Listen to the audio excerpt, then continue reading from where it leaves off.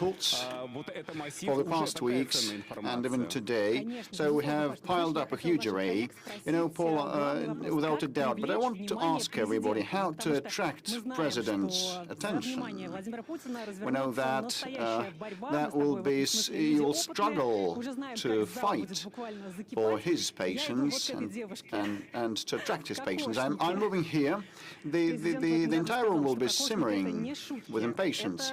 And this is a kokoshnik headwear, a national symbol. Will you please introduce yourself? Yes, my name is Yulia Korotkova, an anchor from Volga 24, and this is from the Nizhny Novgorod region. And it's not only about beauty and feminine character, it's the embodiment of our region, the red color and the hochlama. And the question will be about the prohibition of vapes, a very relevant topic, and we'll have more about that today. And here we can see, what is that? What does this sign say? It says Ichu from the Yakut language. It means cold. So what we want to ask is the energy tariffs question. It is of critical importance because in the Arctic North, well, the Far Eastern increment is operational, but we probably want it to be raised.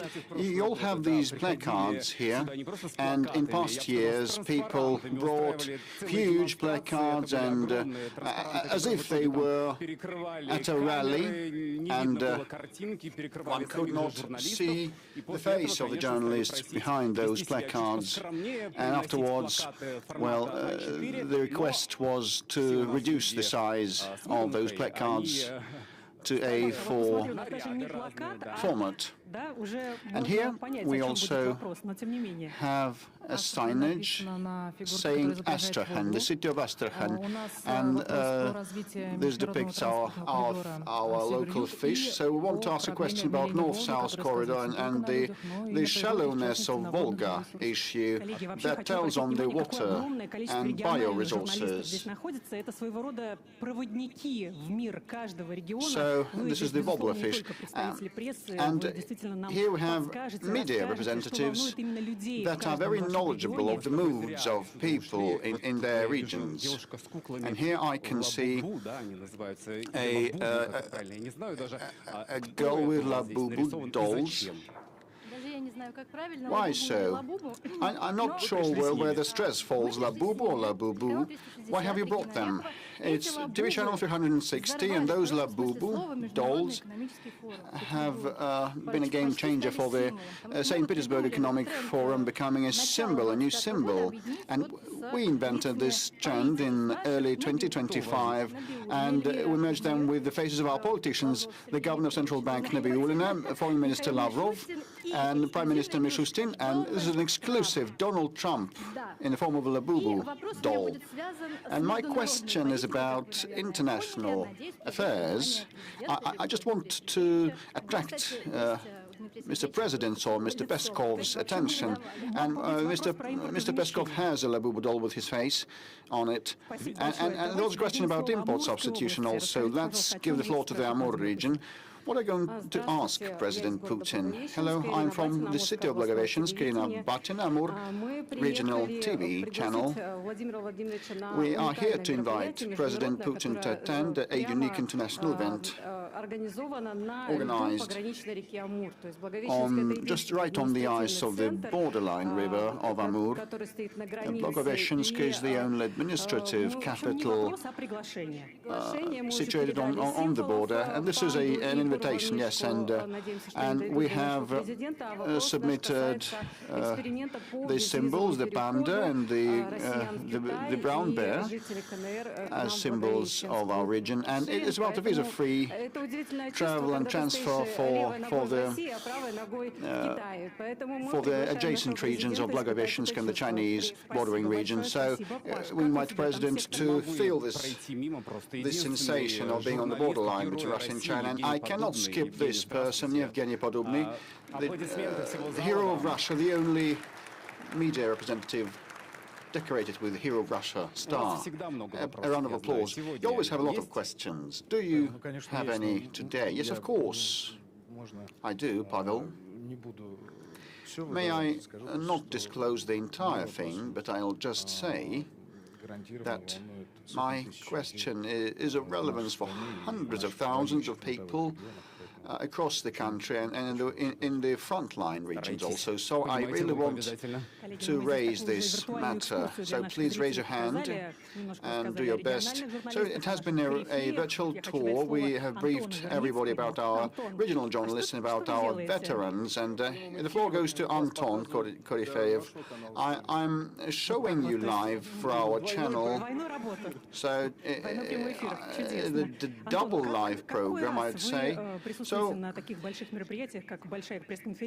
which time is that you are attending? The outcomes of the year, or the big press conference? You know, I've been remembering back in 2001, the first grand press conference for regional and international media was held, and this was a novel thing back then.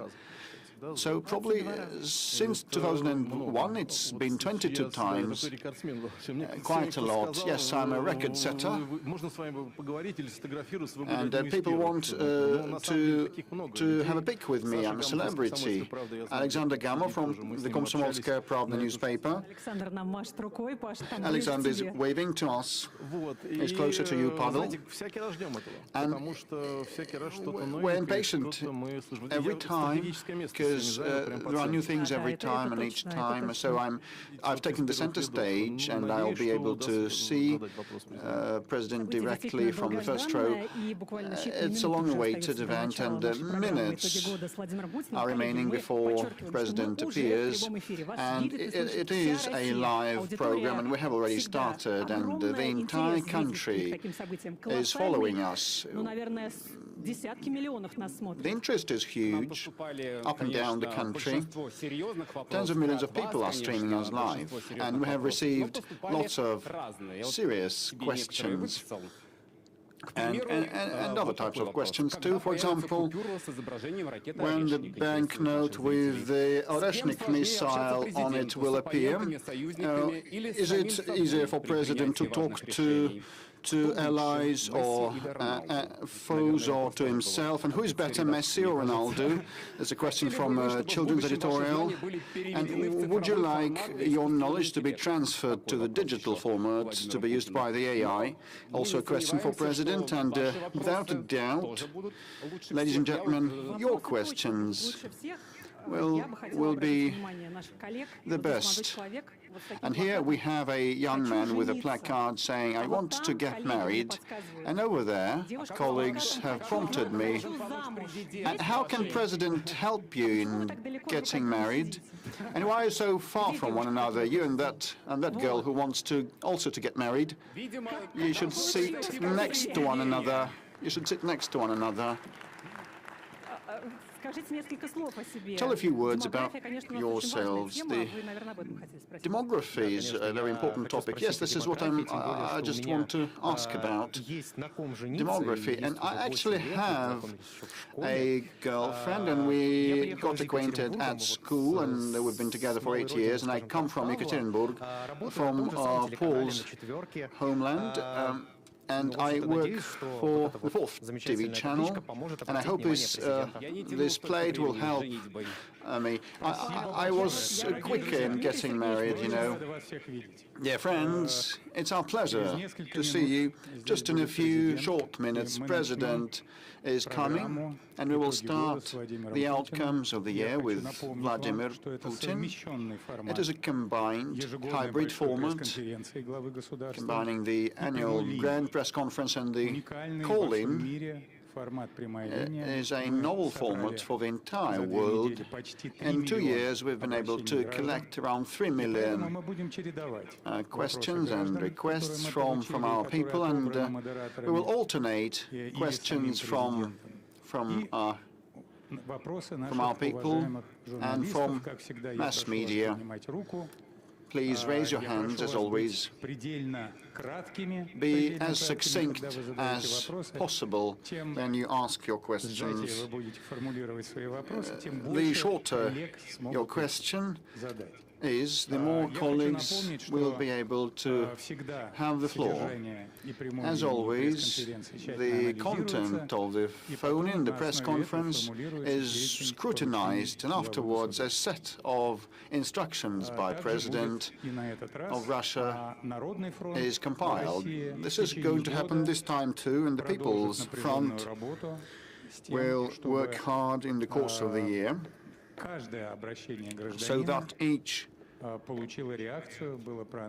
message, each application from our people is analyzed and taken care of, and municipalities and regions and federal authorities will attend and handle that. So please convert your phones into the silent mode. Very soon, the head of state is coming. He's going to start shortly.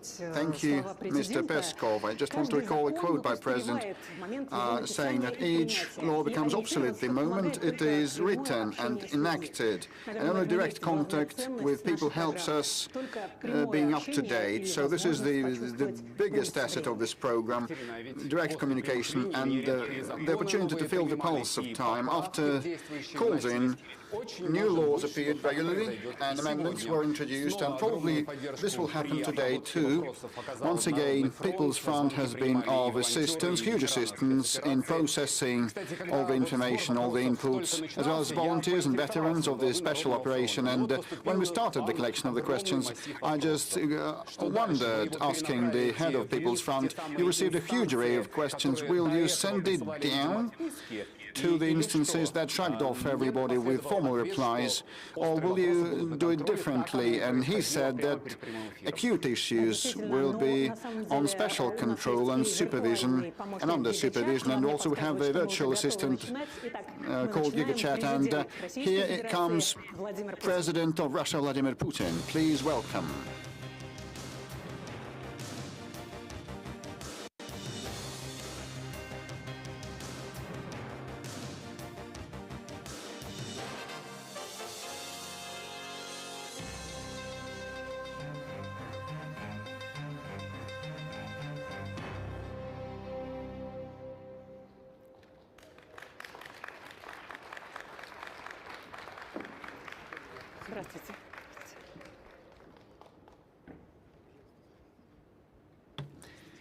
Please be seated. I'll remind you that we will receive the applications and questions until the end of the program. You can either use the phone number 8800 200 40 40, send an SMS or an MMS to 04040, or use the social media of contact in Odnoklassniki, or use the website moscowputin.rf, or use the chatbot on Max Messenger, used for the first time. And this is a very, very popular channel today. Now we have more than 2.5 million questions, and we're about to begin asking President Putin questions. And just a couple of words, Ekaterina and I have sifted through tens of thousands of your questions from all across Russia, from abroad, and of course out of these 2 million questions there are messages from different people.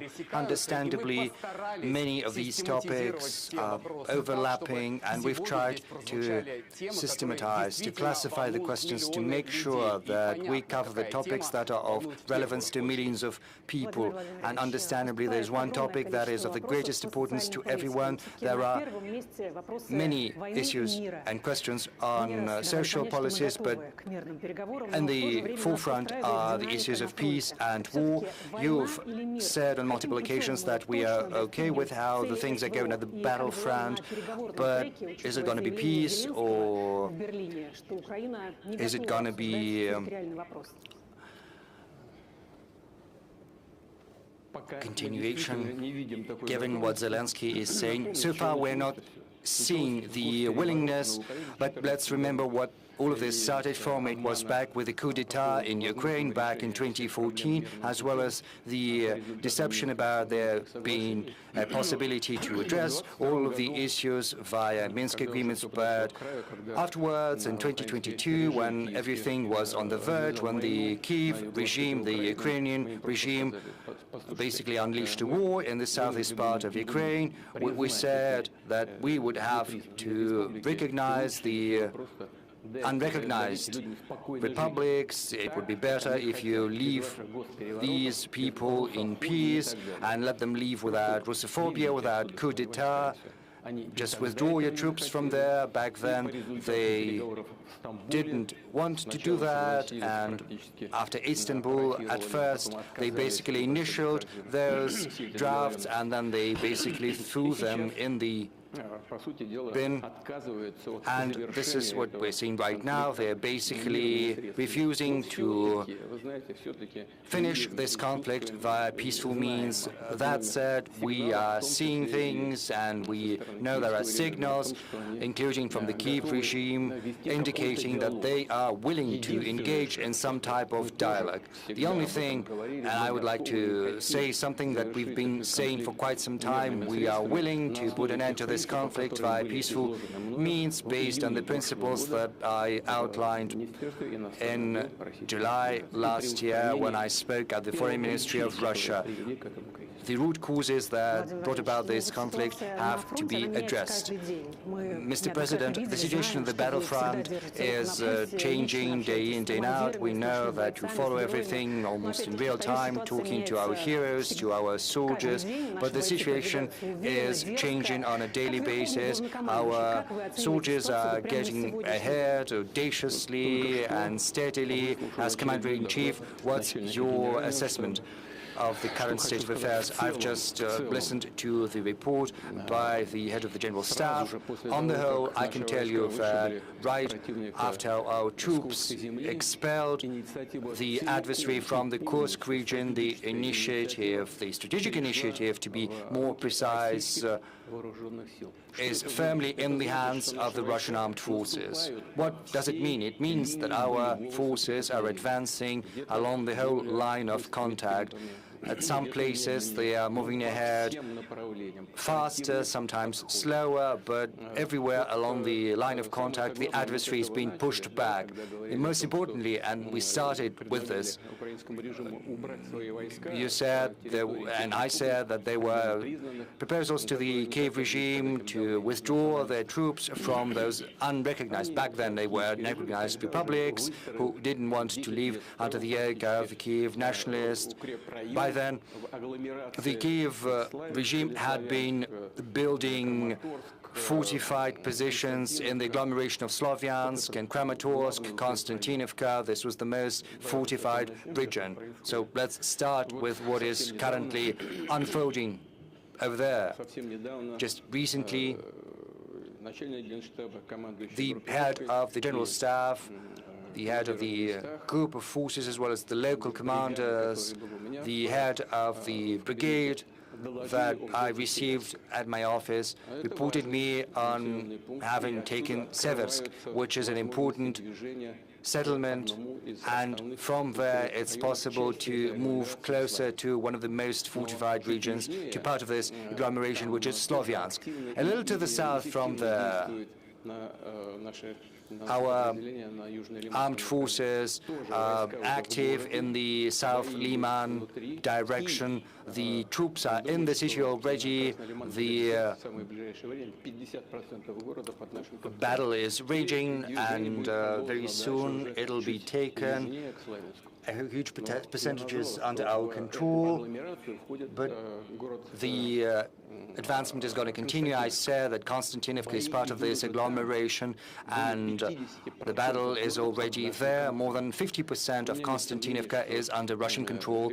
I have no doubt whatsoever that this settlement is going to be taken as well. There was an important development, namely the taking of Krasnoarmeysk, because from Krasnoarmeysk, the the competent level of the armed forces will have to make a decision on which direction to take, but this is a very good bridgehead to continue offensive operations.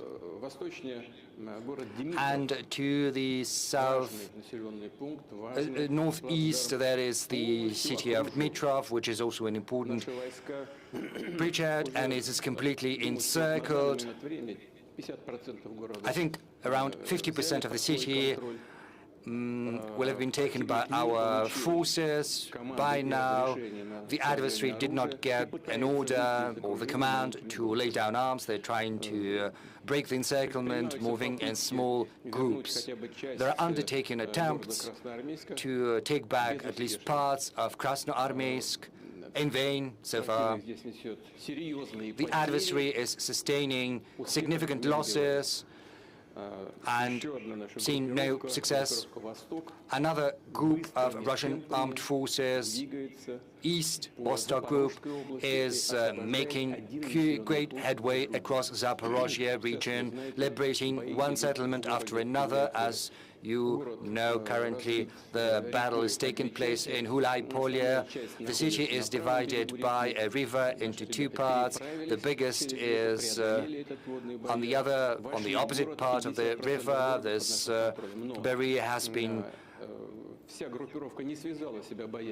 bridged, and the battle is raging inside the city, but an important part of the group of force of Vostok is moving even further, liberating one settlement after another in Zaporozhye region. Moreover, safety and security zones are being set up in Sumy region, the city of Volchansk. In Kharkov region, as is well known, currently several weeks ago, Kupiansk was taken by the Russian forces. So far, our forces are not moving, but they are in control.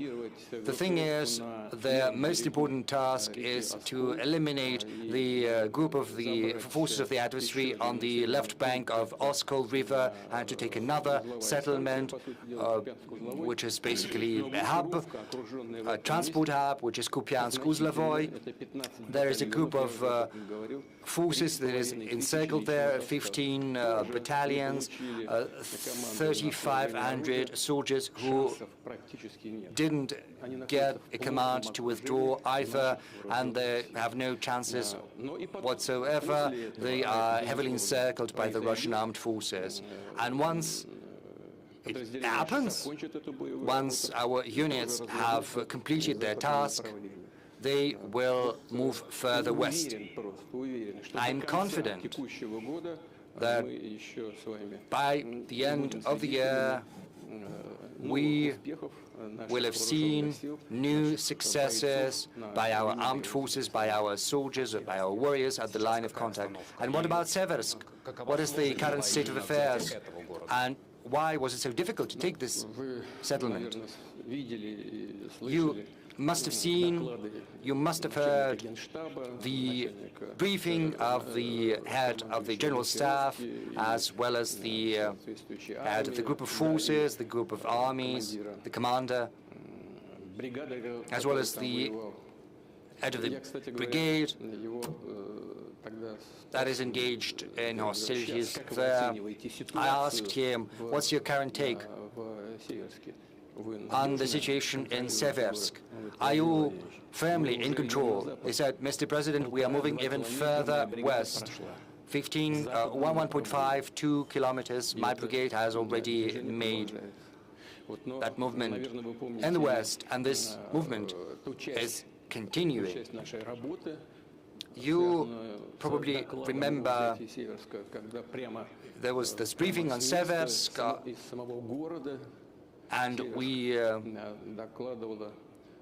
had a report of the assault group from the spot, from Seversk.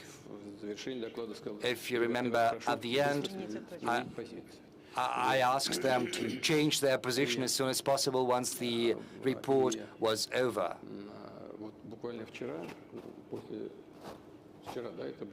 And I think it was yesterday, because time is flying by.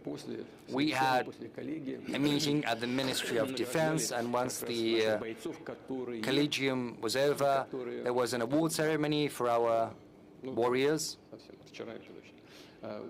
Was it yesterday or the day before yesterday, Yeah, there was an award ceremony for those who participated in the liberation of Seversk, and once that was over, I went back to the Kremlin, to my office, and I asked the head of the assault group to come by, see me, because I wanted to talk to him about the current agenda. I do that from time to time when an opportunity presents itself. And we also had a meeting on the preparations for today's event, and he came straight to the room of the Security Council, and I asked him to say a couple of words so that every colleague can hear what's the current state of affairs in Seversk, how it happened, and he started recounting, just a couple of words, very briefly. And once he went away, colleagues asked whether we could invite him to the direct line. I said, well, you can ask him, but his leave is not that long, so, we phoned him, and he's here. He agreed. Naran Alexeyevich. There he is.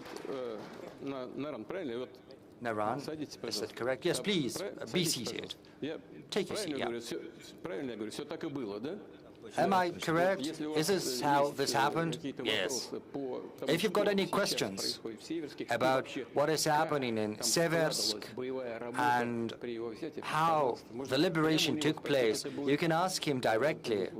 I think it's going to be better. Let's give a round of applause to a hero of Russia. Let's welcome him. Naran Alexeyevich, we saw you during that TV bridge, but we don't know you personally. Can you tell us a little bit about yourself? Where are you from? How long have you been participating in the special military operation? Where did you start? I'm from Kalmykia. I started from Solidar. First I was just an assault soldier, and now I'm head of the assault unit. Well, he started just as a driver, and right now he's a head of an assault unit, and more than 80 people are under his command, and he's also a hero of the Russian Federation. Don't need modest. Naran Alexeyevich, colleagues, journalists, must have seen this this meeting between President and yourself and the colleagues. The communication was spotty at best because of the signal. Right now we've got more time, and could you tell us a little bit about how Seversk was liberated? We would very much like to learn how it happened. Of course, share what you can share, what your soldiers did. I can repeat my question.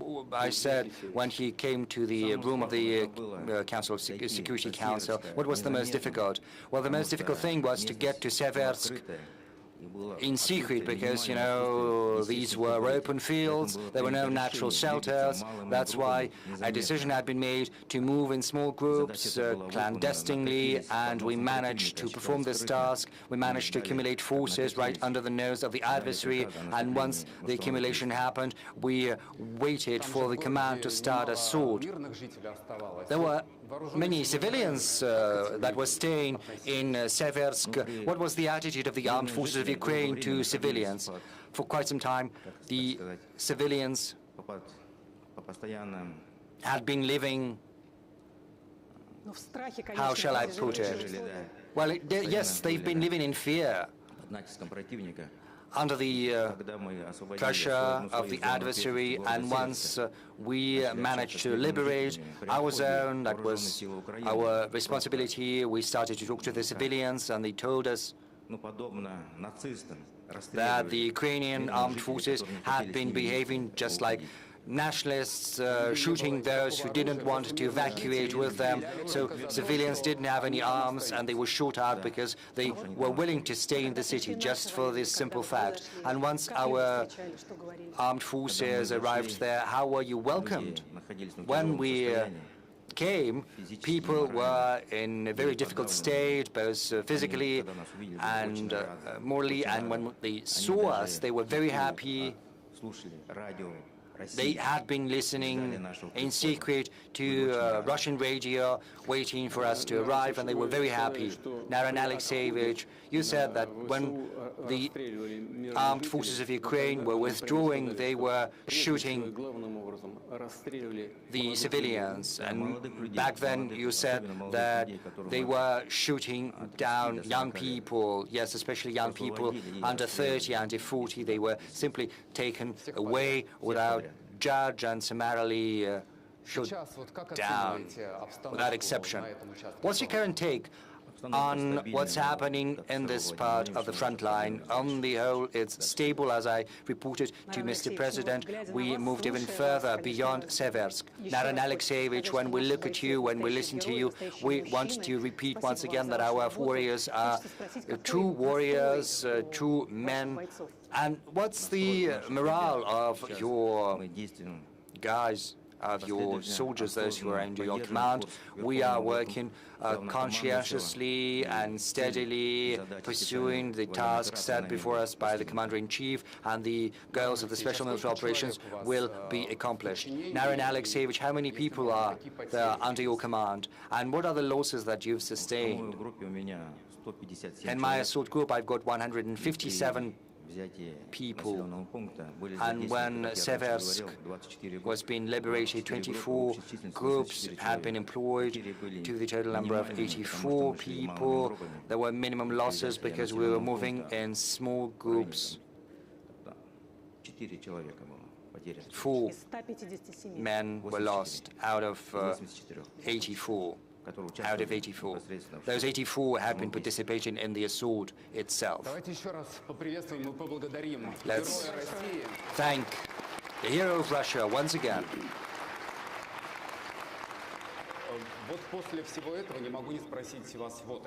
Now that we've listened to all of that, I would like to ask you, just a week ago, Zelensky allegedly made a video next to the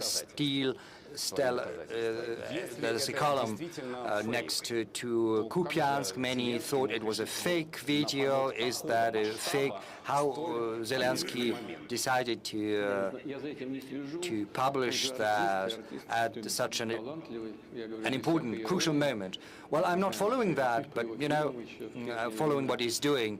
But he's an artist and a talented one to boot, so there's nothing surprising about that. You know, they're saying that this obelisk looks completely different from what it used to, but be that as it may, this obelisk is 1 kilometer or so from the city. Well, why stay at the threshold? Do come in. If Kupiansk is under their control, why not go in the city itself? And you know, there were some women bloggers. They managed to get by. Luckily, nothing happened to them because, you know, the sky is swarming like with flies, but not with flies, with UAVs, and there are UAVs both from the Ukrainian side, from the Russian side. It's impossible to approach that settlement so easily. A time will come once our soldiers have completed the elimination of the group of forces of Ukraine that is encircled in the east part, and then they will turn and go westward. It will be very soon. This is just the question of time, if there are no other problems. As for other fake stuff or attempts or at any cost to return the lost positions as it is done now, and I would like to underline that it is done at any cost. The adversary has no success. The problem is that as a result of active and effective actions of our armed forces. The adversary has suffered really serious losses of strategic reserves, and they have almost nothing left. This is a meaningful component, and this should give an impetus to the Kiev regime to solve all the disputes and to end this conflict peacefully. They almost have no reserves. I think that everyone who's watching us and everyone here in the whole war is a grave burden for the economy. Well, as you said, the European baby pigs continue doing everything to destroy Russian economy. Well, in such harsh conditions, can we even think about further economic growth? Somewhere we keep growing in some sectors, but somewhere there is no economic growth. What are these sectors? Well, as usually, I have brought a table with me. It's like that. These are open data. What happened in our economy throughout the previous year? The GDP growth was 1%. But if we take 3 previous years, this is also a correct indicator. The common growth was 9.7%. At the same time, the EU growth was 3.1%. As for the 1% growth this year, these were conscious actions of the government and the central bank and the whole government of our country regarding the targeting inflation. We need to point out that in general, we managed to solve this task. We had a goal to decrease the inflation up to 6%, but by the end of the year it will be less than 6%, 5.7, 5.8%. But the decrease of the economic growth rate, this is the cost of preserving the quality of the economy, of the macroeconomic indicators. Let's go forward. The industrial production increased by 1%, manufacturing industry increased 3.1%. As for the agricultural produce, it increased 3.3%.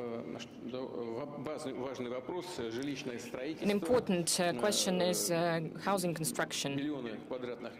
Millions of square kilometers were constructed. Last year it was 107.8. This year the indicator is lower, but it is also good. 103, 105 square kilometers. Million of square meters. We manage to preserve a very good indicator of real salaries. They're not as high as last year, but still, I think the indicator is very good. The real salaries, without inflation, is going to be 4.5%. Unfortunately, we must be honest, throughout this period of time, the growth of labor productivity is going to be very modest, 1.1%.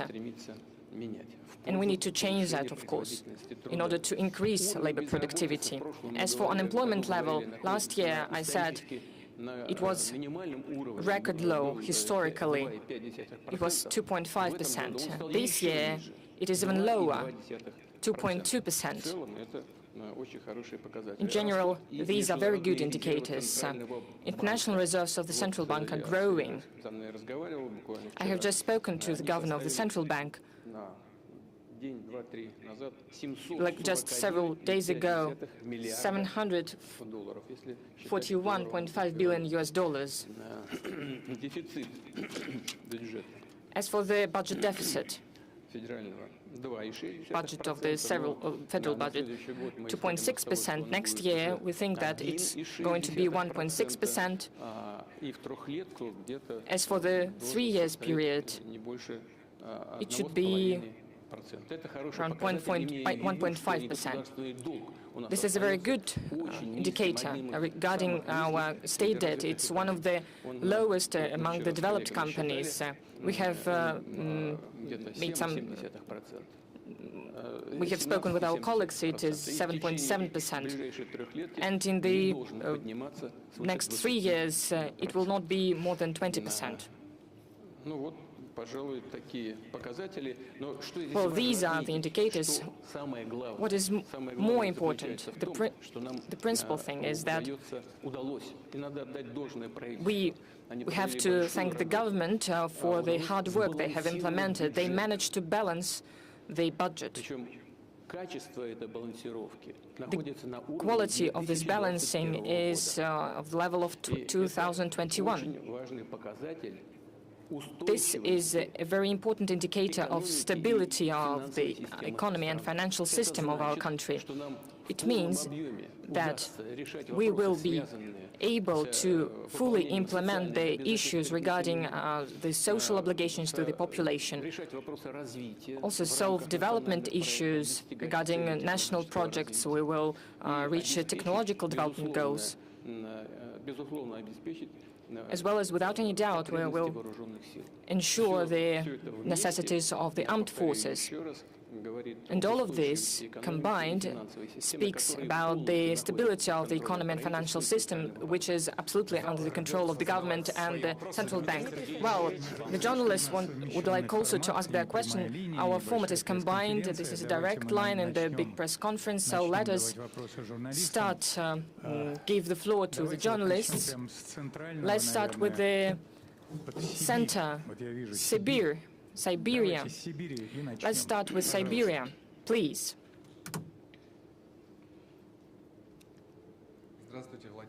Hello, Mr. Putin. Novosibirsk, Ivan Dvainichnikov, Gorодская Volna Radio. Everyone knows that Novosibirsk is famous. And the famous city, and in the recent years, with your support, Siberian Circle photon source was started to be constructed. This is a unique plant, a unique facility, not only for our country, but for the whole world. It will allow us to implement new investigations. Despite sanctions, despite harsh economic conditions, we managed to create fully Russian production. We need to launch it. We are going to launch it next year. The question is it really possible, and what we need to do for the young scientists to work there? Next year we're going to launch it, and we are waiting for you at the opening ceremony. Thank you for reminding about this. This is a good news, which is very good for everyone participating in the process. This topic appeared during the Council on Science at the auspices of the President of Russia, which was in 2018. The colleagues from the Siberian Institute of Science, the Institute of Nuclear Physics, spoke about the necessity of creating such accelerator. Truly, we had some problems, slowdowns because of sanctions, but we managed to complete this work. This is great, and I would like to thank everyone who had to do anything with this project, and I would like to congratulate you on that. This is truly a success. Well, the same thing goes for the Kurchatov Institute here in Moscow, but this is the second stage facility. A lot has to be changed. We are planning to do that. At the same time, we are going to create the same facility in Vladivostok and in other cities as well. We are going to work on that.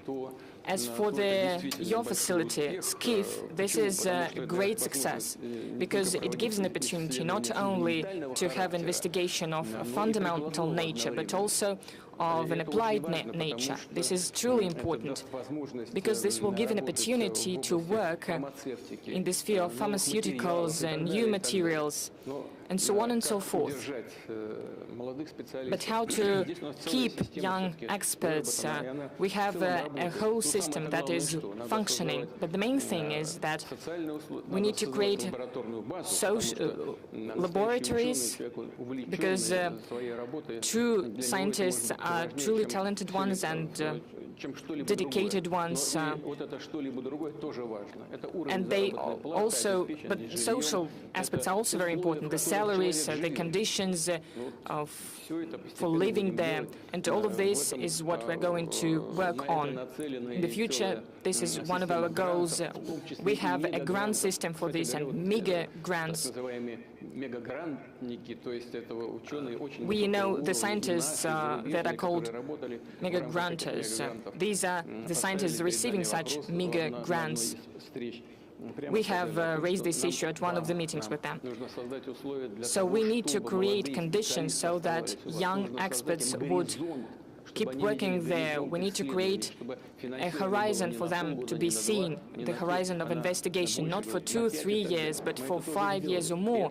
And we have already done this, and this allows us to prevent the outflow of stuff.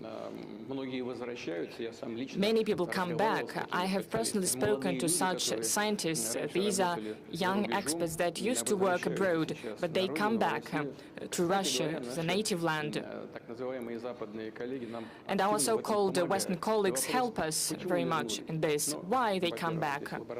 First of all, there are great laboratories, great opportunities, but one of the main causes is that they are really concerned about their kids, because it is impossible to send kids to the schools in those countries.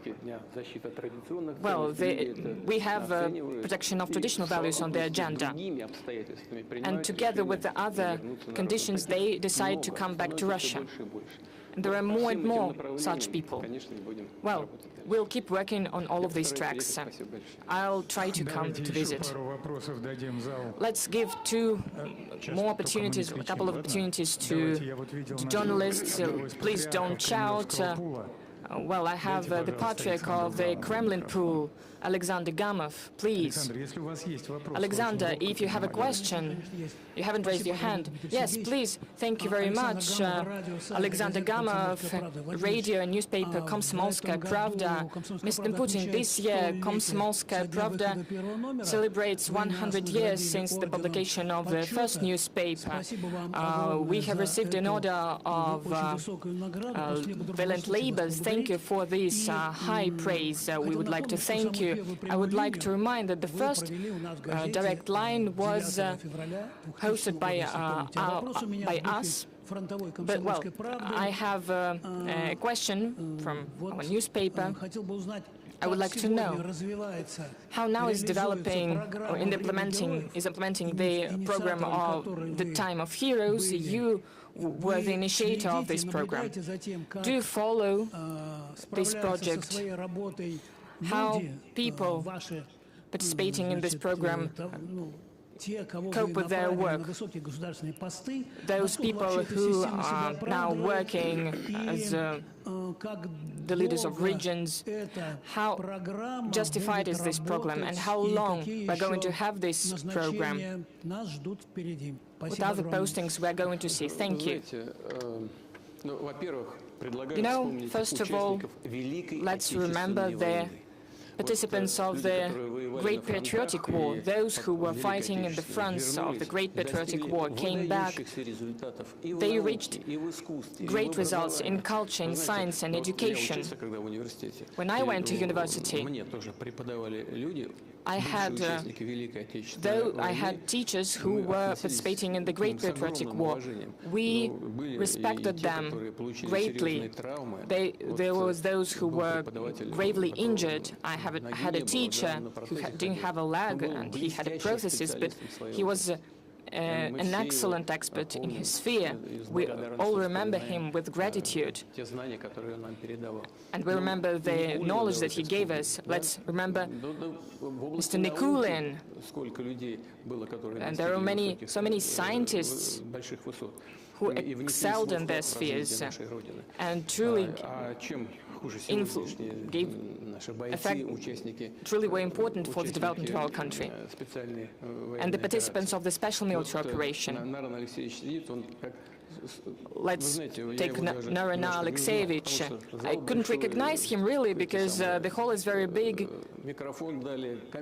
but he was given a mic, and there is a camera, people knowing what they're doing. But when he entered the Security Council in Kremlin, he spoke there, and everyone was looking at him very carefully. There is great potential that the guys from the special military operation have, but this is one thing to fight, and there is other thing to be a leader of a team or be a head of a big company or a region or a ministry. You need a talent for that. Of course, there are hundreds of thousands of soldiers in the special military operations zone. Not everyone wants to have such a career, civil career, but those who want and those who have potential, who have education, experience, are ready to receive it. It means that the government must do everything to give such opportunities to these people that are truly ready to fight for the interests of their own country. I've already explained how this idea appeared. I met young people, students. I looked at them. I looked at how they were communicating their ideas.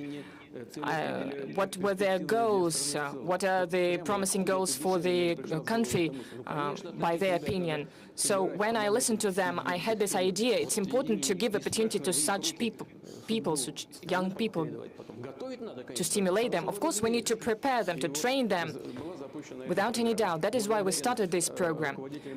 I thank the heads of the regions of the Russian Federation for promoting this program regionally, and it is truly functioning, and I'm truly glad for the people who participated in the first stage and the second stage. Some of them have become governors, vice ministers. They work in our biggest companies. Several people work in the presidential administration, and they are truly successful. Of course, there are some difficulties. Some of them may try to work in some other sphere, but the program itself is functioning successfully. Mr. Putin, colleagues, there is a very important piece of news from Brussels. There was the failure. It was a real failure to take their assets. They cannot steal them, but they're trying. But still, they cannot do this. Well, stealing is not really correct definition for that. Stealing, this is when someone is doing it secretly, and they are doing it openly. This is a robbery. This is a robbery. Why they fail to do this? Why they fail to implement this robbery? Because the consequences can be really harsh for the robbers. Why is that? It's really hard to do that, because they declare that they're not going to rob it, to take it. The idea is to make a credit using our assets. But you cannot just give out a loan. This will make consequences for the budget of a country, and it increases the budget debt of every country. If someone gives a loan, even secured by our foreign assets, it must be reflected in the budget of a country that does it. For example, in France, the public debt is 120%, and ours is at 17%. And our budget deficit is 2.6%. Next year is going to be 1.6%. In France, it is 6% per annum. So, and now they will assume additional liabilities, and it will be quite hard to pass such a budget.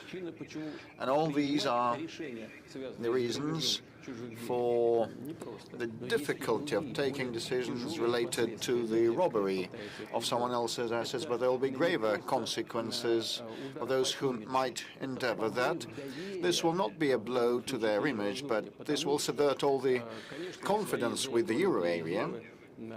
Actually, very many countries store their foreign reserves in the Eurozone. Many of those having spare money, like the oil-producing countries, if they have a look at what might be happening, they will have doubts, and they already have doubts and concerns. But what if this happens? You know, well begun, it can be further replicated, they might think. Now some people dislike the conduct of the special military operation and the fight against neo-Nazism in Ukraine, and next someone might not like the fight, the struggle with the LGBT movement. And the Muslim countries have stringent laws to this respect, and this might be another pretext for the alleged expropriation of sovereign assets. Why not? And they might find other pretexts.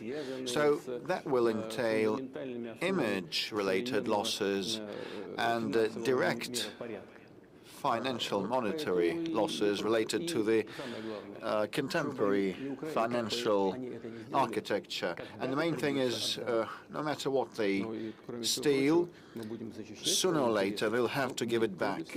And most importantly, we will go to courts to protect our interests. We will do our utmost to find a jurisdiction that will be independent from the political context.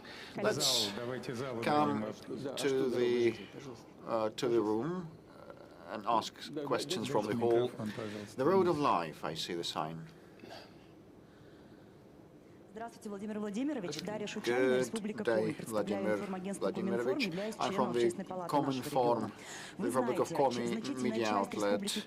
And you know that a big chunk of the Republic of Komi and the Nenets Autonomous District are cut off from the mainland, as there is no direct automobile transportation and connection.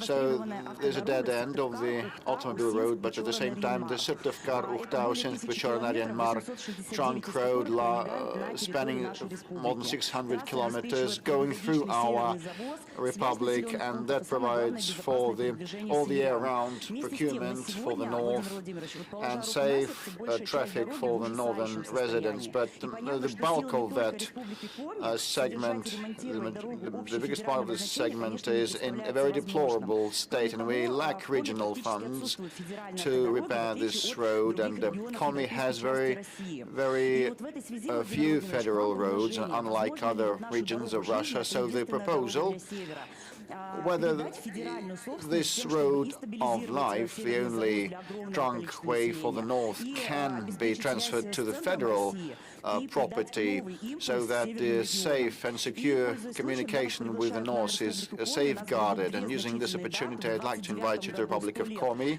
In the 2029, the city of Uchtau will mark 100th anniversary. Today, it's the biggest oil and gas center in the north of Russia, and shortly Syktyvkar will mark 250 years thanks to your decree. And if you are able to come to the festivities, we will be so grateful. It's going to be a historic and landmark visit for us. Well, thank you for the invitation. With respect to the road, I'm aware of this problem. Indeed, transferring all the segments of that trunk road to the federal level, as there is a task of raising all federal trunk roads to certain quality standards, and this is almost complete. And now we are tackling the regional roads quality, but it can be broken down into several sub-issues. The northern procurement and the safety, traffic and road safety. So I cannot promise that we're going to start right away tomorrow, but I'll talk to the government and we'll find a way to respond and react. But thank you for the invitation. Mr. President, yes. So it's a combined format, it's a hybrid format, so we'll ask questions, we'll receive questions from different sources. Channel 1, the third row, this is our front correspondent. Amir Yusupov, war correspondent from Channel 1. I have 3 questions, hope to be succinct. First is from the battlefield drone operators. All of them thank you for the big number of the assault drones.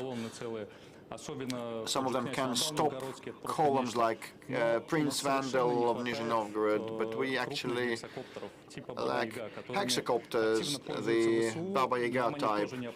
They are used actively in droves by Ukrainians, and we need those too, this type too, because the sky is dominated by the drones, and it's even used to carry a bottle of water, so the guys are agog to receive those.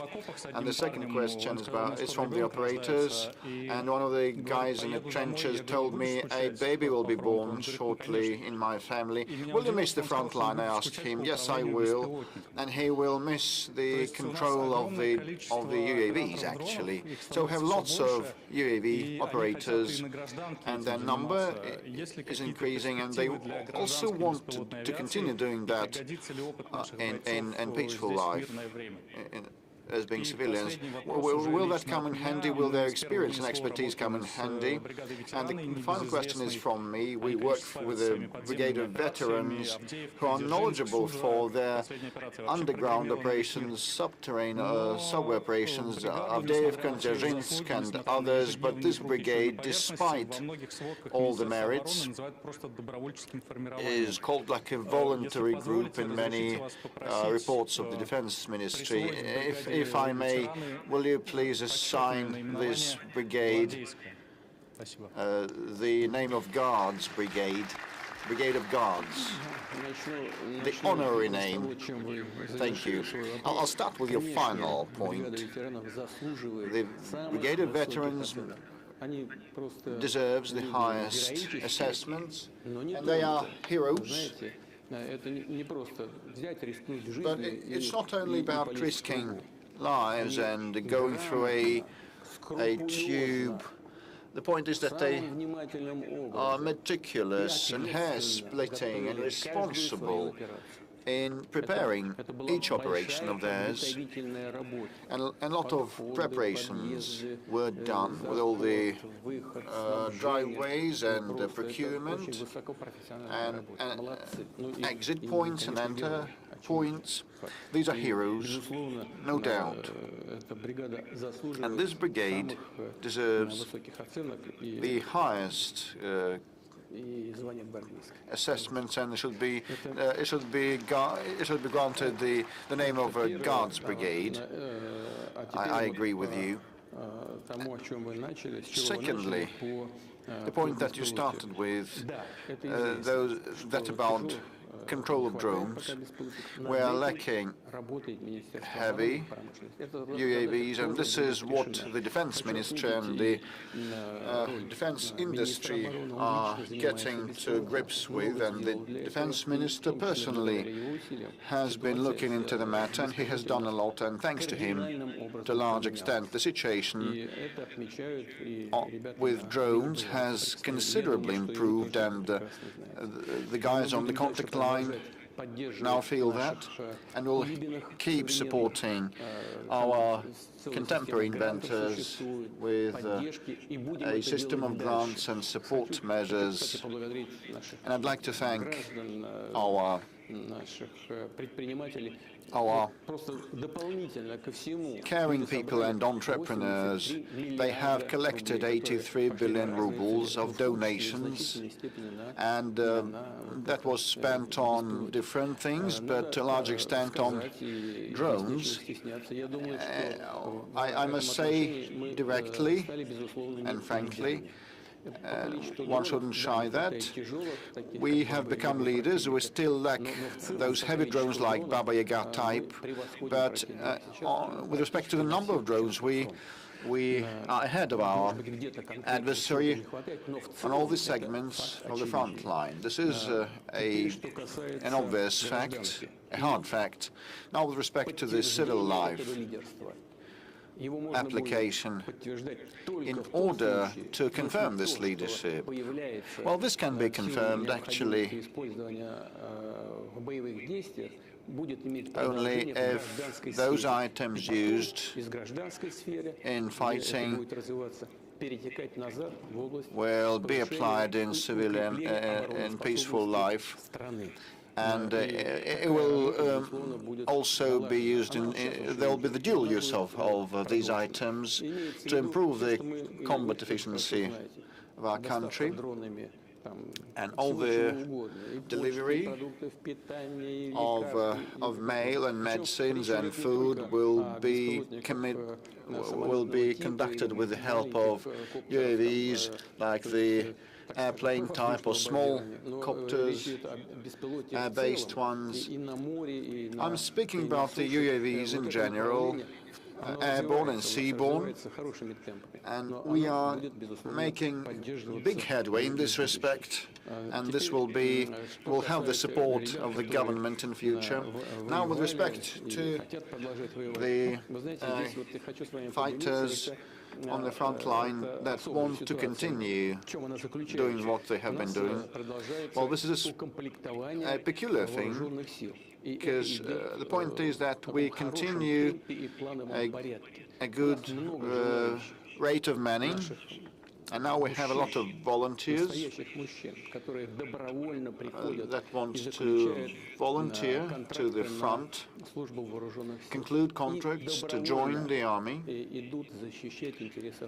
and they volunteer to defend their motherland and the interests of our people. We just mentioned how the Ukrainian military treat the civilians, and a person told me, when we saw what they did to civilians, we just are agog, very impatient to move on and finish off this viper. They execute old people, elderly, and they use helicopters to do that, to target civilians, actually. He might be shy because it's the first time that he ends up in such an audience. And more than 406 or 10,000 people have enrolled, concluding a contract, and the number of people who want to do service in this new branch of the army, the unmanned aerial systems branch, is so big that the Defense Ministry has to open a call for that. And there are students, young ones, who take an academic leave to sign a contract and join the army, and they participate. They are eager to participate in this competition, and they want to participate as drone operators. So I can understand the person that you spoke to, but actually even those who come on leave, come home on leave, they continue participating in the fighting because the remote technology allows that. And to follow up on the fighters topic, you said, Mr. President, that it's not a trendy phenomenon, but it's the obligation of the government. So, and we looked through a lot of applications. Paul and I looked through a lot of applications, and GigaChat confirms that this year the number of applications from the fighters and their families is much lower than in the previous year or the penultimate year. So work is underway to assist them, to help them. Still some problems remaining related to delays and the search for the missing.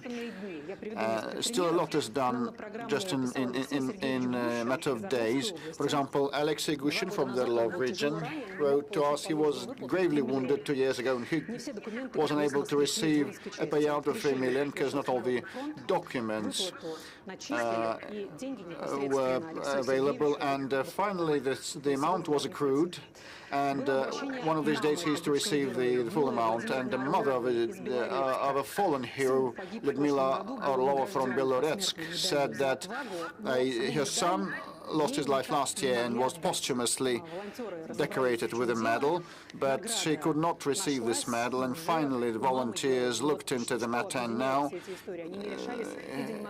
the mother has received her son's posthumous decoration.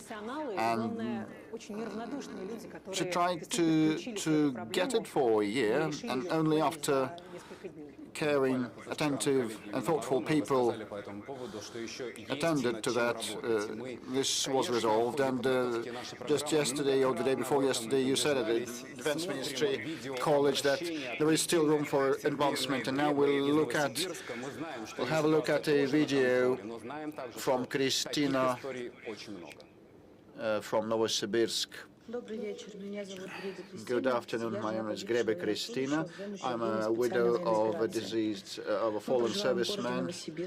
We live in the city of Novosibirsk, and there are 2 kids left of 4 and 6 years of age. So the question is, currently I would not receive the pension of a fallen serviceman and other benefits. My husband lost his life in January 2024. On the 10th of December that year, I received the death certificate. And, a year passed since then, and we're yet lacking this pension. Can the timeline for consideration of these applications be expedited, so that the pension on the grounds of a loss of the breadwinner is allotted on time, should be allotted on time? Christina, first of all, I want to apologize to you for this huge delay of the relevant services, on the part of the relevant services, and in your case it's going to be resolved quickly. But the problem is in existence, and not long ago I had a meeting with Madam Sivilova Anna, who reported me on the work of the Fund of Fatherland Defenders. And she's Deputy Defense Minister now, and she has told me that still the proper interaction between the Defense Ministry and the welfare unit of the government is not properly established, and there is a lot of red tape, and documents are lost while being transferred from one agency to another, and decisions are delayed and postponed, but we will work on that to expedite the thing.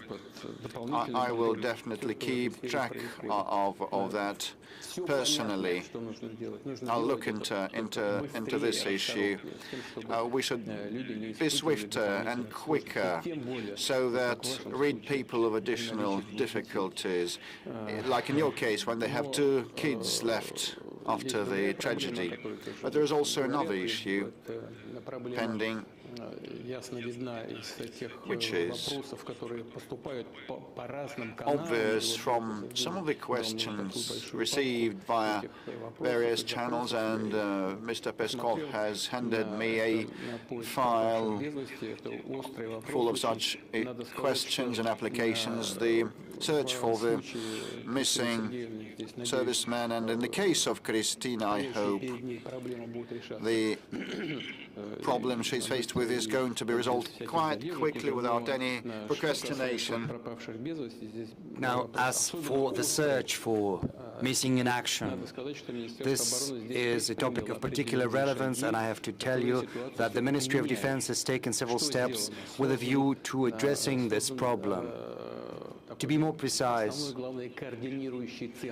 a coordinated center has been set up, which is charged with searching for the servicemen missing in action.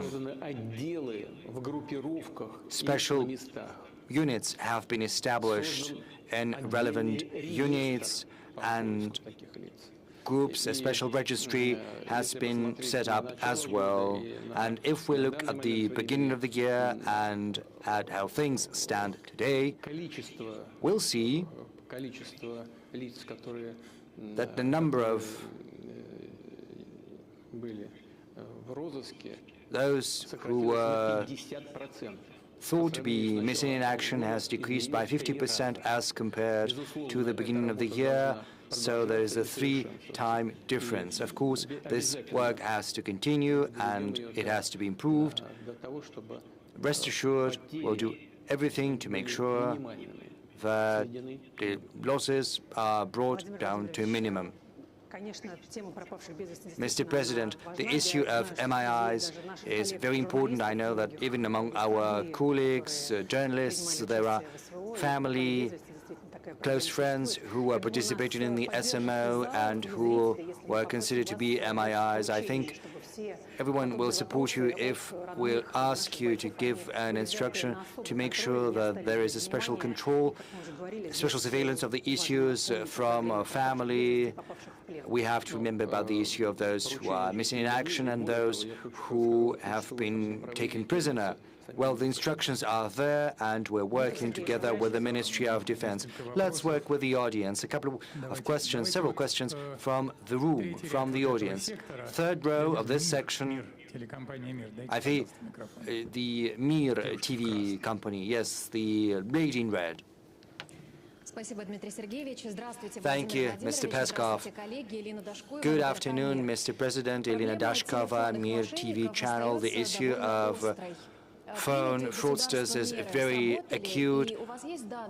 What about the measures taken by the government? Have they worked? Do you have any statistics on how we've managed to bring down a number of citizens who've been defrauded by these fraudsters? Yes, we've got some statistics. These measures have worked, they've yielded some results, and I think a lot has and should be done to address this issue. The number of such crimes has decreased by 7%, as the Ministry of the Interior has briefed me, and the losses have decreased by 33%. On the whole, there are some positive results, but I would like to address the citizens of the country. Fraud is still very much an issue. And the more sophisticated our devices are getting, the more sophisticated our life is becoming. Fraudsters are becoming increasingly sophisticated in their turn in the ways they use to defraud the citizens and to swindle them and take their money. So whoever talks to you, whoever is calling you, and given the AI capabilities, if someone starts talking to you about money, about property, just put down the phone. Just put down the phone right away. If someone is talking to you about property or money, not a single word. If banks, or there's someone personally, if you want to address an issue, just go in person, see someone from the bank, I would like to ask you not to talk about money or property on the phone.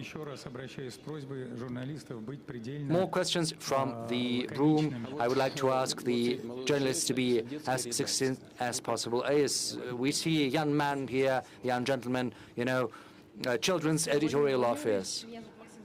Good afternoon, Mr. President. My name is Maxim Zakharov. I'm with the Children's Editorial Office. Recently, you said that sometimes you drive a car across Moscow streets incognito,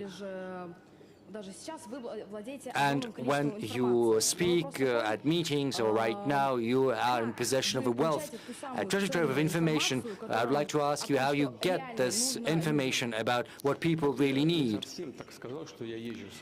Well, I didn't say that exactly like that I drive incognito, that I drive myself.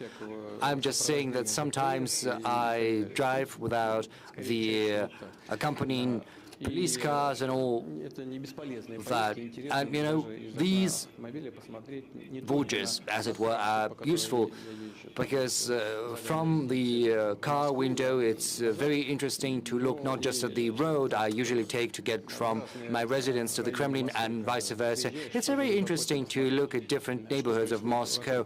It's interesting and curious to see what's happening around. As far as verified information I get is concerned, I think the most important thing that provides me with that information, well, this is an event like this. Just imagine 2.5 million people have sent their messages and questions to the direct line. Of course, it's impossible to cover all of that and process all of that in the course of these several hours we've got. But, 2.5 million messages.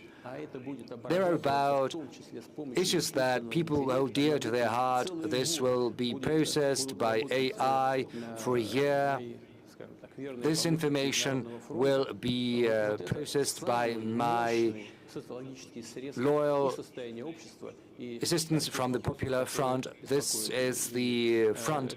This is the source of information about what people really need and what they're interested in. And of course, I get information from special services as well as from law enforcement agencies. And I'm trying to use that information not just in an aggregate form to personalize, but also I'd like to see the original documents, and I'd like to meet people, personally talk to them when I have work and visits across the country. It's very important to talk directly to people because it gives a lease of fresh life to what we're doing. You see the needs of the people, and of course polls by social studies agencies. Of course, people take these polls differently, but mostly these are polls of a professional nature. And of course, sometimes people are not happy with average numbers, with mean numbers, because these figures have nothing to do with what people are facing in real life. But these average data are important because they give us an understanding of what is happening in general across the country.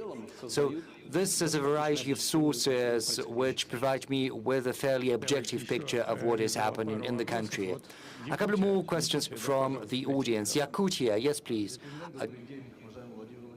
Good afternoon, Mr. President. Oleg Kolosov, Sakha TV. We represent the coldest place in the world. Right now, the temperature is minus 50 degrees centigrade. The climate is inclement, and in that inclement climate, we highly cherish warmth and unity. 2026 is a year of unity of Russian nations and peoples, and we're all aware that the special military operation is bringing unity. And as a military correspondent, I know that our servicemen are fighting shoulder to shoulder regardless of their religion or ethnic belonging, and they have this chevron, this shoulder patch, God with us, we're Russian.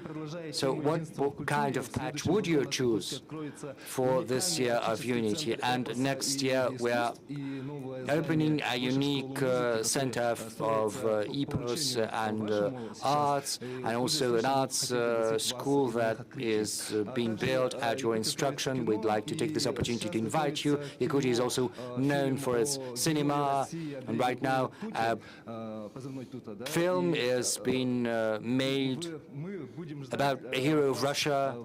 So we will look forward to getting your support for this movie, as well as for both for making the movie and also what kind of measures will be taken to support different Russian peoples and nations. We pursue a deliberate policy of supporting different languages and cultures and arts of different peoples living in the Russian Federation. We're doing that via school, via media, via literature. You've mentioned several avenues in Yakutia, and the people of Yakutia are very talented. It's no coincidence that a music school has been built there. You know, I once visited that, and it's developing, you know, young people, young children from all across different settlements and towns and cities get together, and they engage in creativity. Cinematography has taken off in Yakutia as well. Yakutia is developing very fast. Moreover, Yakutia is also providing us with servicemen which are unparalleled across the world, I suppose. And you've mentioned this film, this movie. We will certainly do everything to support that film once it's released, and before, in the run-up to its release. And as far as this year of unity of Russian peoples is concerned, I think this is the right thing to do, especially amid the special military operation, because when a country is faced with such trials and tribulations, it rallies together. And as you aptly mentioned, people, when they are under fire, don't care what religion they profess, what ethnic group they belong to. You know, there's a joke in such situations. If there is a God, and I do not doubt there is a God, but you know, people are divided in different churches, but that may be very very well may be so, but we all share common values, all peoples of the Russian Federation. And in the course of the special military operation, that is something that is getting increasingly to the forefront. We can see that. It's apparent and evident. We see that very well. You know, I just remembered, we have just spoken the reports on the taking of the city of Seversk. You remember I had a commander of one of the brigades in my office during that report.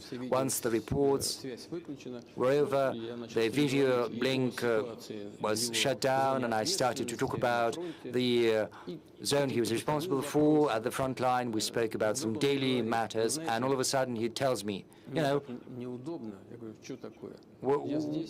well, I don't feel comfortable because I'm here, whereas my comrade, head of the very same brigade that is fighting shoulder to shoulder, he is back there at the front line.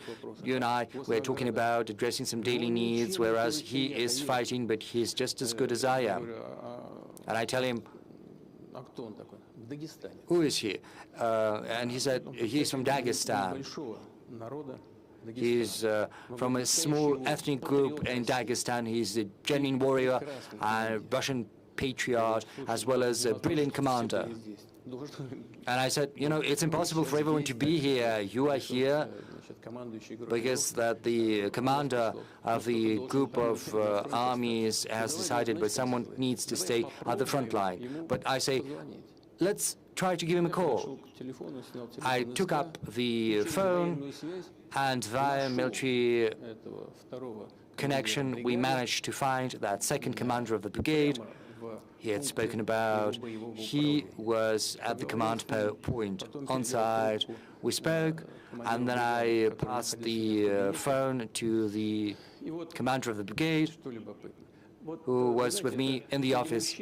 And you know what's interesting? Among men, there's this call, you know, when they call one another. But you know, when real officer says that, it's really something special. He says, "Hi, brother."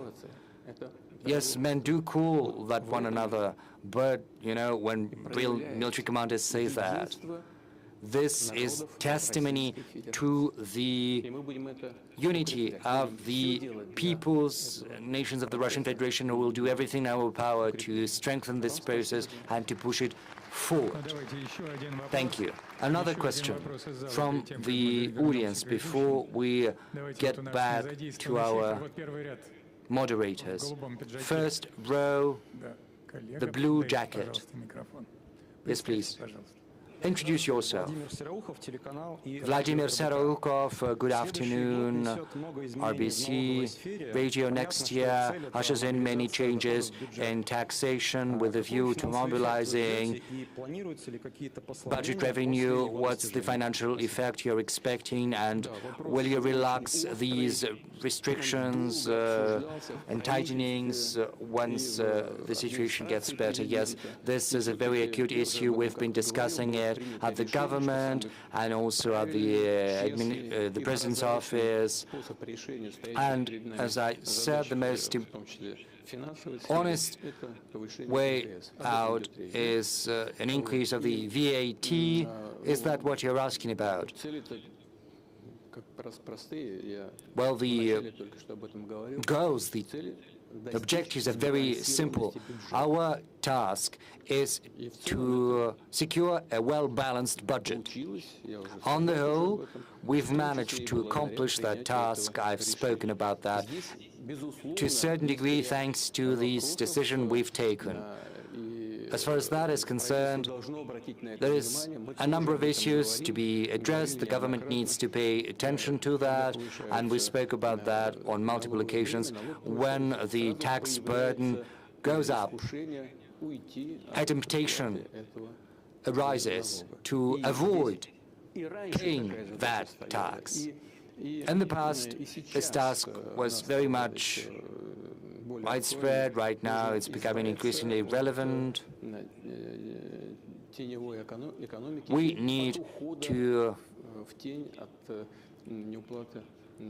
dismantle the shadow economy and make sure no one is trying to hide their income from tax. And when taxes go up, we have to make sure that this does not stay on paper. It has to translate into real increases for the budget revenues. I take your hint. Is that going to be forever? No, certainly not. The end goal is to decrease the tax burden in the future, and the government assumes that this is where we're going in the end, and this is what I'm looking forward to. There is a surge of issues from self-employed, from individual entrepreneurs, because there are millions of those in Russia, and changes to taxation are a source of concern for many. We have a question from Denis Maximov from Lubertsy. Let's give him a call via video link. Denis Vladimirovich, if you can hear us, please ask your question. You know, when the prices on fish will be regulated by the government, and when will those be accessible, affordable to the population? You know, price regulation, it's very dangerous, because once we start doing that, the goods will start disappearing from the shelves. In a market economy, this is the result you get very often. Yes, there are certain spheres where regulation is required, is needed. As far as essential medicines are concerned, there is a certain ceiling you cannot go beyond. But if these are regular goods, you know, it's tricky regulating the price on those goods. But you are correct in that fish on the table of Russian citizens is missing. There are certain norms, and so far we are lagging behind those norms. But we have to go a different way about that. We need to improve the logistics. We have to make sure that the fish produced from the Russian Middle East can get as affordably as possible on the table of consumers in the European part of Russia. Transport capabilities have to be enhanced. We also have to address that via taxation. We have to create an environment to make sure that we continue building new fishing vessels. There are many issues that have to be addressed and that have to bring about the result we desire. Please, if you hear us, ask a question. Hello, Mr. Putin. Hello. My name is Maximov Denis Vladimirovich from Liberty District, Kraskova. We have a family business. It's a bakery. For 8 years, we have a very convenient patent system for taxation. Since the new year, we'll have to pay an income tax and we'll have to pay the VAT. That is why we need an accountant, and this will be additional costs for us. We understand that our country is in a difficult situation. We understand that the increase of taxation is necessary, but I think it would be more useful for the state and for us individual entrepreneurs to increase our patents 2, 3, 5 times. It would depend on the volume of our produce. Well, the situation is difficult. We are not optimistic about the future. Some enterprises will close, some will go into the shadow economy. What can be done about the legislation? Well, this is your bakery behind you. Yes, it is. Mashinka, was it called in honor of someone? This is my eldest daughter. What are you baking there? Is it delicious? Well, I hope so. I hope so. Well, Denis Vladimirovich, regarding the essence of your question, first of all, there was a form of benefits for the small and enterprises, what was registered by the government, what was done by the government, especially it regards the trade business and the individual entrepreneurship, small enterprises. The process has started. That means they mean that we use these instruments, these forms of business for uncontrolled input of uncontrolled black input. That is the problem. It doesn't mean that we should create problems for the production business. I'll pay attention to that, and I'll make the government pay attention to that, and the relevant governmental structures. As for the accounting, please do pay attention to the fact that it will not be necessarily compulsory to spend additional money for accounting.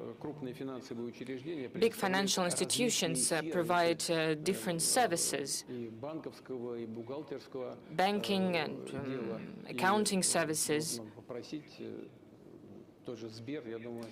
You could ask, for instance, a Sberbank. They can help you with that, and this will not bring additional costs for your business. It will not bring any additional financial burden for you. But you are right that the production business with the transfer to the new taxation should not suffer. And I promise you that the government is going to face this issue. But anyway, I wish you success, success to your Mashinka, to your daughter, and to your business that has such a beautiful name. Well, maybe you can send us something delicious. With pleasure. On my side, I will work with the government regarding the support of your business and other businesses alike. Thank you. By the way, an important piece of news, the central bank reduced the key interest rate down to 16%. So we are moving forward. You know, the central bank is always under pressure. There are many disputes about the key interest rate. The difference between the inflation rate, by the end of the year, it will be less than 6%, 5.7, 5.8, maybe 5.6. And the key interest rate is at the level of 16%. The expert expected a possible decrease by 1%, but by the law, the Bank of Russia is independent. And I try not to interfere into the decisions that they're making. I try to make everything so that they were not influenced from other institutions. But the Bank of Russia does everything necessary, and they're very responsible in their work. At the end of the last year, the beginning of this year, we spoke to the governor of the central government, to the economic bloc of the government. We said that it is necessary to target the inflation and to make the necessary decisions so that the macroeconomy of Russia would be healthy, would be solid, so that the economy of the country had a solid foundation. The difference between the real inflation and the key interest rate is one of the lines of criticisms against the central bank. What is the problem? In reality, there are many problems. One of them is that, as I have already said, I have mentioned it. If not, I will say it now. One of the problems of today is the reduction of the investment activity. During the first 3 quarters of this year, minus 3.1%. But the Bank of Russia registers a little decrease. But the activity, serious continuity, continues in the credit sphere. The number of credits that is being provided is almost not reducing, not significantly. This is the merit of the central bank. That is why it is necessary to be really careful and cautious, so not to avoid the surge of inflation.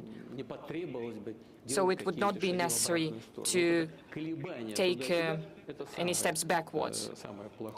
So the worst thing are the fluctuations, and the Bank of Russia strives to reach stability in this sphere, which is of paramount importance, and we have to agree with that. Well, the decrease of 0.5% or more, well, I'm not going to give any evaluations at the expert level. There are really good experts that will give their evaluations.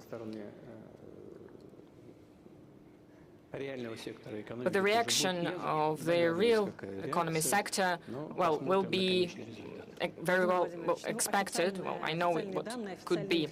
According to the official data, official inflation is one thing, but the real inflation is different. We receive many questions about this. We ourselves go to shops and we see how expensive everything is. Well, the average inflation is around 6%. Everything is getting more expensive and prices are growing very fast. Well, Maxim Chubayev from Samara region asks why everything is so expensive. Even poultry increased. The price of poultry increased. I have a 50,000 ruble salary and I cannot satisfy the necessities of my family. I cannot feed them. We receive different questions from the Rostov region, for instance. A kid is asking a question, and he's asking why the prices for bakery is increasing and the salaries of my parents not. I already mentioned, when people see some average figures, average indicators, it causes questions, because average figures generally do not coincide with what people see in real life. We say that the inflation will go down, the prices will go down. Maybe it will be 5.7, 5.8% lower.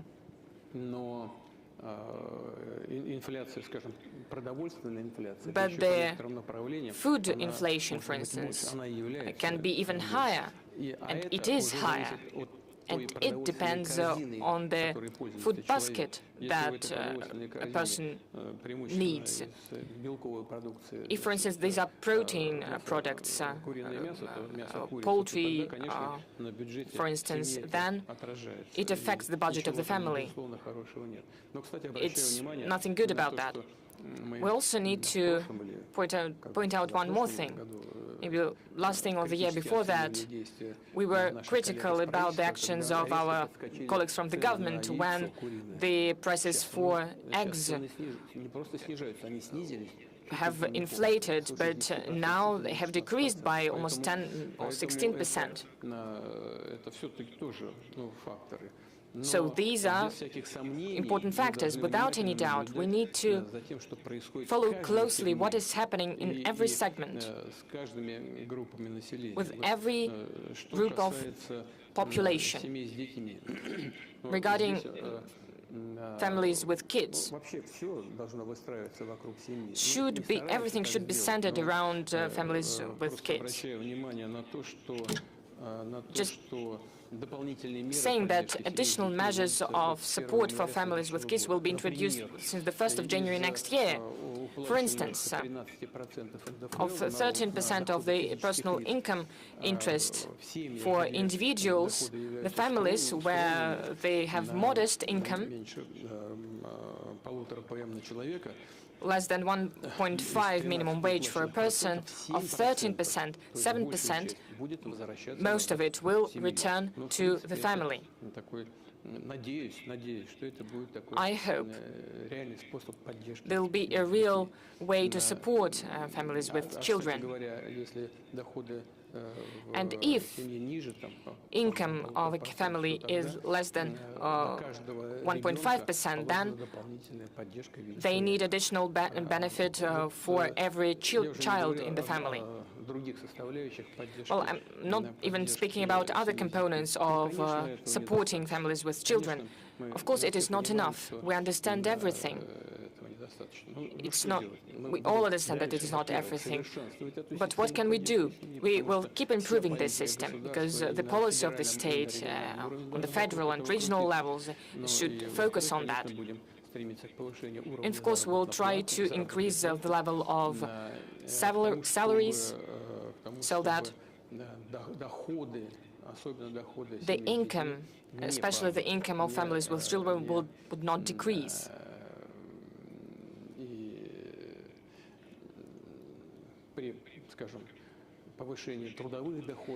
When we see that when the labor income is increasing, the government should keep their support measures. Well, it is a very well-known topic when a family with children receives some kind of benefits, support, then the labor income increases, but the state reduces the benefits that the family has been receiving. So when the income increases, the overall income with the benefits should not be reduced. I'm returning to this topic, and I ask the government to pay close attention to this topic, because it is senseless. The budget does not receive anything from that and cannot receive, and we're destimulating the labor activity of people. Let's return to the audience. Let's give the floor to several people. Well, this sector, we haven't asked anyone from that sector. Two men, please. Hello, Kristina Smirnova, Tumenska Vremya TV channel. Two men. I have a question about an unusual facility, 3i Atlas, that is now approaching us, and today, on the 19th of December, well, maybe it's a ship with an engine, maybe just a comet. Well, it will approach Earth. Well, the question is, what the special services tell you?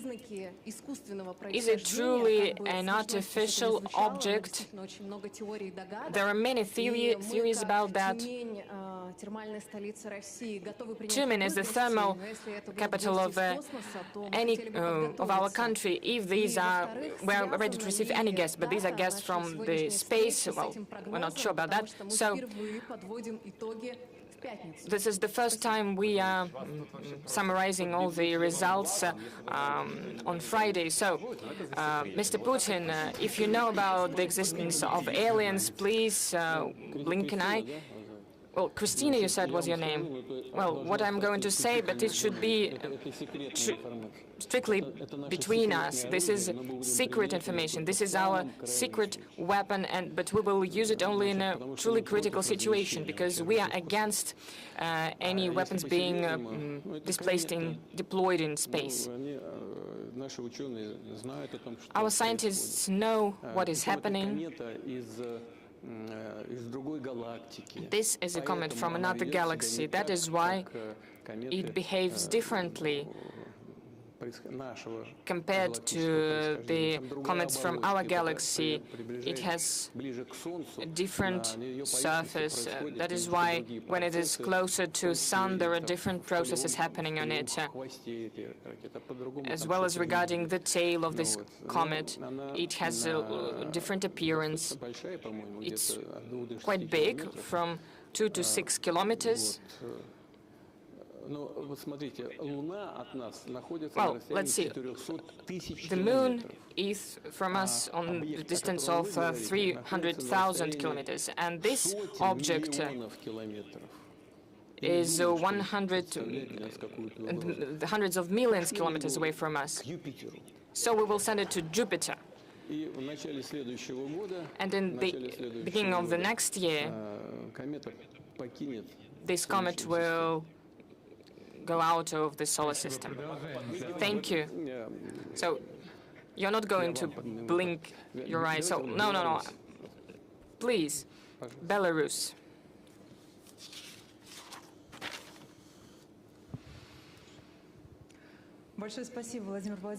Thank you very much, Mr. Putin, for giving me such an opportunity. Victoria Sienkiewicz, First Informational Channel. We have been synchronized, Russia and Belarus. The President of the Congress said that Belarus and Russia should be together. I'm sure you have heard this.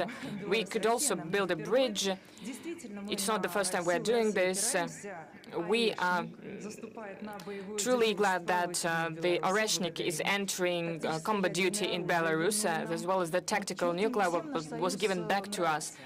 But not everyone is glad about our union between our countries. Poland closes its border to other countries, or the polygons are being created, or our assets they want to rob our assets. They want to steal our assets. What can you say about the actions of these European baby pigs? Thank you for this new diplomatic term. What can you say about the actions of the Western countries on the western borders of our union?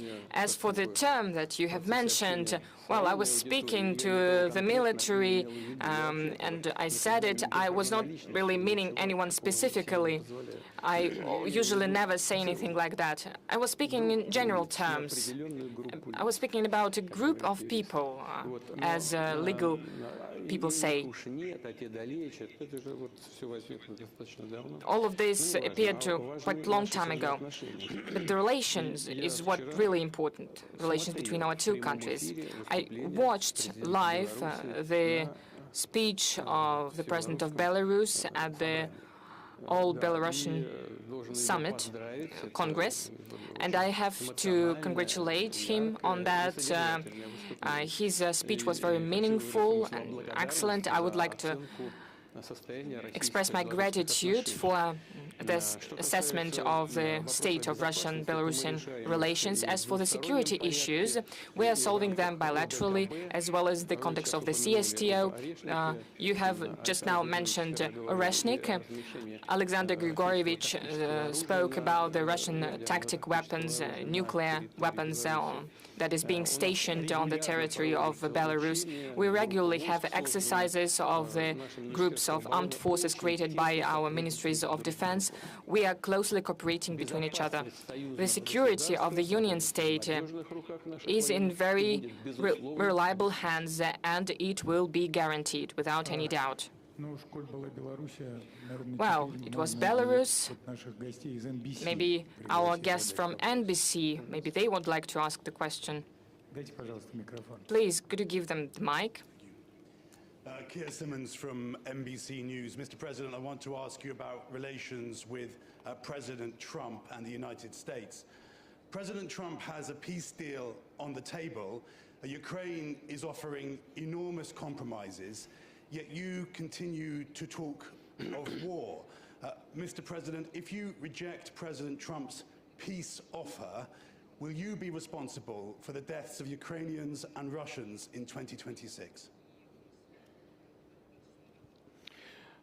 We do not consider ourselves responsible for the death of people. It wasn't us who started this war. This war began after the coup d'etat, anti-constitutional coup d'etat, armed coup d'etat that happened in 2014, and the start of fighting on the part of the Kiev regime heads against their own people in the southeast of Ukraine. On our part, we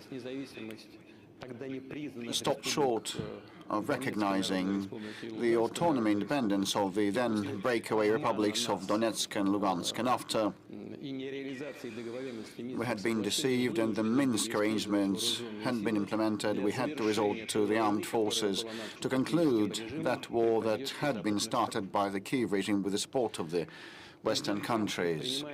And President Trump is taking serious efforts to conclude this conflict, put an end to this conflict, and I said on many occasions that he is quite sincere in this undertaking. And moreover, during the meeting with President Trump in Anchorage, we agreed upon and virtually approved the proposals of President Trump. So saying that we reject anything is inappropriate and has no grounds. At a preliminary meeting in Moscow, a proposal was made to us, and we were asked to make certain accommodations. When I came to Anchorage, when I arrived in Anchorage, I said that those would be difficult decisions for us, but we still are in agreement with this trade-off proposed to us. So saying that we reject anything or turn anything down is inappropriate and groundless.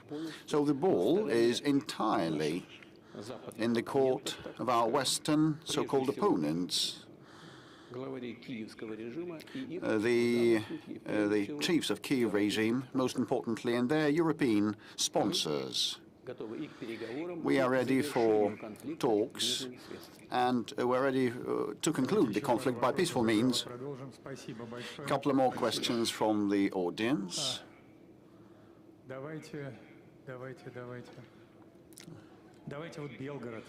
Belgorod, for example.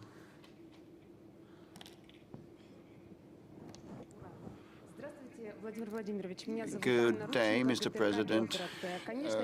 Belgorod TV channel. Definitely I must mention that we will be so happy if you find the opportunity to visit us. And today the frontline Belgorod region, as well as in other borderline regions, has the issue of communication that is high on the agenda. The tax notifications and remote education for our kids, and diabetes.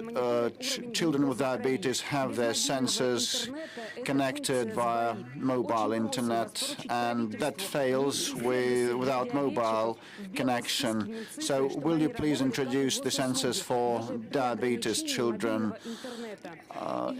put on the white lists so that they work even during the peril of attacks? And compensations. We receive compensations for the housing that was lost and the second house that was lost, and now that has been cancelled. Will you please help resolve? Just wait a second. The second part, for the second home destroyed. So, like if two houses have been destroyed, and this is true for some minor number of families, and people take mortgage loans, and actually the payout that they receive from the government is insufficient. So will you please provide compensation for the second home lost? Thank you. Well, I'll find with your final point. I'll start with your final point. We will definitely work that through, and such matters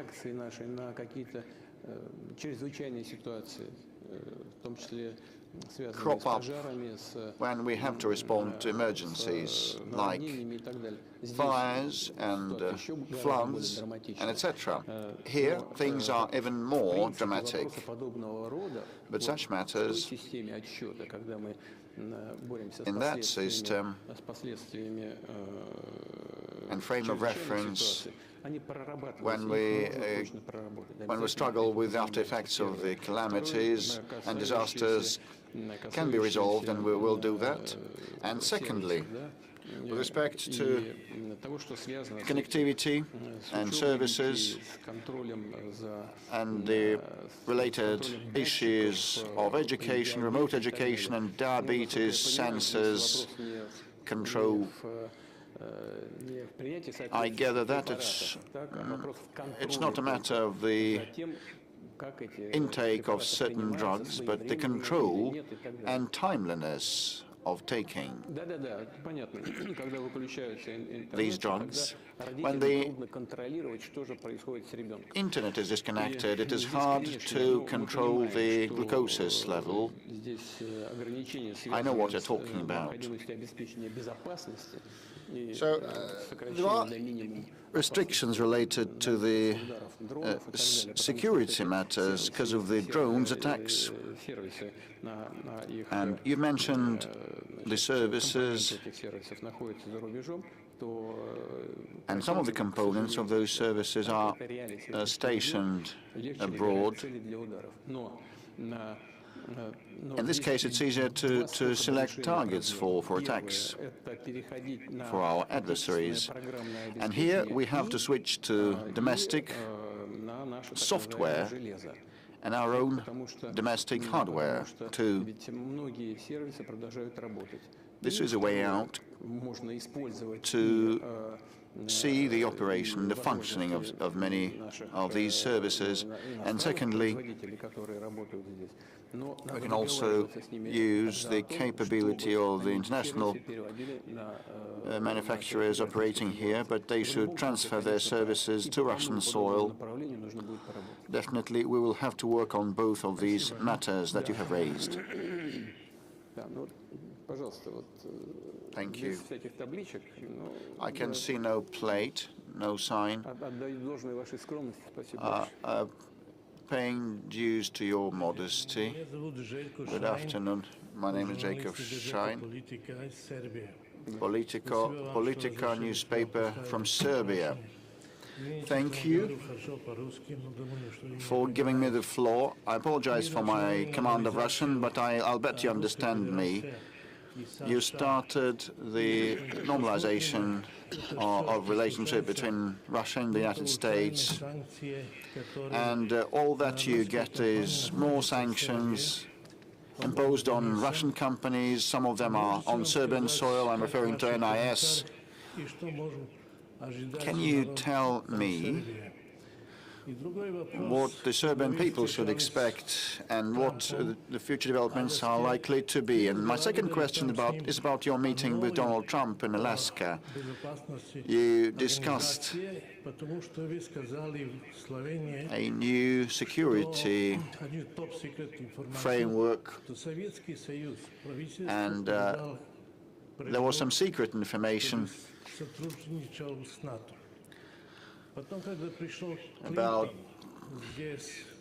cooperation with NATO, and when Clinton visited you, you also volunteered to join NATO.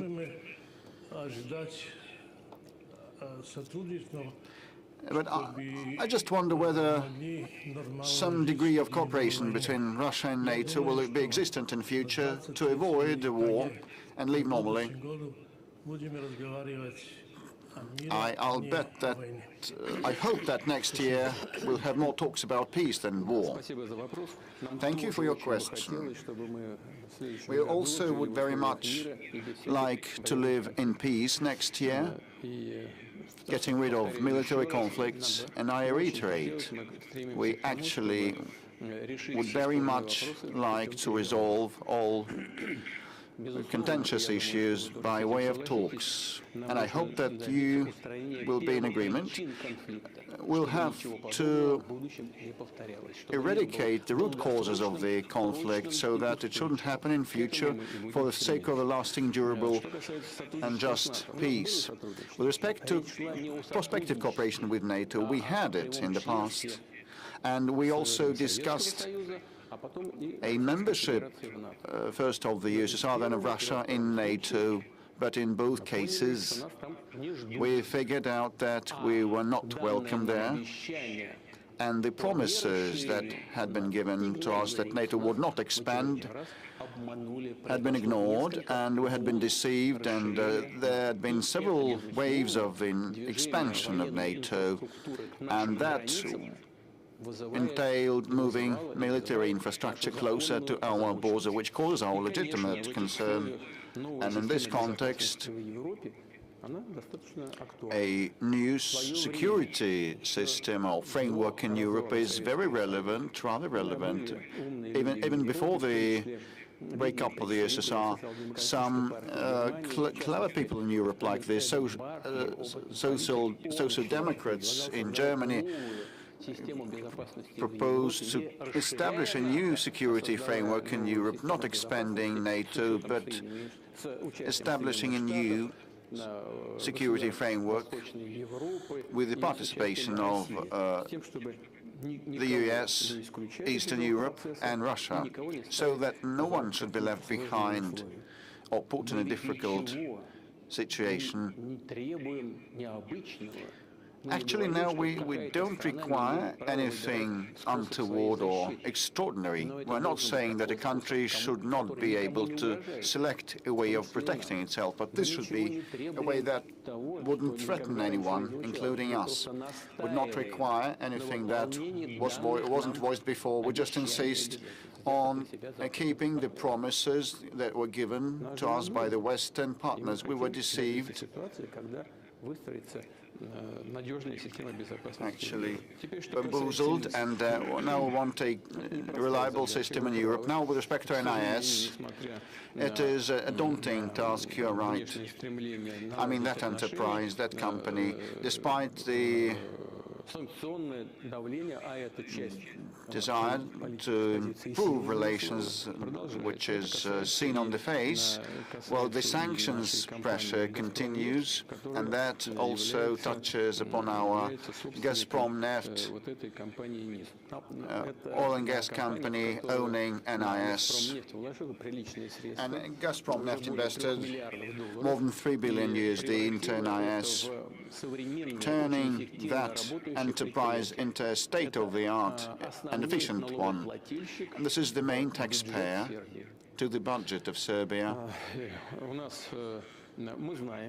We know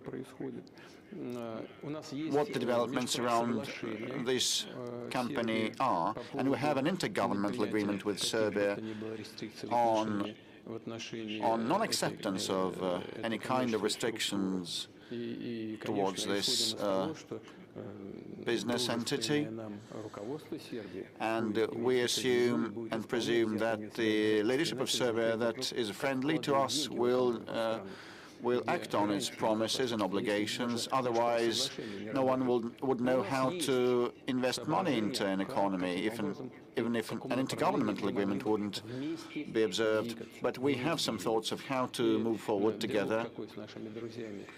And we've been pursuing dialogue with our Serbian friends on that, and I hope that we'll find a way out, necessary, proper way out.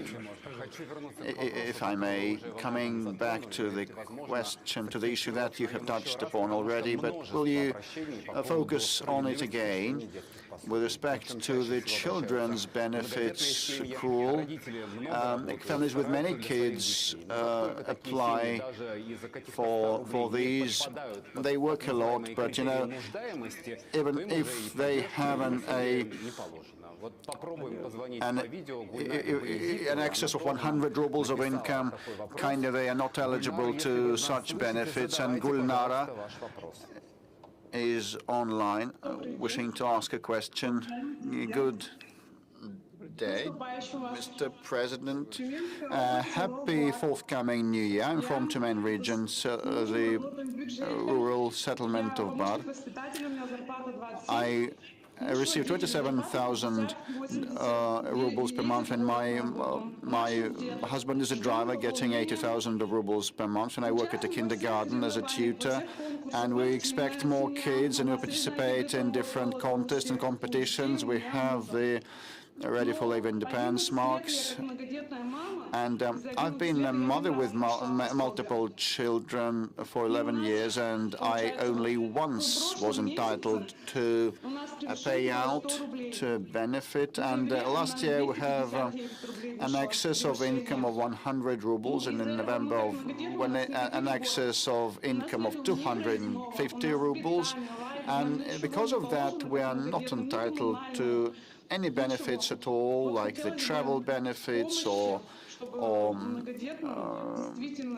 food stuff payouts. And we have 6 kids, and we work a lot. My husband and I, we work quite a lot. And we work extra hours, we moonlight, and we have a small farm, we have chickens, and we actually would like to get some help from the government at the end of the day. Gulnara, actually, I have touched upon this matter in general terms, responding to previous questions of this sort. I fully share your view. You have mentioned the fact that you work a lot and your income goes up. At the same time, the support you receive from the government goes down straight away. So when you earn less, you receive more from the government. So it seems it's kind of destimulating. It's pointless to work more on the face of it, but I believe that this is a mistake, an erroneous policy on the part of the government, and I'm certain that the finance ministry and the government will heed us now. It's not about economizing and trading on families with multiple children is immoral. I agree with you. I think that colleagues will see to that, and this will be resolved with respect to bills, housing bills, and electricity and other bills. I just want to remind you and all people for whom such matters are of importance, that, well, the general procedure is as follows. If the spending on housing bills and utilities bills exceed the aggregate income of family by 22%, the government is obliged to provide support. Everything on top of that 20% should be covered by the government. Are you in the know of that? I'm in the know about all the benefits. In some regions, well, Moscow is a relatively well-to-do region, and here, well, from 10% of the spending overrun and upwards is the amount that is covered by the regional budget. And with respect to supporting families with multiple children, this is the cornerstone of our welfare policies, and I reiterate that, and I would like the regional and federal authorities to remember that before you pursue any policy. Just think twice how it's going to tell on the incomes of people and families with many children in particular. And the main point of yours was about the reduction of governmental support. If your income goes up, we'll do everything to resolve that. Also, on the part of the working mothers, I hope that Gulnara is hearing us now. And here the child benefit is paid until the child turns 1.5 years of age, and many mothers say that at this age kids are not accepted to the infancy or kindergartens, and very many of them are asked to extend this period to 3 years of age of a child. So the maternal leave lasts till a child turns 3. And the kindergartens accept children mostly when they cross the 3 years of age threshold. And, you know, mothers will not be tolerated if they do not return to work. And, well, very many mothers want the payout to support their kids to be extended till a baby turns 3.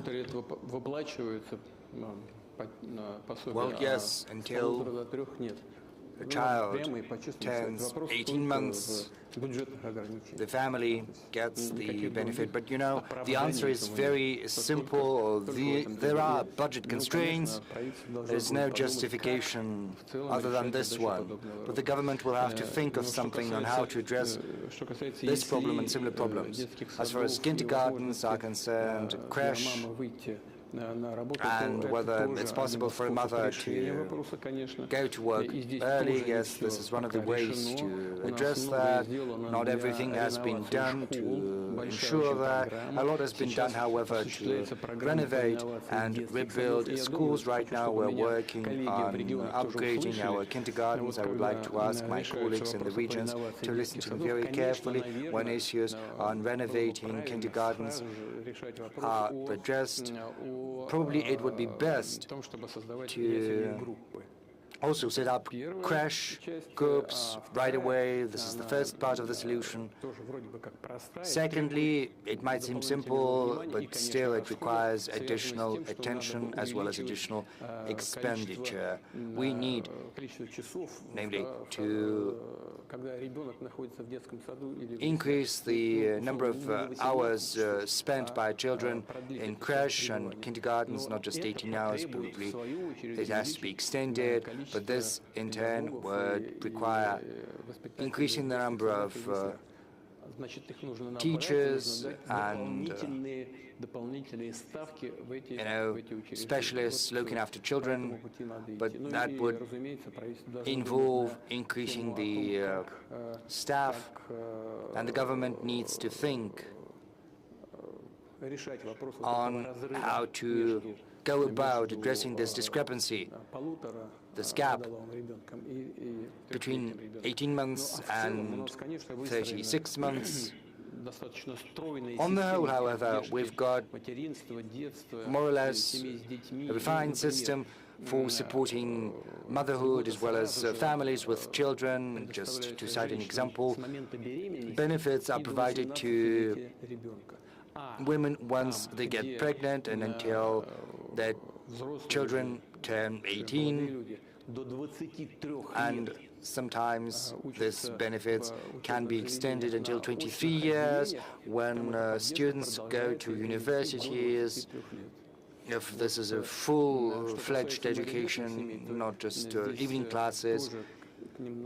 As far as families with 3 and more children are concerned, we have to pay particular attention to this issue, this status of heroine mother. You know, it has been improved right now. It's tantamount to a year of labor.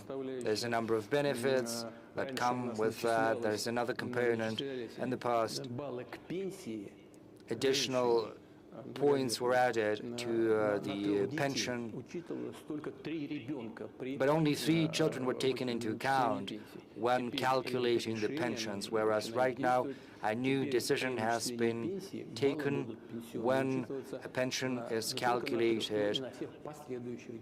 Not just the first 3 children, but the subsequent children are also going to be taken into account, and additional points will be added to the score which is used for calculating the pension. The government will continue improving and enhancing and fine-tuning the system of measures for supporting families with 3 and 2 and more children.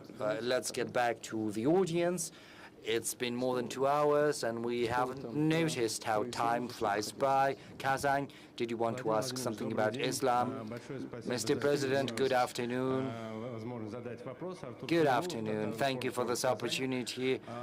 Tatar Forum, the city of Kazan, in 2026, as you're probably aware, Kazan is going to be the cultural capital of the Islamic world. The decision has been made by the Conference of Organization for Islamic Cooperation, and we know that recently Russia has been steadily improving its ties with the Islamic world as well as with the global south.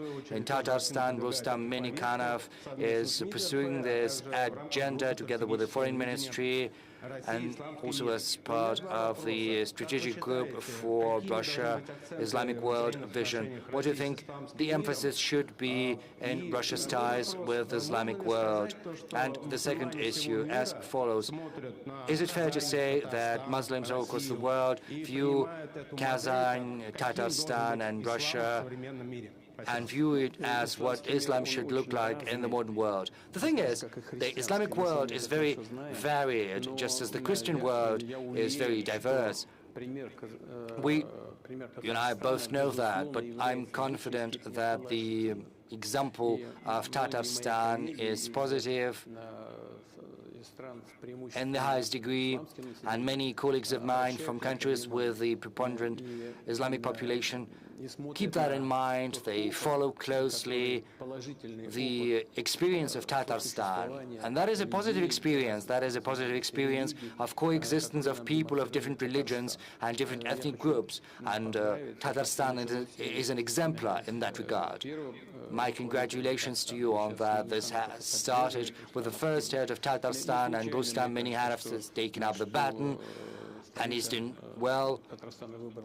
And I'm not surprised that Kazan has been selected as the venue for huge international events for the Organization for Islamic Cooperation. Incidentally, Russia is an observer in that organization, and I was the one who initiated that. I addressed my colleagues and asked them to accept Russia as a country with observer status, and to our pleasure, this was accepted by all of our colleagues from the Islamic world. I was following that with enthusiasm. I was very happy. I was very pleased. That happened a long time ago. But this was the absolutely correct decision from us. More than 10% of the Russian population are Muslim. Well, I'm not gonna cite what the Patriarch has told me on the subject, but, you know, Christianity, this is Oriental Christianity, Eastern Christianity, and, you know, as all of our core values are concerned, we share these values, they coincide. And Tatarstan is doing a lot in terms of spirituality, in terms of education, in terms of bringing up children. You know, a special academy has been set up in Tatarstan, which is of huge importance. We in Russia, we have to prepare and educate experts in Islam, and the same applies to Bashkortostan. And just as we used to do that in the past, we intend to support all traditional religions of the Russian Federation. A little louder? Oh no, let's give a chance to the colleagues. The thing is, we've got this Kazan Forum, which is a yearly event. This venue is growing year in, year out. I would like to ask you whether you intend to visit Kazan Forum this year. The thing is, we've distributed these events among colleagues. Usually I visit St. Petersburg and Vladivostok, whereas the chairman of the Russian government usually visits Sochi for a similar forum, you know, just to bring the very same people to all events. That's why we're trying to redistribute that among ourselves. That said, this is a very important forum and we'll keep supporting it, because this is yet another thread, another tie that brings us closer together with our friends and allies in the Arab world, in the Islamic world in general, and I think without exaggeration I can say in our ties with the global south. You know, 3 questions in total. Let's have some respect for one another. Our friends from China, Xinhua, please. That sector, yes. Mr. President, good afternoon. Xinhua Agency, as you said on multiple occasions, Russian-Chinese relations are at the highest historical level. Just this year, Tu and President Xi have met twice, whereas next year 2 important anniversaries will be celebrated. First, 30 years since the establishment of relations of partnership and strategic interaction between Russia and China, as well as 25 years since the signing of the agreement on good neighborliness and cooperation. My question is, what's your take on the achievements of the Russian-Chinese strategic cooperation of the last 3 decades, and what's your vision for the next 3 decades? Well, from the outset, I would like to say that I view President Xi as a reliable friend as well as a stable partner, my reliable friend as well as a partner and an ally of Russia we can count upon. And probably this gives us the key to understanding the development of the ties between Russia and China. These relations are developing in a steady fashion. Of course, the agreements you've mentioned are important, namely the establishment of the strategic partnership, but most important is practice, what we're doing in our daily interactions. Across all avenues and all directions, we've cited some figures. The statistics from Russia and China vary a little bit, but on the whole, it's around 240, 250 billion US dollars. That's less than the countries of the EU taken together, but on a country-by-country basis, Russia ranks first with among China's trade partners. It's 240, 250 billion between China and Russia, but with EU, China has a $700 billion trade. But if you take individual countries, then of course Russia ranks first. Of course, China has very big trade with Japan, with the US, with South Korea. But if we look at Europe, then we'll see that Russia ranks first. And these relations are developing, entering into different spheres and domains, and what is a particular source of joy for me, it covers high-tech, education, humanitarian ties, exploration of outer space. We cooperate. And this is something that testifies to the high level of trust between our countries. We even cooperate in the military field, and we conduct joint drills on a regular basis. Our strategic aviation carries out patrols on a regular basis, and the same goes for our joint drills on the ground. And I think it would be fair for me to underscore once again that Russian-Chinese cooperation is a significant factor of stability across the world. Our defense ministries are in constant contact. They coordinate on the issues of the current agenda. So I'm hopeful that this is the vein in which we will keep continuing our ties with our Chinese friends for the near future and for the more distant future. Let's take another question from the audience. Is that lady in blue next to you? Yes. Good afternoon, Mr. President. Evgenia Volgina, Moscow speaks. I've got a question about demographics in general. On multiple occasions, you've stated that birth rates are going down in Russia, even though the material stimuli are still very much present. There are benefits, there are allowances, special payments, but right now we've got a very small generation of women who are in the age of fertility, and once this demographic trough is going to be over. Well, that is a subject of discussion among specialists in demographics. Moreover, young people are more interested in building their career and creating a cushion. And also that begs the question of what kind of measures for material stimulation can be envisioned by yourself, what can be done and adopted to push young people to create families and give birth to children.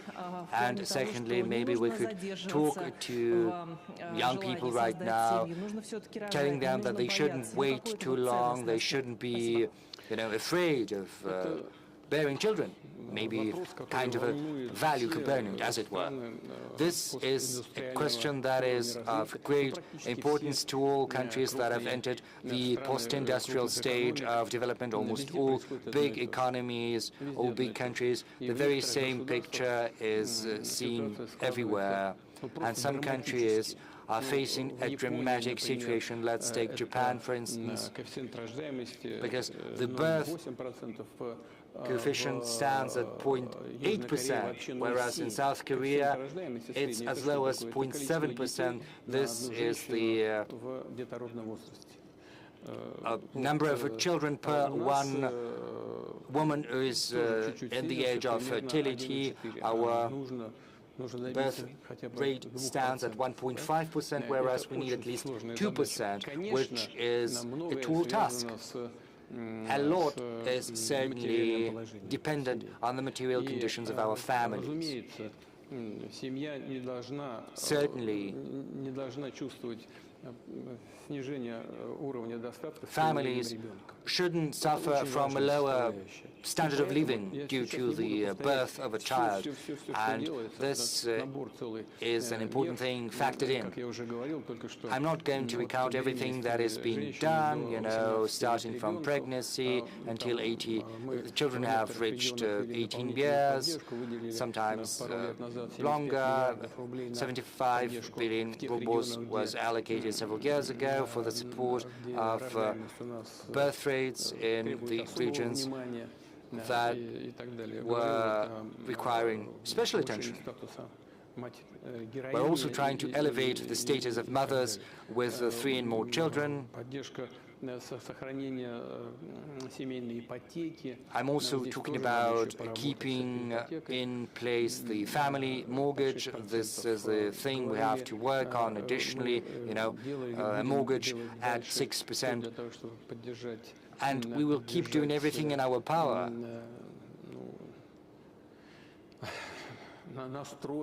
to convince young people to create families and have children as soon as possible.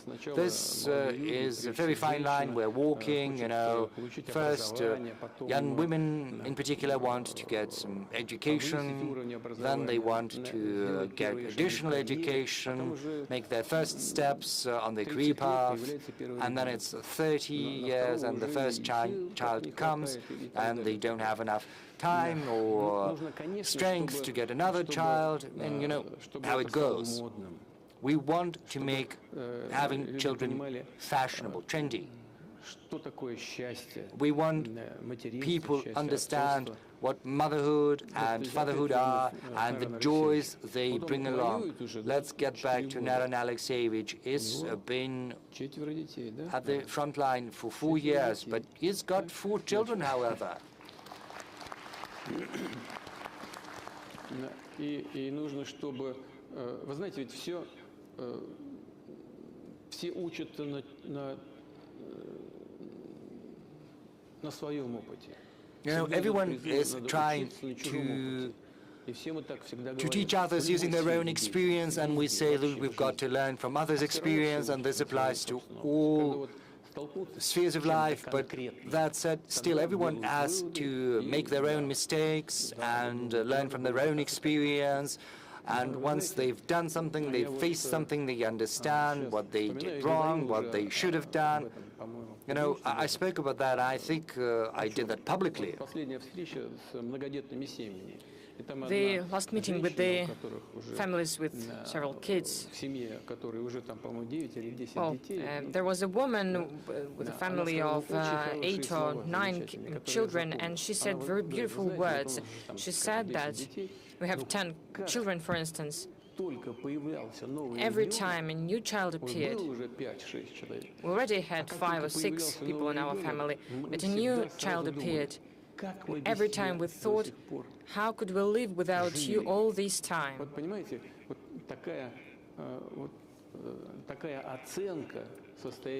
Such evaluation, such attitude to children, the understanding of your own happiness in the state of motherhood and fatherhood.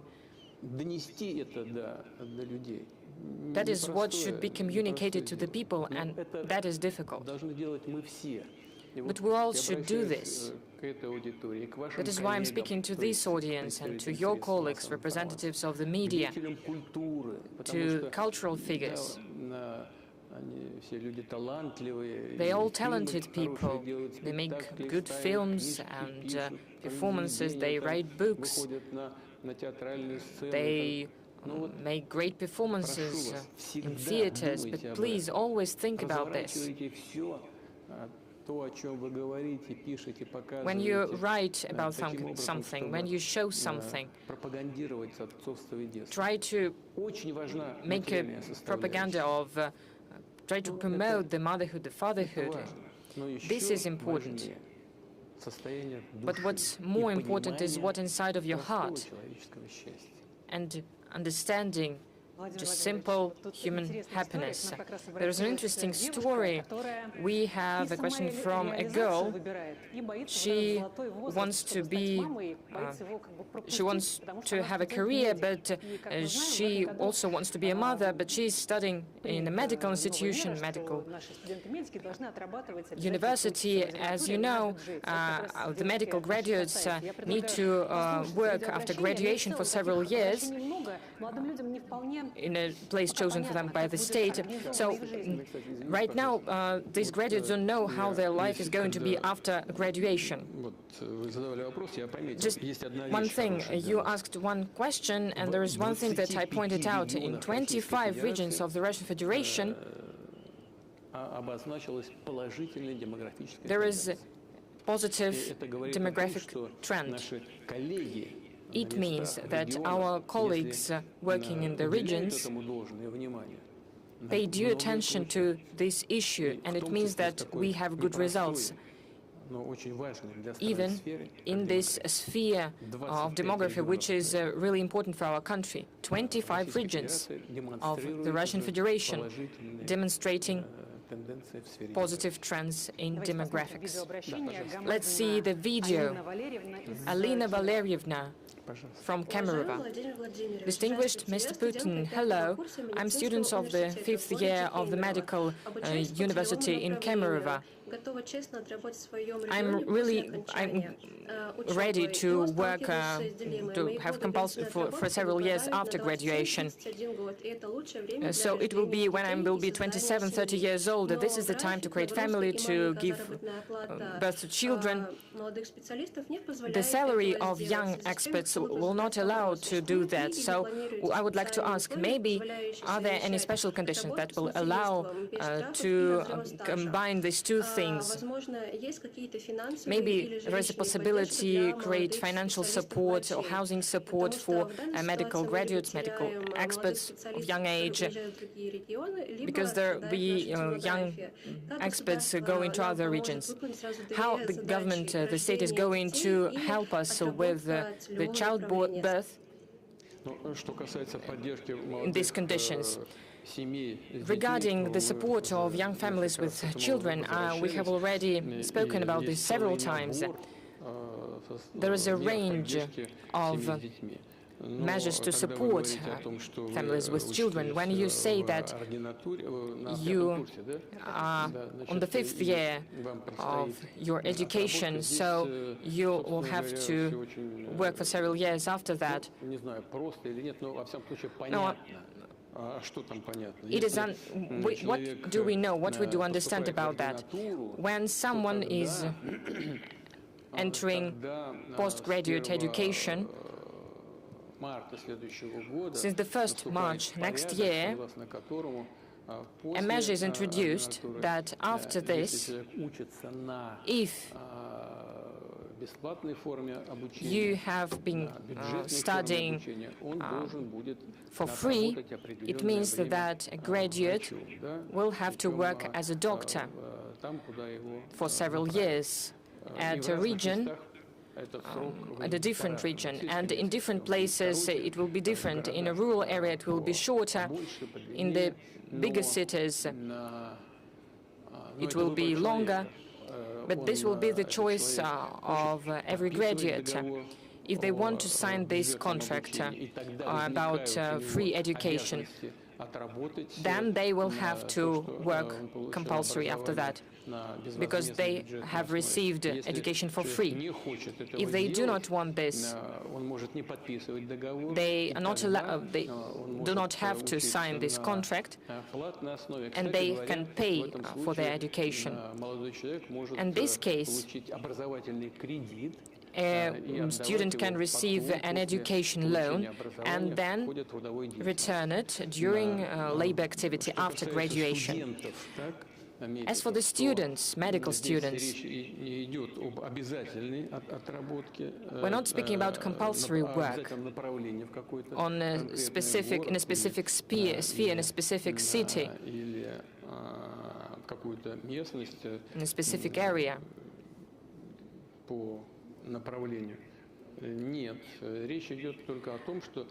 We are only saying that a medical graduate who is going to graduate from a medical institution has to work according to his or her medical sphere in a medical institution where people can receive services according to the compulsory medical insurance. But as for the family and having kids, this is the choice of every certain person. We need to evaluate your opportunities and to take a decision. But as I have already said,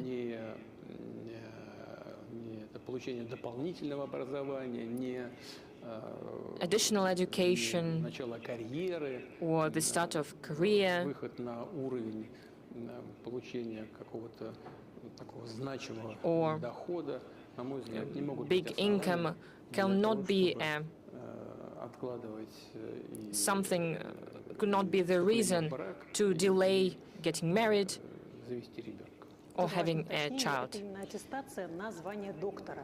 Well, the one important thing, we're speaking about attestation to become a doctor. Yes, for instance, someone is graduating from a university. This person is not being sent somewhere far away to a town or a village. This person just needs to work as a doctor В котором действует система ОМС. in a public institution Мы же помним, в with советское the время compulsory всех в medical обязательном insurances. порядке отправляют туда, куда государство считало нужным. But before that, in the Soviet Union, people were sent to other regions, but now we do not have that. Те решения, которые приняты, они The decisions that were made, мягкие, почти рекомендательные. they're very soft, and this is a kind of a recommendation. Будет лучше, если Probably it would be better мы подойдем к ситуации, когда и этого будет не that нужно. И, we will not безусловно, have to do this in the future, for instance. Without any case, this girl asked a question. She is right. What can we do? We need to improve living conditions, solve housing problems.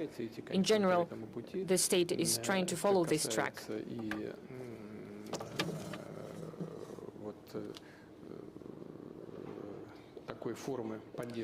This regards such form of support as a paramedic in a village or a teacher in a village. There is a range of support measures that we need to prove. As for the pedagogical universities, they will also have to work after graduation. Well, everyone is really afraid of this decision. As we are speaking about graduates from pedagogical universities, will not be applied to them. Please, let's work with the audience. The hero of Russia, our military journalist. Hello, Mr. Putin. I have a question. I think it's very important for many people in the regions that there are many problems. I'm speaking about front regions. First of all, I'm speaking about Donbass. There is a very acute problem of water supply. We have spoken a lot about this for many years. Now the situation is that not only in Donetsk, but in other cities as well, in Debaltseve and almost all cities of Donbass, the water supply is interrupted. Once in 2 or 4 days, it is low quality water.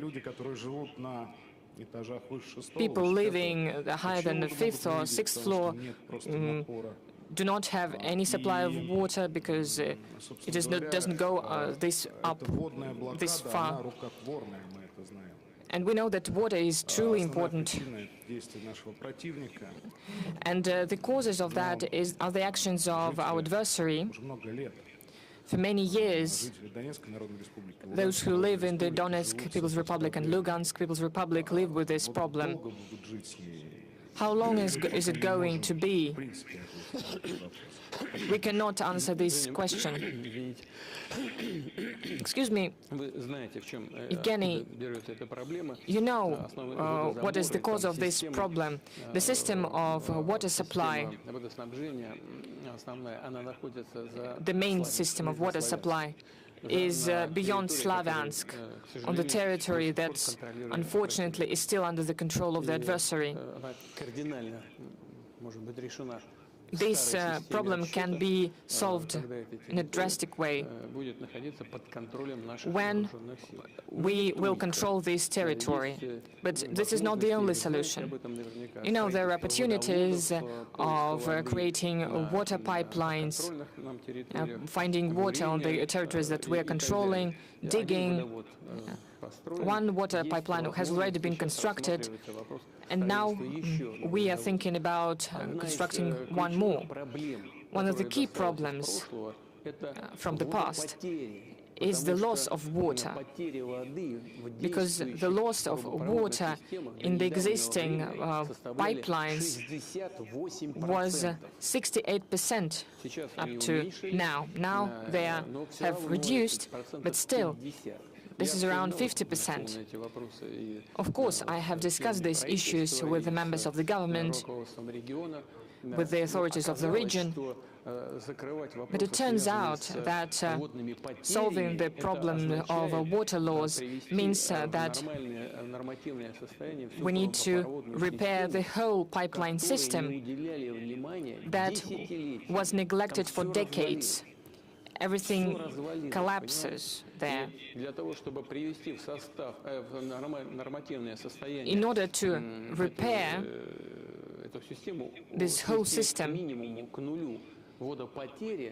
we need to reduce the water loss up to 0%, and we need to invest so much money as the construction of another water pipeline. But I would like you to hear us that we know about this problem. It is very acute. We'll try to do everything to solve it as soon as possible. Thank you. One more question. BBC, United Kingdom, please, to ask your question.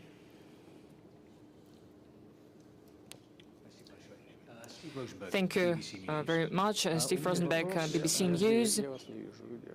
Well, I cannot see you. Just directly.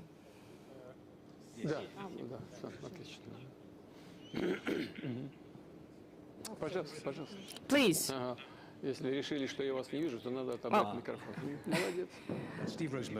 Steve Rosenberg, BBC News. The question about the future of Russia.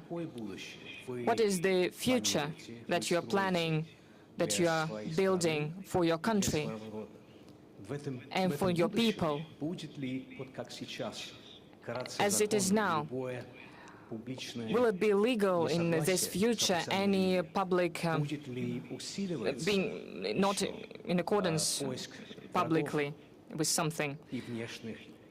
Will you look for enemies inside or abroad in this future? Will there be disconnection of mobile connection, mobile internet? Will there be new special military operations? Or maybe Russia will follow another way? I remember you said once that the future is in our hands, in the hands of all of us. But in fact, the whole power in Russia is in your hands. It means that the future as well, what it will be. Will it be the continuation of what we see now? Thank you. What will be the future of Russia? Are we going to punish legally for the actions who do not agree with the people? Are we going to penalize it? You know, there is a law that has been criticized about foreign agents. Distinguished colleague, I would like to draw your attention to the fact that we have not invented it. This law exists in several states. In the US, it was introduced in the 30s of the 20th century. All of these laws, the US law as well, are much harsher. There is criminal responsibility up to imprisonment for the activity in the political sphere if you are financed from abroad. We have nothing like that. According to our law, it is just necessary to declare that you have some sources of financing. We don't have any repressions, we don't have any criminal responsibility. If people stop engaging in political activity or when they stop using foreign sources of financing, they are eliminated from these lists, and there are many of such examples. And what is going to be with BBC, because there is a million lawsuit from the president of BBC. Well, these are their family matters. They should deal with them themselves. I don't want to interfere. I just don't want to touch upon this topic, not to make it more difficult for you. There is such problem. There is a problem of falsification of information, fake news, and I think that President Trump is right. But it's not that important. You asked whether there will be new special military operations. No. There will be no operations if you treat us with respect. If you comply with our interests, respect our interests, as we always try to respect your interests. If you don't try to play dirty tricks with us, like it was with the NATO eastward expansion. You said that there would not be a NATO eastward expansion even by an inch. It was a direct quotation. As it said, as we say, we just neglected our interests in the security. You deceived us, not you personally, but the Western figures created the situation of today with their own hands. And they continue to escalate the situation, speaking all the time that they are preparing for war with Russia. But as far as I know, you live here for many years. But I think you understand it, and those who speak about war with Russia also understand it. Are we truly going to attack Europe? This is nonsense. This is done based on the political reasons, and this is done to create the image of an enemy. They are creating an image of an enemy, and they're making Russia the enemy to hide the mistakes that were made systemically for leaders, for many Western leaders for several years in economy, in the sphere of social policy. Where is this green agenda? When we see new coal plants being opened, nuclear plants were closed, and now they're returning to them. This is a mistake after mistake. And they are trying to make Russia an enemy. They want to distract their people from their own mistakes with the help of the external affairs. And your questions constitute attempts of similar kind. You said that all the power belongs to me and is in my hands. Well, yes, President of Russia is vested with powers and credentials, and the borderlines of this power are clearly enshrined in our fundamental law, Russian Constitution. And when legislative decisions are made, I enact this law by signing them, as in any other country. But I cannot tell you with a firm what proportion. Well, probably a big chunk of these laws is initiated by our MPs, deputies or senators. These are hard facts. Obviously, the President of Russia has a lot of powers, but I believe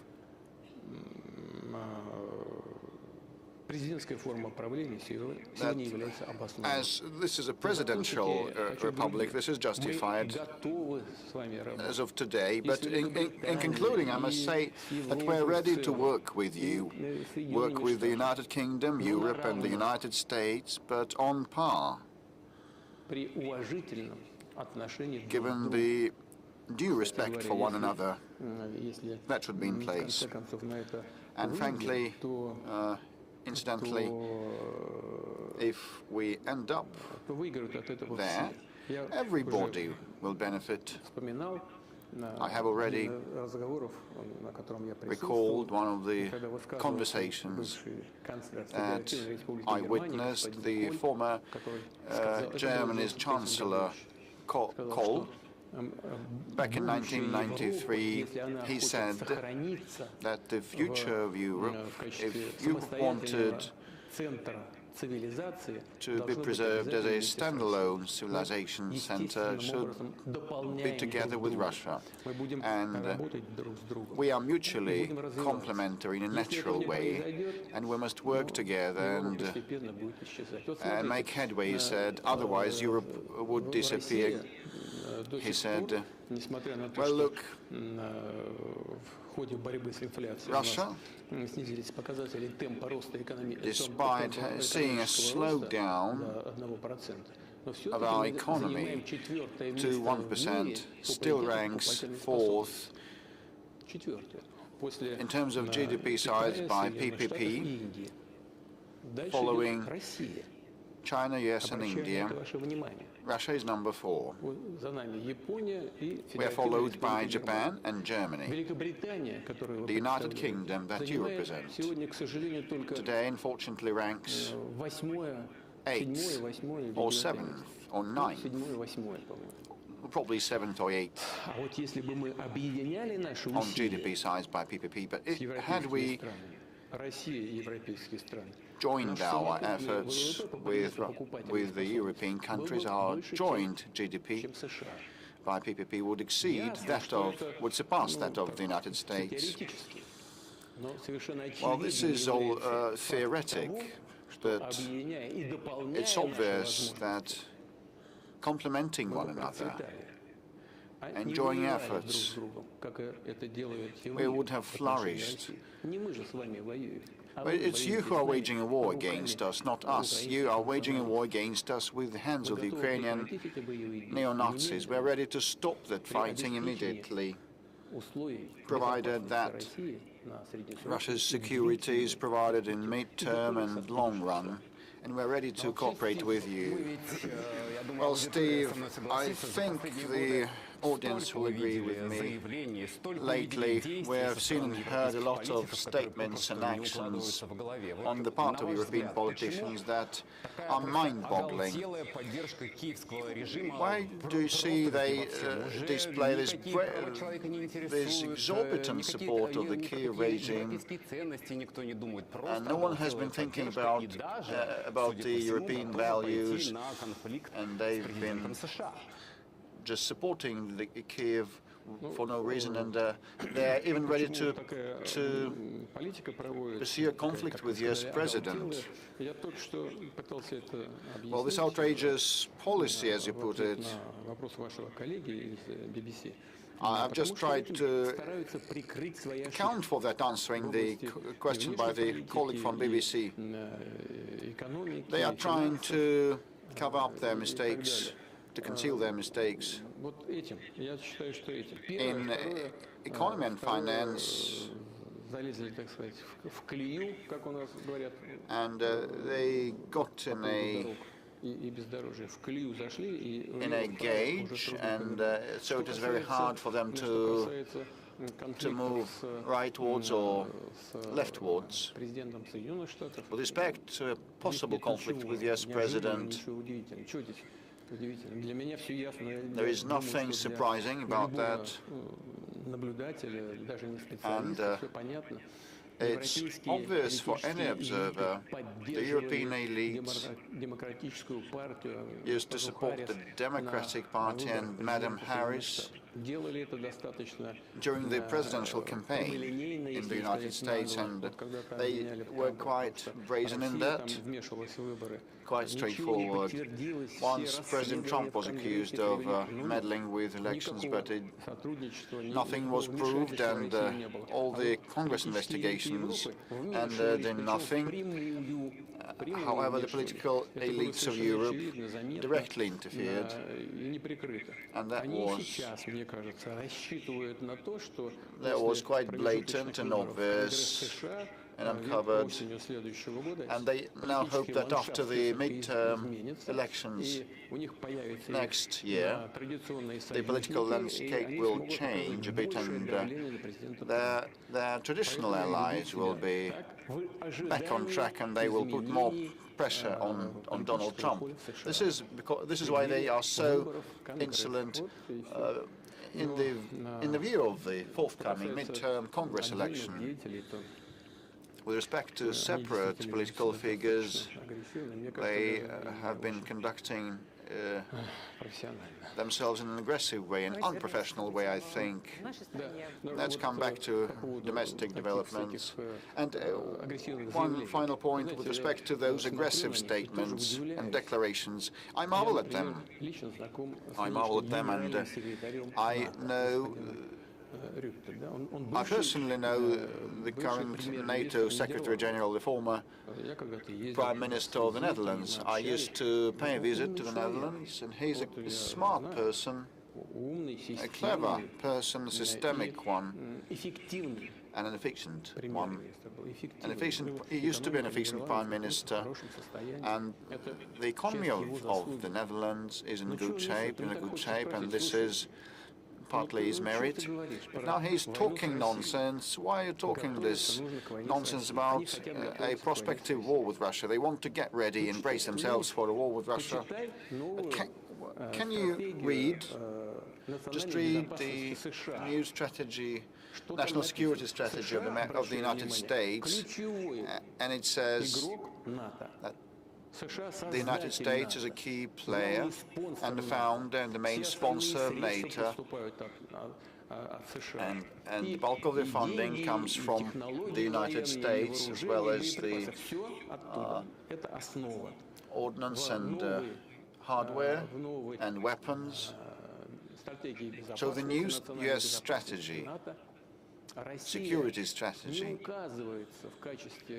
Russia is not indicated as an enemy, as a target, while the Secretary General of NATO is bracing himself for a war with us. Why so? Can he read? You are indisposing NATO against Russia, to wage a war with Russia. At the same time, the backbone country of NATO does not consider us to be an enemy. I would question the level of professional competence. You should be quite attentive about your own duties, and you should also be open to what is happening around you. So we've been on air for about 3 hours. We've been live for about 3 hours, and we have around 3 million applications and questions, and lots of them are about the housing issue. Well, the family mortgage, people want it to be extended to encompass the second-hand residential market. Well, and this already encompasses 900 locations, but there are some of the restrictions critical for families with many children. They have to move to locations where they build new houses, but it's not universal. Yarostova Ekатерина Sergeyevna from the Tomsk region recorded an address to you. Hello, Mr. President. We are a family with multiple children. We have 3 kids, and we actually want to resort to the family mortgage, but there are no new builds in our location. Those houses already built with flats that are apt for us are over 20 years of age, so we would actually like you to expand the family mortgage to encompass such families as ours and cover smaller locations. Well, it was pre-recorded. The location is Strzyżewo, the town of Strzyżewo, the town called Strzyżewo, an oilers town. So in this decision, is she listening? I think she is streaming us live. So this decision has been made, and for regions where they don't have new builds or have very low rates of construction, it is allowed to resort to family mortgage to buy second-hand homes, previously owned homes and flats. So there's always a number of issues cropping up. It all depends on the quality of construction and the quality of a building, because while you keep repaying your mortgage loan, the quality of that edifice may deteriorate, so you should be very particular and attentive towards a possible quality of that of a prospective edifice. So 880 locations are on that list. In case your location, your town, is not on the list, we will add it there. And yesterday I had a discussion with some of the colleagues from the cabinet who are responsible for residential construction and supporting families, and this is something I took away from that. Measures of this kind, when they were taken, were aimed at supporting the families and the construction sector. And the decision was not easy at all. I mean, buying second-hand, previously owned homes with the help of family mortgage loans. Well, it's quite useful for the construction sector in the new build sector. But you know, with respect to the previously owned homes, there's a number of issues still to be ironed out and resolved, so that this support measure benefits not the construction sector but the families. Most importantly, as regards your town, if it's not on the list, I'll put it on the list. During previous call-ins, the deceived unit holders problem was raised, and escrow accounts were introduced. The construction company receives all the amount only when the building is commissioned. But actually now it turns out that the developers may receive all the money but not hand out the keys from flats and apartments to the unit holders. This is a video pre-recorded. Good day, we bought a flat in the city of Vsevolozhsk, but I haven't received my keys from that flat because there's always the postponement of the deadline by the construction company. They've been moving that to December 2025. I received this notification in July because of the connections issue. And on the 21st of August, the escrow amount was credited to the construction company's account, and at the same time I received a notification that the building is fully committed, but you know, there is no central heating and no proper electricity supply. On the 13th of October I received a notification that the commissioning is postponed till April. I believe it's a fraud because I don't have my keys, I cannot move into my flat, and I don't have my money. So one of the few ways to impact the construction companies is to demand a forfeit payment. Since the pandemic, there has been a moratorium on penalties, and since then, this moratorium has been extended. Will you extend this moratorium once again? Yes, this is an issue that is well known. The decision to introduce this moratorium to support the construction sector during the COVID-19 pandemic was taken, and this is still in place with respect to penalties till the end of the year. I think this is sufficient, and I would ask the government not to extend this kind of moratorium. Flats should be handed over on time, There are some of the issues related to the delays in handing out keys from flats. And, you know, sometimes those apartments lack furniture, which is counter to the previously signed contracts, and the connections issue also may be pending. But, you know, I think that this moratorium track should be stopped, and I would ask the government to conclude that, and we need to act systemically so that the construction companies and developers honor their obligations, and definitely we should protect first and most importantly the interests of the people. There was another topic about the sports facilities and delays in commissioning.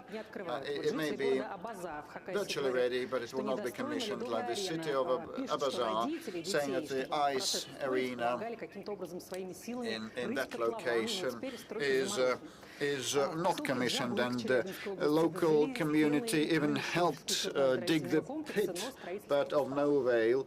Another sports facility also is stalled in construction. So actually, for a number of years, the government has been trying to balance our budgets, and we've been repeating the same thing. If a facility, an installation is delayed, is not commissioned, if it's in progress, you should complete that construction first and foremost, not starting a new one. And please submit these data to the government, and we'll actually handle that. And I can see a placard saying, "I want to get married." So it's going to be a different topic, I think. Mr. President, good afternoon. Kirill Bajanov, 4th channel, Yekaterinburg Regional TV. Oh, you're dressed up, you're groomed, you're getting ready to go to the registry office and get married. Yes, indeed. And this is not accidental that I have this sign, this placard. I know that my girlfriend is watching this direct line. Olga, will you marry me? Please marry me. I propose to you. I propose to you, darling. It all happened here. So, Mr. President, we would be so glad to see you at our wedding ceremony. And now my question is, Mr. President, it's not accidental that I have this placard, this plate. I will not ask about public utilities or anything else.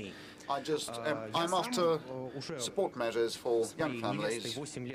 Myself and my fiancée have been together 8 years, and I was born into a family of a priest, and we want to have children, but I cannot afford children. If I borrow a mortgage now to buy a one-room flat in Yekaterinburg, I'll have to pay 50,000 rubles per month for 30 years. Mr. President, is there an opportunity to help and support the young ones so that these amounts of money should not go to banks, but to be invested into our future and our kids? As a young man, 23 years old, I can tell you for sure this is going to be the greatest stimulus that will help push our demographic trends upwards. Well, I can see that you've been with your fiancé for 8 years, so you started dating when you were 15? Oh, that's great, good for you. You know, in the Caucasus, among the peoples who live there, they've got very good traditions. They marry out their children when they're still in a very tender age, and I think we should all follow their example. You know, I know Ramzan Kadyrov has got a big family, many children, many of them are marrying, both young men and young girls. I asked him about that. He said this is tradition in the Caucasus, though that's great. Well, as for your particular case, I've said that there's a whole architecture of support measures that has been set up for families with children. It applies to families of students. I'm not going to recount all the measures because that would take too long. And I've spoken about that. And it's impossible, you know, to wait ad infinitum for material conditions to improve, for you to get education. Well, you can wait forever. It's best not to postpone for too long having children, because this is part of our life, and we've got to go through this life because, you know, giving birth to new generations, and I think you're also a believer, so I would tell you that this is probably the mission entrusted to us by God, and we'll certainly keep up these support measures despite certain tensions related to the need to rebalance the budget. We have still managed to allocate money for family mortgage. And you know, there are some places, some spots across the country where the mortgage can be drawn out not at 6% but 2%. And you know, when you are together with someone you love, it does not mean where you live. It's not going to be, you know, just a small hut. It's got to be a small apartment or a bigger apartment, but in a region where the interest payments on the mortgage are 2%, not 6%. You've got to have a look at all of that. What does your fiancée do? She's studying third year, and I'm graduating from the journalism department.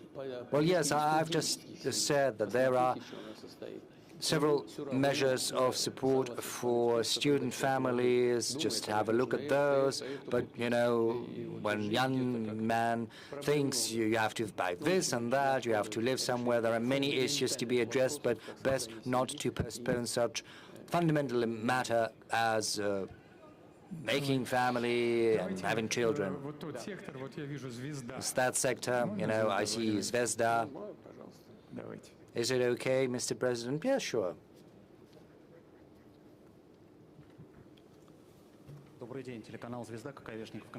Good afternoon, Konstantin Kokoveshnikov, Zvezda TV. You've spoken about attempts at crushing Russia's economy, but I can't help asking about the unmanned vessels strikes by Ukrainians against certain vessels. You know, apart from critical energy infrastructure, there are attempts to strike Russia's export vessels. Several people have spoken up on that, in particular leader of Turkey, President Erdogan, a woman sitting next to me, she spoke about that, you know, just a couple of days ago. There was a strike against a vessel in the Black Sea, in the Mediterranean Sea. There were several victims, several people dead.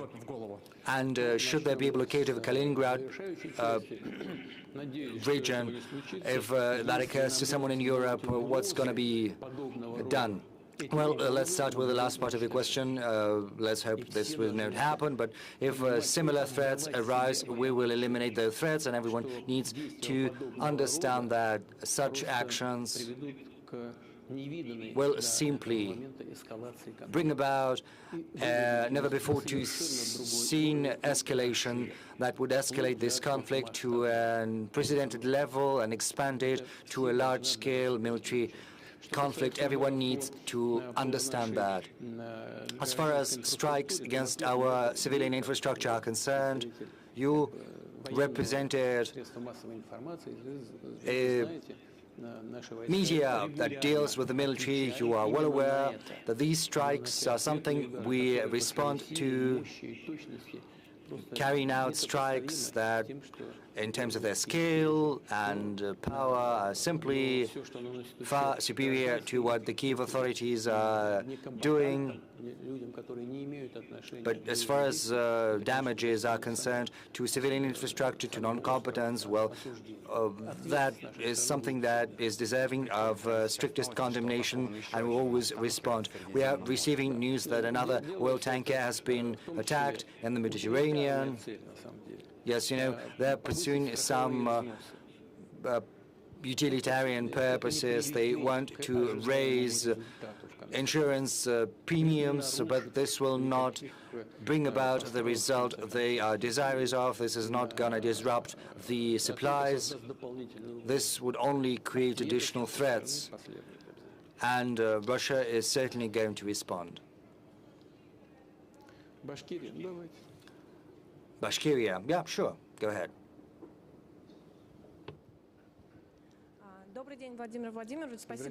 Good afternoon, Mr. President. Thank you for this opportunity to ask you a question. First, let me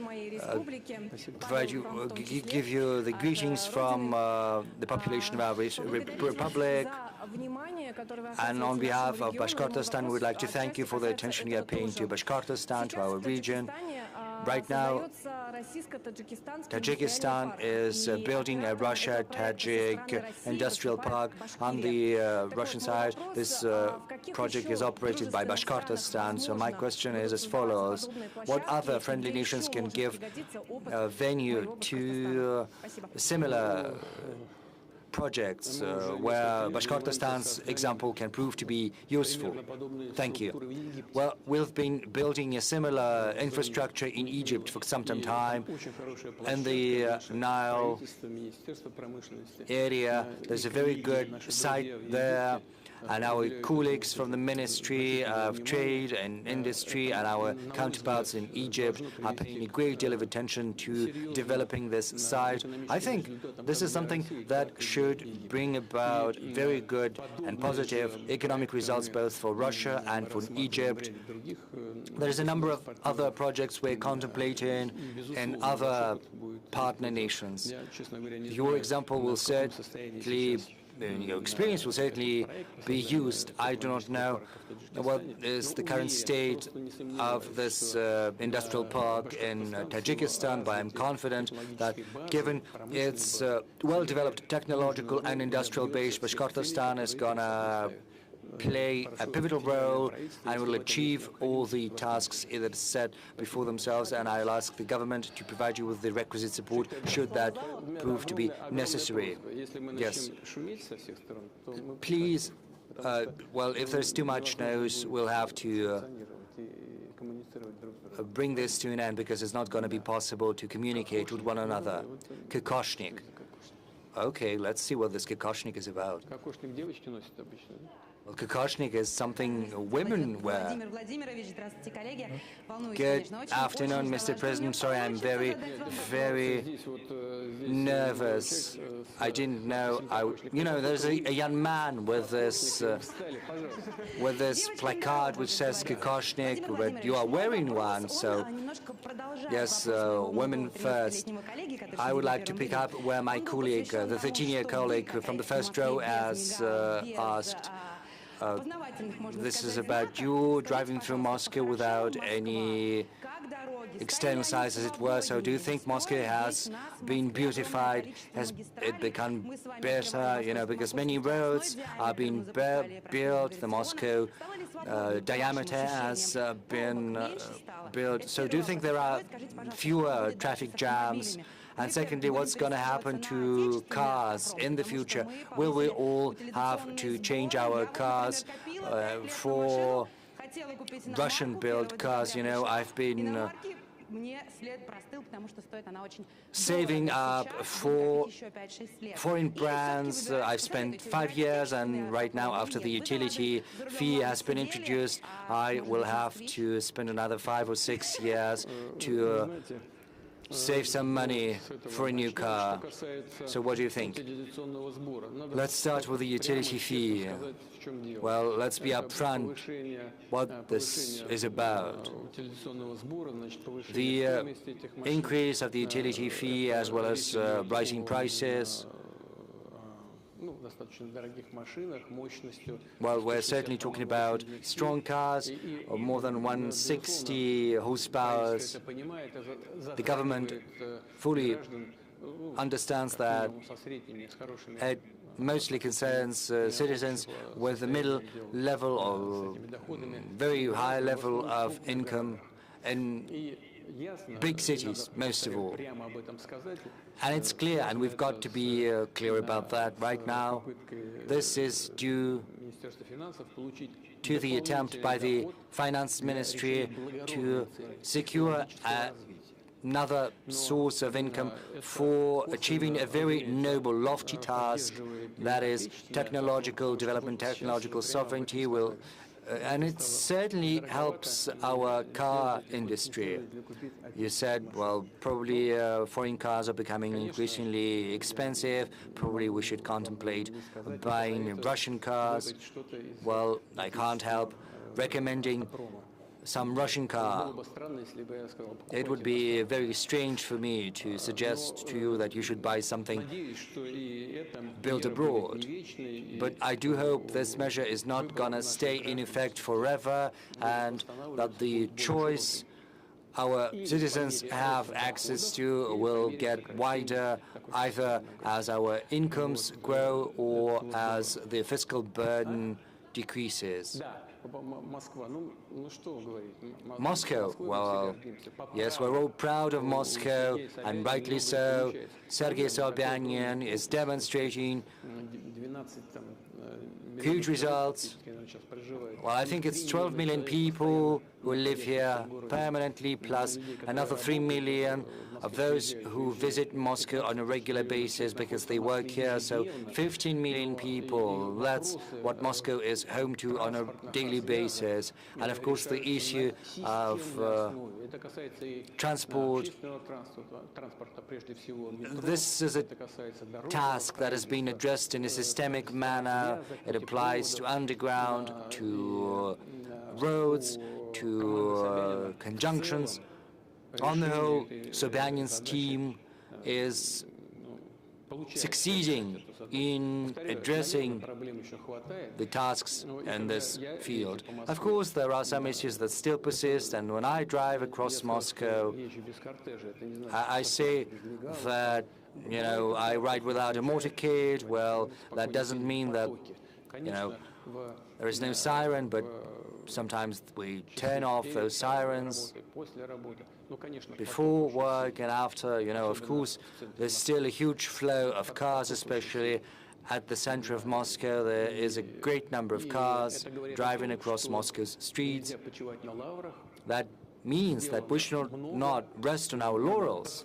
A lot has been done, but we have to keep this issue under constant control. Mr. President, we've spoken about those who are suffering from diabetes. Since there's no communication, it's impossible to surveil the level of sugar in the blood, but there is also a problem with medicines. Yes, I've seen that. This is but a fraction of what we have selected. There are people who suffer from cancer, from kidney failure, or high blood pressure, epilepsy. So this is not the exhaustive list. Dmitry Otstovnik from Sverdlovsk region.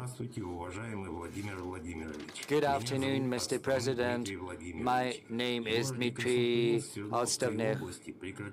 The city of Krasnotolinsk right now, no more preferential deliveries of medicines are carried out in Krasnotolinsk. This has been a regular occurrence since October, the clinics explained to us that they've run out of funding. As Chadna Merding used to say,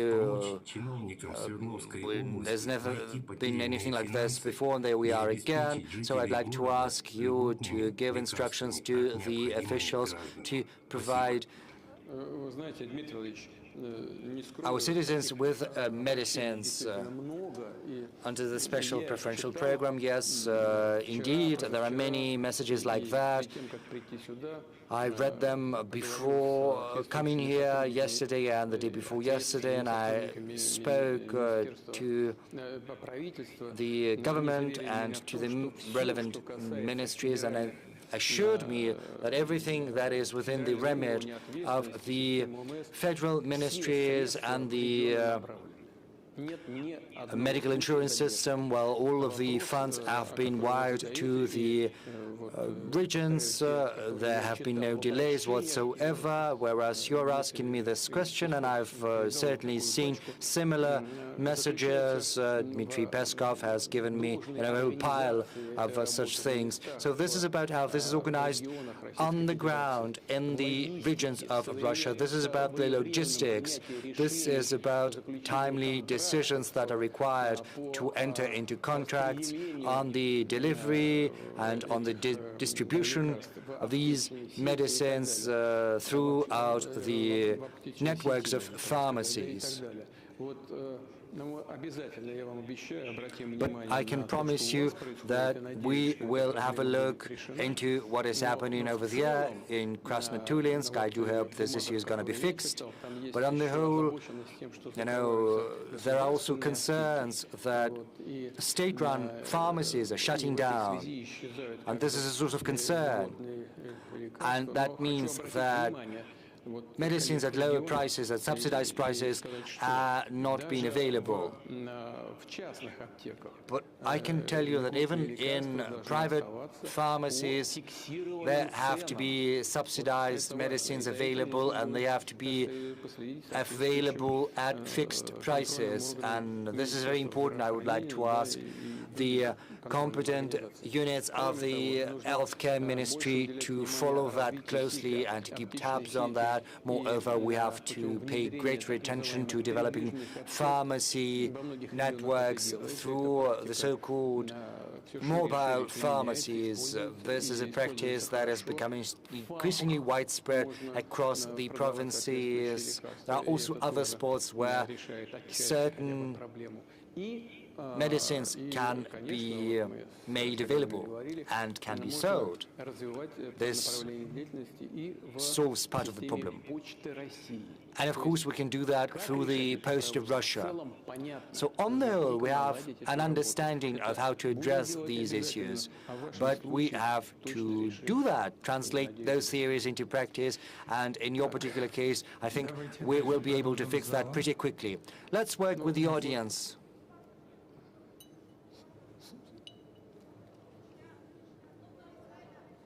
Вот давайте так, выглядит красиво, написано СССР, а дальше ТФ1. SSSR, and then TF1. First, the person with the placard SSSR, and then colleague with TF1. Good afternoon, Mr. President. Good afternoon.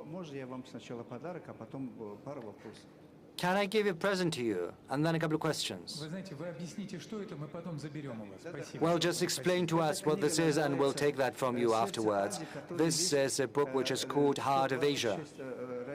It's 126 Russian poets who have been praising Persia and Tajikistan. And, there is a dedication here to you, starting from Zhukovsky, 1843, and until present days. This is an anthology of best poems, Russian poets who have been praising Persia and Tajikistan. You love that, I know that.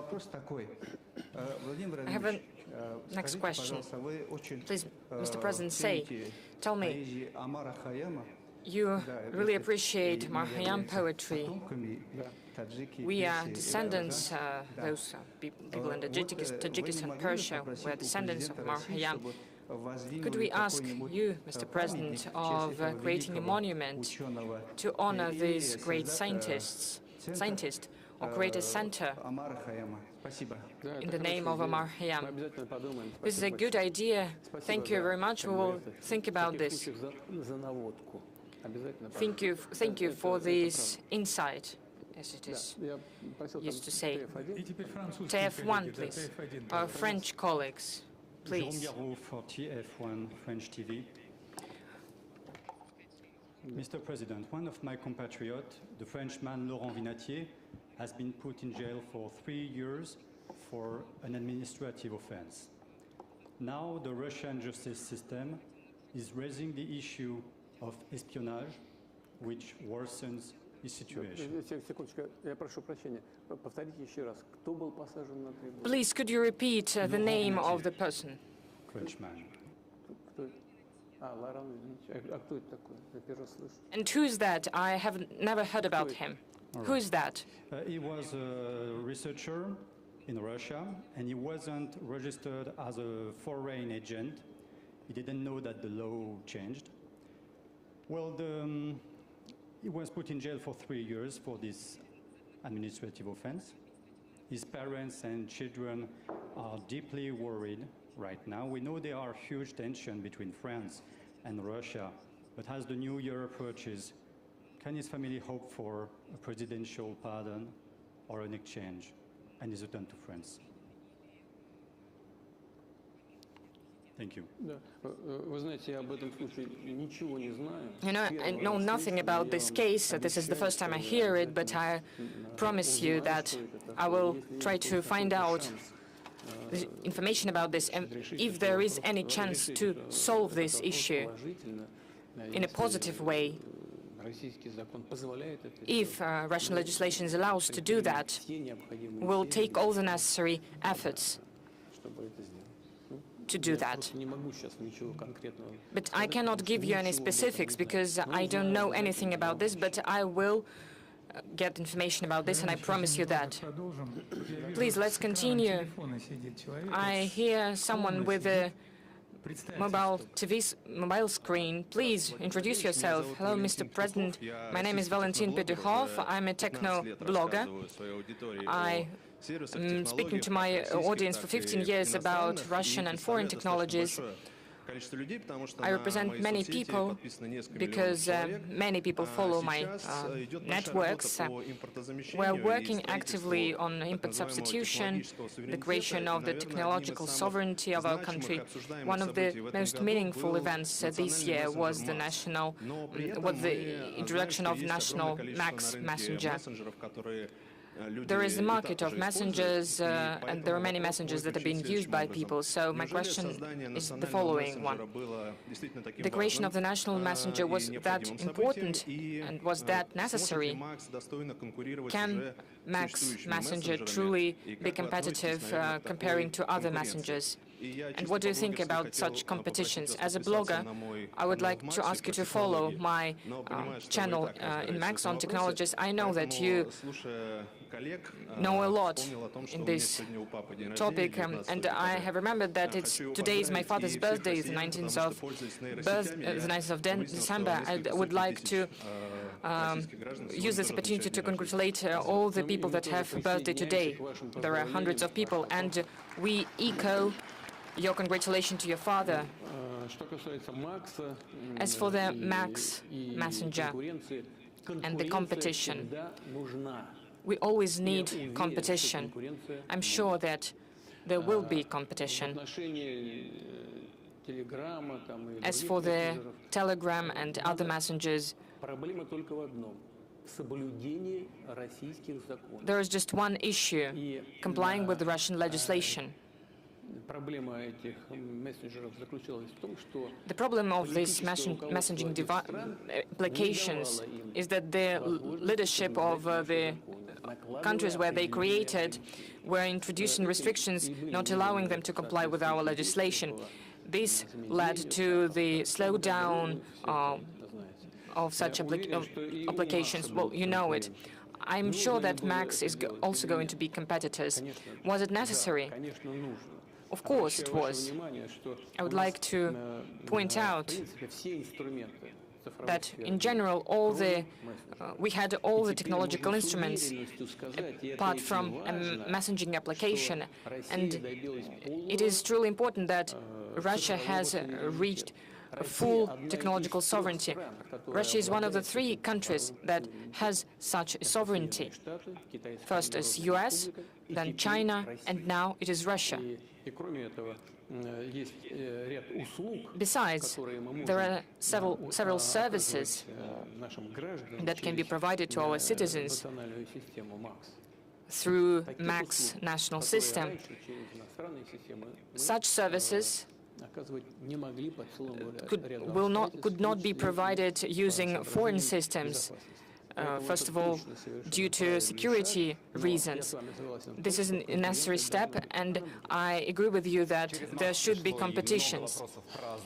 We have received many questions about healthcare through Max application, and many of the issues were solved even before the direct line. Around 500,000 questions were received from Max application, many from the youth and the children. When in Ulyanovsk we live almost in the 19th century, when your functionaries are going to listen to you and listen to the people, please, could you take a note of this? We need to understand what is this about. These are text messages.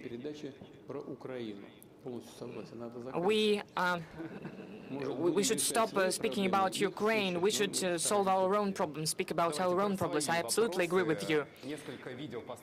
Well, there are several videos from the youth and from children.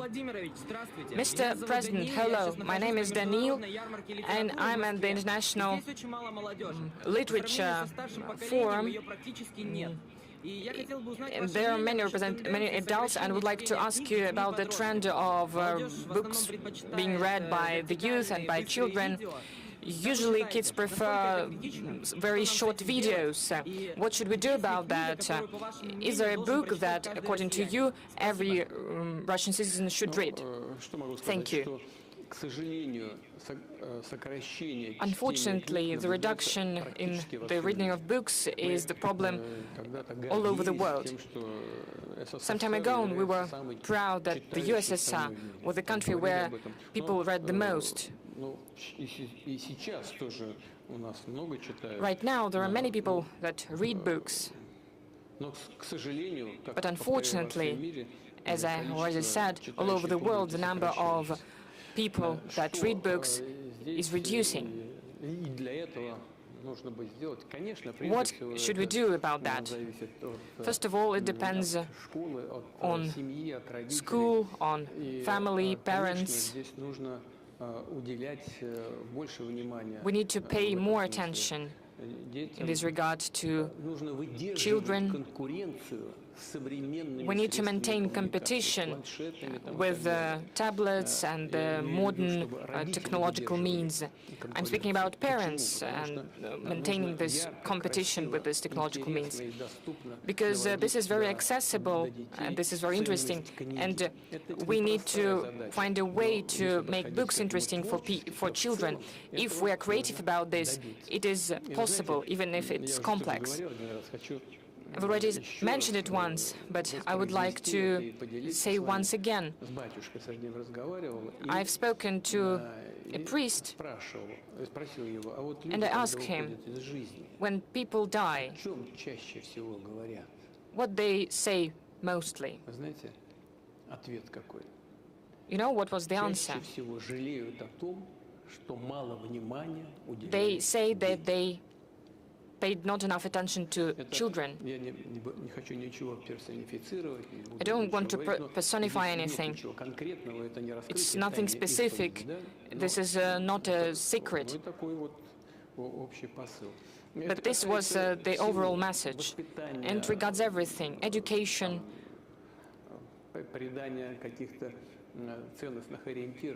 providing some guiding principles, values.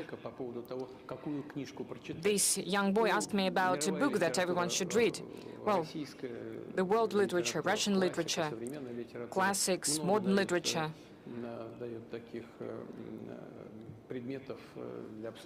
There are many topics to be discussed that are very useful. But the main thing is that the book should create the conscience, the idea of the world. But it's very hard for me to name a specific book. Another question that we received through Max from Niatulina Diana. What are your working hours? What is the plate of your car? Actually, I don't know if there is a plate. Actually, I just take it and go somewhere. As for the working hours, well, I keep late hours, and sometimes it's getting even later and later. Well, I'm not going to say because it is the violation of our labor code, and if this is not correct, it's you need to be fit, you need to go to bed on time, and I call everyone to such a regime of work. A question from Victoria. It's to you and to Pavel. Let's watch it. Mr. President, hello. My name is Victoria. I really find it really great that what Pavel Zarubin does. When Pavel will go to pension, I will take over, and please be the president till the time, and I will work with you and cover your work. I would like to congratulate you on the new year and wish you good health and always make right decisions. Victoria, thank you very much. I congratulate you on New Year as well, and I wish you all the best, success in school, and wish you reliable friends by your side. Well, let's keep Pavel for some time. He's quite a young man. I'll ask Pavel, I'm sure he will agree, to take you for training. I'm sure he can do a lot of good things. He's quite young, and when I will go in a well-deserved rest and you will be trained by Pavel, it will help you to become a journalist and a university, and you will work together with Pavel, even at the federal level. This is what we're truly going to do. But still, I'm not a pensioner right now. I'll keep asking questions. So what is really important for every one of us? Recently, you have spoken about opportunities and the threats of the artificial intelligence. You can solve any task without even thinking, using your mind. Another message from Max Messenger. What can be the balance between the modern technologies and the tasks of developing intelligence in children? Please, we'll be grateful for your answer, and please come for the 1st September of 2026 to the opening of our school. This is a relevant issue, very complex regarding the problem itself. There is a great volume of information. There are new instruments of solving tasks today. You can use the capacities of artificial intelligence. In fact, a danger appears that teenagers, students will not try to find the decisions themselves, but as Pavel said, they will just press a button and receive the necessary answer. This is a complex task, so it will depend on the organization of the education process in schools and in universities, in all the educational institutions. It means this is how we should organize the education process, so that непосредственно в учебных аудиториях. All of this was done, Задачи, которые стоят перед and the tasks were solved at schools, in classrooms. So the tasks were posed in classroom before the students and pupils, and they were solved by a specific student or pupil, so that they need to use their brain, so that they would think,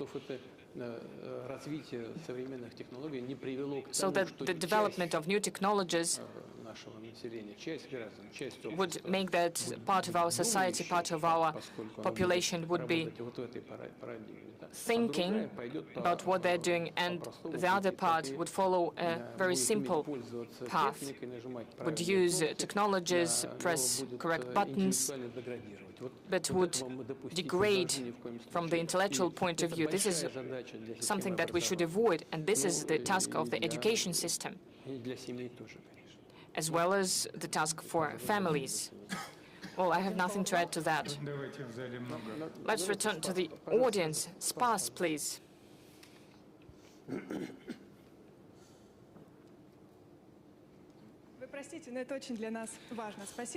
Oh, forgive me, but it's very important for us. Spas TV channel, thank you for recognizing the Satanist movement as an extremist one. There are still occult services, esoterics that are provided in our country. You can see them in social networks, in books. There are tarot cards that are being sold in shops. And last year, people spent more than 2.3 trillion rubles on such services. The Spas TV channel made a movie about the magicians and sorcerers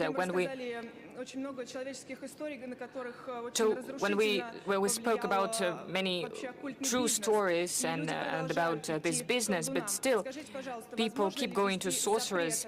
Is it possible to introduce a ban on magical and occult advertisement that contradict your decree on the preservation of our traditions and values and the decision of the Supreme Court on the prohibition of the Satanist movement?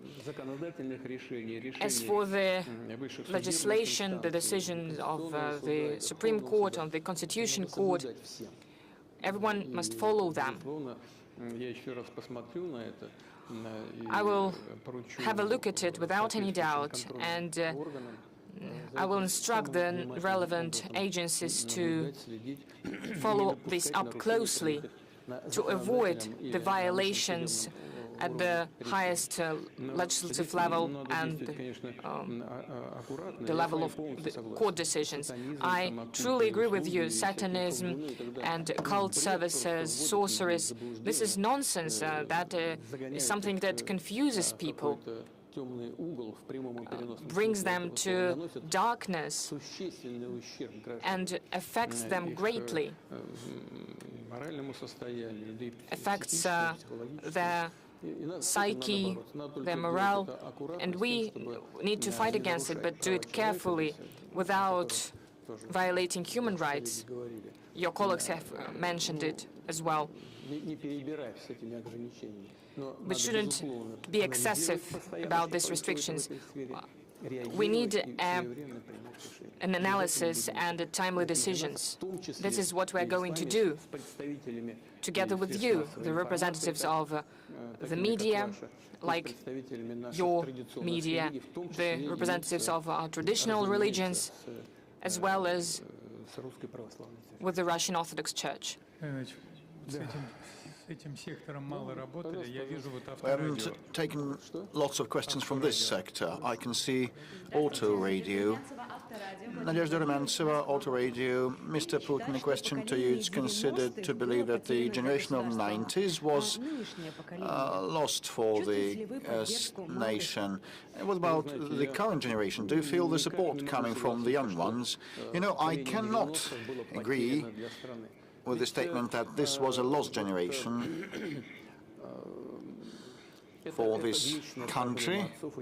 You know, the issue of fathers and sons is an eternal one, and you know, the well-known novel by Turgenev titled sons and fathers, fathers and sons, and at all times everybody keeps saying that, well, when we were young and in our days, in the days of our youth, things were different, etc. Now, after I graduated from the university, I enrolled on the special services. I was recruited by special services, and I joined the external intelligence service of the USSR. So the verification of the aptness of recruits, whether they were able to work in an intelligence service. One of the tests there was putting people in dangerous, risky situations, stressful situations, so that they can manifest themselves. Well, in a critical situation, people manifest and show their true worth and face. And now we live in the context of a special military operation. We have 700,000 people in the fighting area, mostly young ones. Many of them are from that generation of 1990s. How are they showing their face and showing themselves? Naran, have you an idea about how these young ones show themselves? Pass the mic. Дети 90-х — это костяк, основной костяк. Well, these are the children of 1990s, and they're heroes. They are the backbone, and you can take them as a model. So this is the answer with respect to the young generation. Yesterday we analyzed the huge array of inputs that were received in the view to the calling, and lots of questions were submitted by young ones, which means that they are more active, they have a more active position than previous generations. And I can see a person in a grey sweater. You don't have any note or sign. Good afternoon, Andrei Belov, Ulyanovsk, Media 73.RU. The question is about transportation, aviation and public transport. Next year, Aviastar factory turns 50 years. It turned out AN-120 for Ruslan jumbo jets, and now it works on a new contemporary make of airplane. Do we need actually, to your mind, a modern cargo aircraft similar to Ruslan? And the second part of my question is about the public transport. For Ulyanovsk, it's a huge problem, and we discussed this issue with Governor Ruskich. Will there be any specific support for Ulyanovsk's public transport system and procurement with the help of the federal government? And actually, we have a program in place to provide for the procurement of public transport for different regions. And that was always viewed also inter alia as a way of supporting our automobile industry. As regards Ulyanovsk, we'll discuss that with the governor. Well, discussing what the most acute things are. I cannot answer this question right now. We will discuss that with the governor, rest assured, and if need be, we will provide necessary support. As regards Aviastar aircraft construction factory, this is a very relevant and acute issue, quite important for us, and we have a very good and long-standing tradition of aircraft construction, both Вопрос-то всегда заключался в том, in что the military sector and civilian aircraft. Well, historically, our civil aviation and aircraft manufacturing was always a follow-up to the defense hardware and defense equipment and aircraft. And the performance of these aircraft is different, and the consumption of fuel, etc. Their parameters differ, but we always took pride in our Tupolev, Yakovlev and Ilyushin makes. But originally these were primarily and initially military machines, and what we need now, for sure, is our state-of-the-art modern homemade aircraft, and the growth of air tickets prices is due to the shortage of the number of aircraft that we have. And those international manufacturers that used to supply aircraft to us decided to quit the cooperation because of some political reasons. And that is bad for them because it subverts their reputation, but this is good for us because it makes us be on our own, work harder, and take advantage of the capability of our market. And in the past, I spoke with the incumbent deputy prime minister who headed Aeroflot in the past, and I told him that it was necessary to buy more domestically made aircraft than import airplanes. And actually, now we have come up with MS-21 that we're rolling out. It is a very good machine, perfectly suitable for international markets, and Superjet 100 also is another make that we have fully localized, and we need our own Russia-made regional aircraft too. You asked whether we need those jumbo jets similar to Ruslan. Yes, we do. Il-76 will be modernized where we need that, and this is high-tech manufacturing requiring very long production chains and level of cooperation to be profound enough. There are some additional pending issues to be resolved, but we will handle that, and definitely wish Aerostar all the best, and we will assist this enterprise. Mr. President, we are approaching the 4 hours threshold. Let's give the floor to Mr. Peskov. We are now nearing the 4 hours of live broadcast, and it's kind of record-setting time. So I suggest we should round off and wind up. There'll be just a set of quick-fire questions, just a quick-fire one.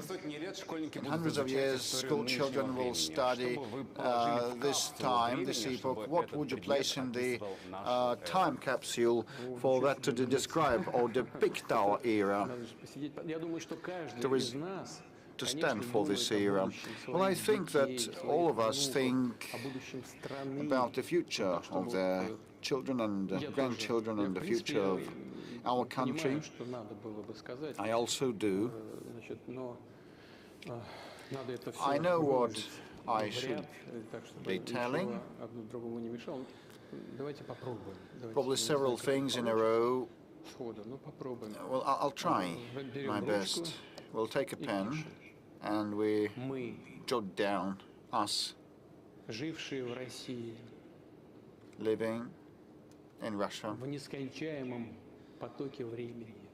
in this incessant, infinite flux of time in the 20th and the 21st century, received everything done by our predecessors with gratitude, by our ancestors with gratitude.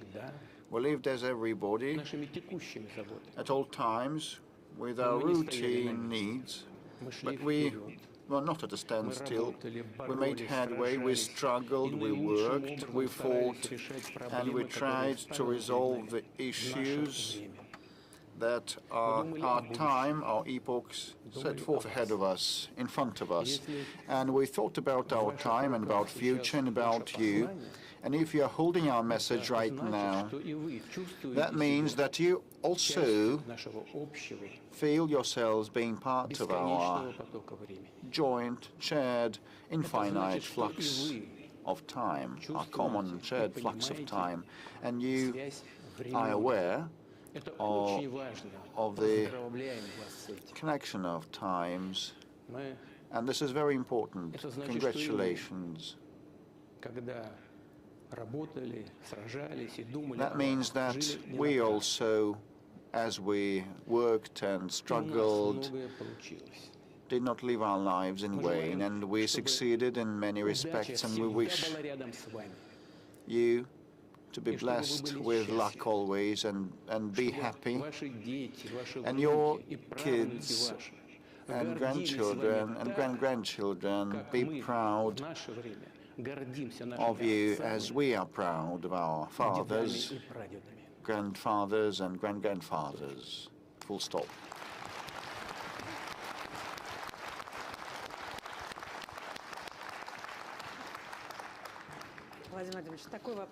Mr. President, are you collecting information or material for future memoirs, as other world leaders know?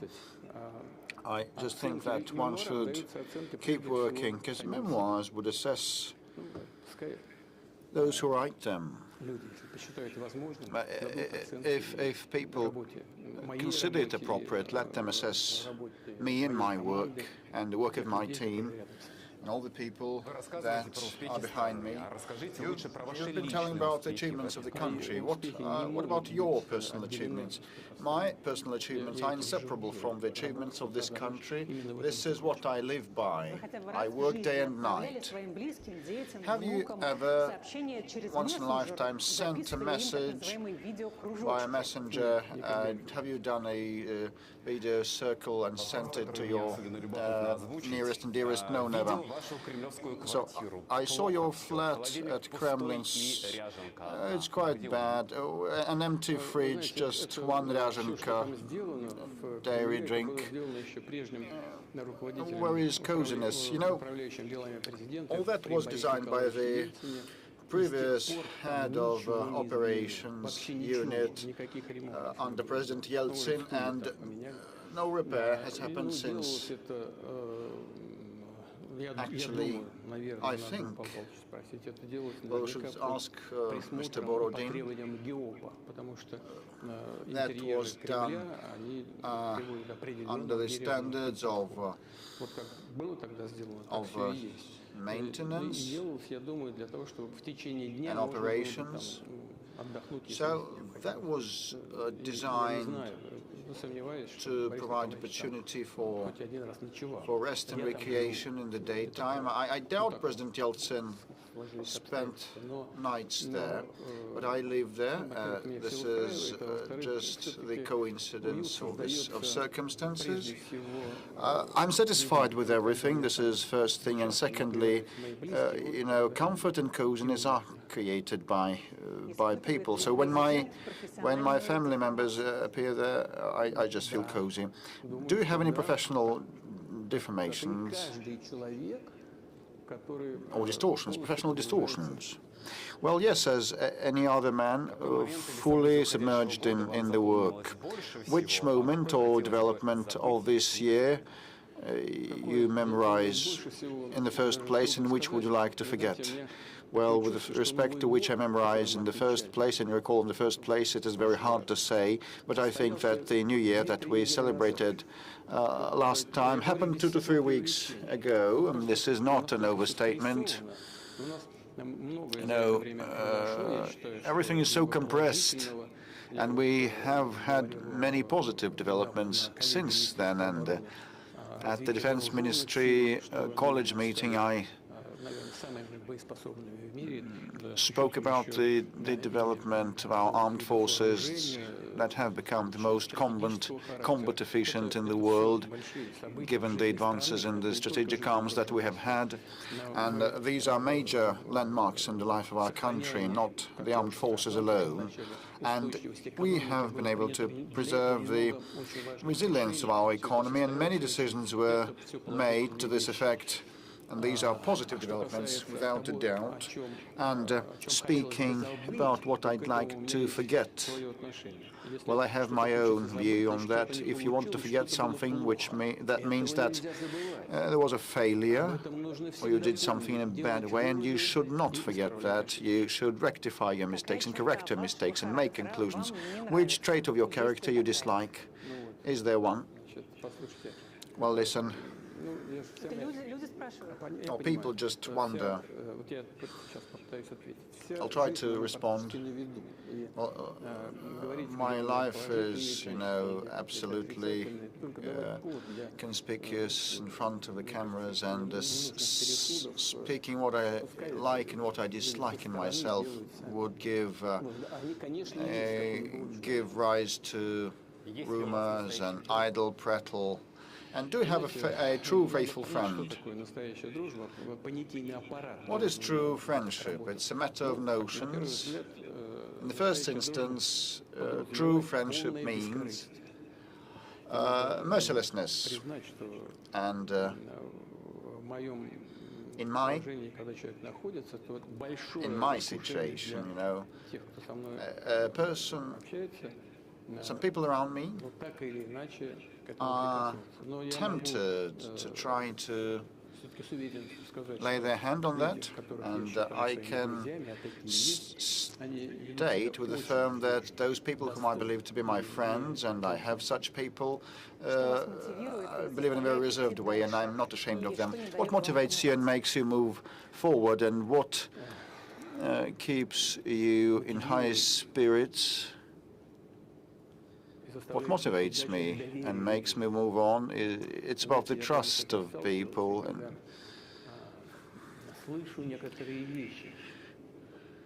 when I hear some things,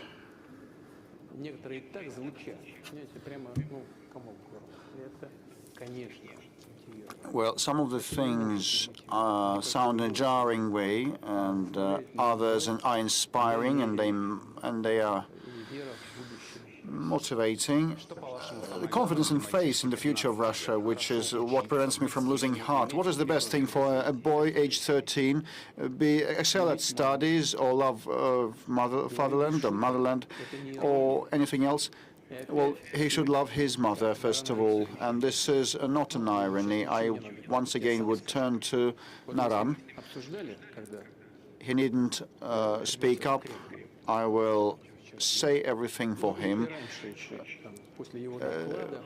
We had a discussion the day before yesterday when I invited him to come to the Kremlin, and previously when he had made a report, I had asked colleagues to ask what outstanding issues are there, including some routine things and day-to-day life-related things, and we talked with him. And Naran may forgive me. I think he'll forgive me. I just asked him, what would you like? And he responded, my mom is elderly and she has some health conditions and problems. Will you please help my mother?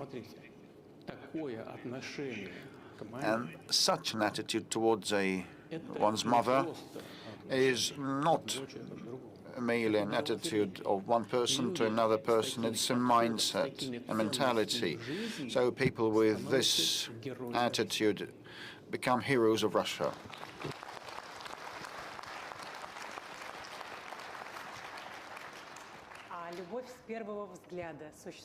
And what about love at first sight? Does such a thing exist? I think it does. Where does motherland start from? For you personally. For me personally, well, it starts with my parents. Человеку надо обязательно во что-то верить. Man certainly needs to believe in something. What do you believe in? And God Almighty, who is with us and who'll never forsake Russia.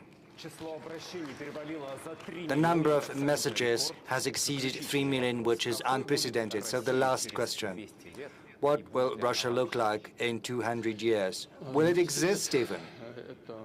Well, 200 years. Well, I don't know how it happened, but you've asked me to project a message hundreds of years into the future, which is very hard to forecast because given the growing technological component, given the increased influence of AI,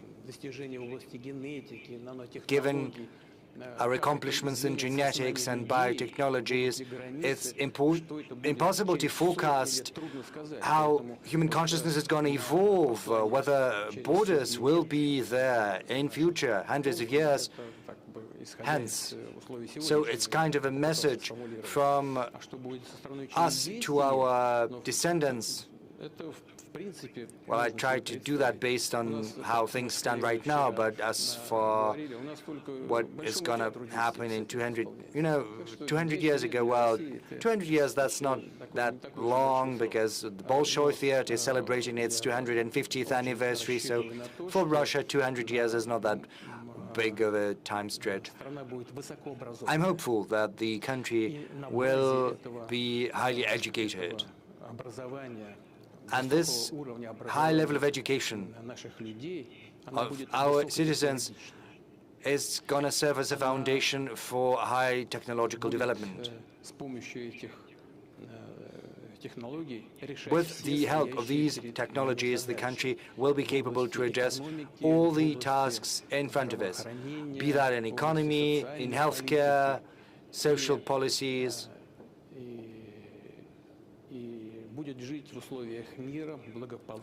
It'll be living in peace, prosperity, having built ties with other countries on the basis of mutual respect between itself and its partners and all the actors of international environment. Thank you. Well, yes, just a moment. I promise this is not the end. Well, please, please. No noise, please. Let's go sector by sector. Ichu, what's that? What's that about? Mr. President, my name is Anna Rigin. I'm from Yakutia. Ichu is translated from Yakutian as it's cold. We know that Yakutia is a cold place, but we have very warm hearts, and you know that better than anyone. So my question to you is as follows, Mr. President. I'm terribly nervous. I've been waiting for this chance to ask my question. In the Arctic, in Yakutia, the electricity tariff for hospitals, schools and other social facilities has grown 10 times over the last 4 years, from 5 to 50 rubles per kilowatt hour, which is an enormous burden, given the fact that the efficiency is not growing at all. I'm terribly... No. Take it easy. Go ahead. But unfortunately, there is a high level of incidents, and you know that in the Arctic and the North, an accident is almost a catastrophe. So is it possible to add the special allowance to us, which used to be in place in the Russian High North and the Far East? You've been to Yakutia. Maybe you'll be in Yakutia in winter, and with due respect, we'd like to interview you, and if you come to see us, I'll be happy to be the one interviewing you. Thank you very much. Thank you for your high words of appreciation, for the words of thanks to the Kremlin pool. Yes, as far as the special allowance, we'll take that into account. Your economy is growing. It requires an increasing volume of electricity at competitive prices. The coal-based generations is developing, but other sources can be contemplated as well. And we are doing the work already in settlements and cities where the requisite infrastructure has to be set up, both social infrastructure and economic infrastructure. I'm not going to go into detail, but we know the problem and we'll certainly look into that.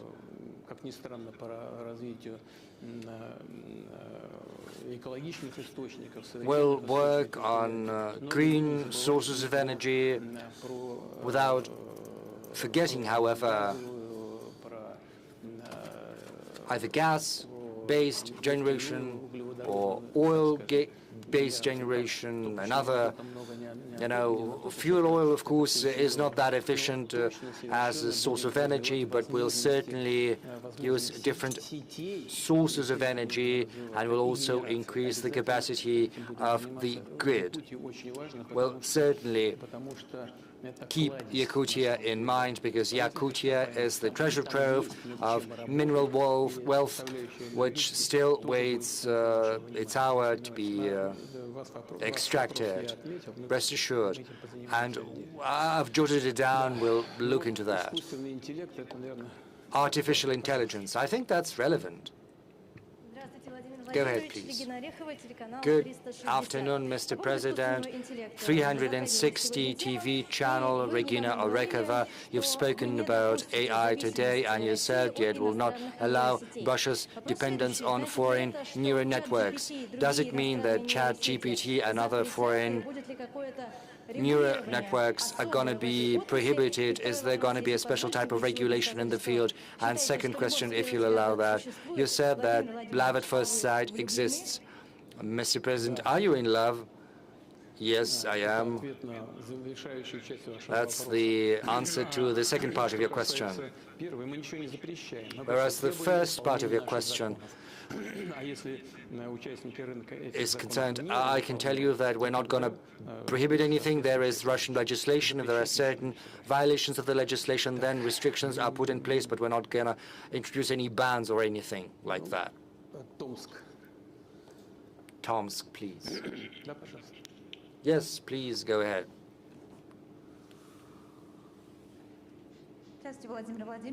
Mr. President, good afternoon. Tomskaya Vremya, Gulnara Motibayeva. Tomsk is Russia's youth capital. I'd like to use this time on air. Those who have not yet voted on our city, please vote, because every seventh person who lives in Tomsk is a student, so a round of applause for Tomsk, please. Tomsk is indeed a city of students. Have you voted, Mr. President, if that's no secret? For sure, we'll do. Well, we'll be hopeful. Well, even though we've got lots of young people, still we are lacking in blue collars, we are lacking in seamstresses, drivers, and a number of other blue-collar jobs. Mr. President, is the government doing anything to rebuild the prestige of blue-collar work? And what about AI? Maybe we don't need seamstresses or drivers because AI is going to supplant those. Well, I'm offended by your question, but because I think we are working systemically on preparing highly qualified workers, and this is done in a systemic fashion.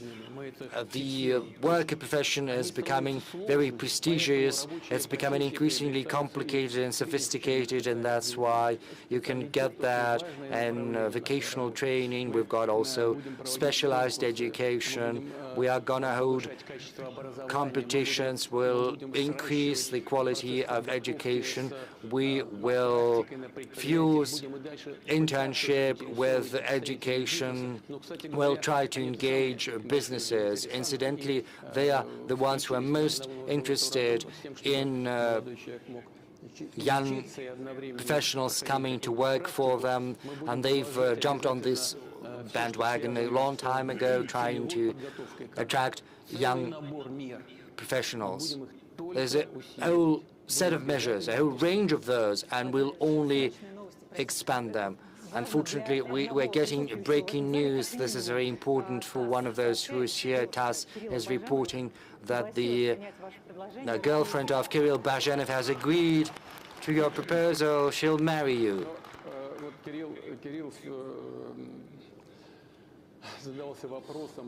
Well, Kirill has been asking the question about the material component of life. Well, of course, it's important. It's the right thing to do for the gentleman. He is the one who's supposed to contribute to addressing these material. Well, you know, we'll take a hat and we'll do some collection, well, at least for your wedding. Another Ukraine. There's another question. Yes, we've covered Ukraine, but we have not yet covered another Ukraine. Good afternoon, Mr. Ukraine. Network media, another Ukraine. This is a network movement. Of course, my question is about Ukraine because it applies directly to our motherland, Russia. Trump has said that Zelensky is using war in order to avoid holding elections, and in response to that, Zelensky said he is ready to hold elections in 60 or 90 days, which is cynical lies, because Zelensky has destroyed his country. He decided to choose arbitrariness and violence over democracy. Mr. President, you said that a referendum has to be held on de jure recognition of new territories in Ukraine as per Ukrainian constitution. How can a referendum be held in a country where a gang has usurped the power, destroying democracy and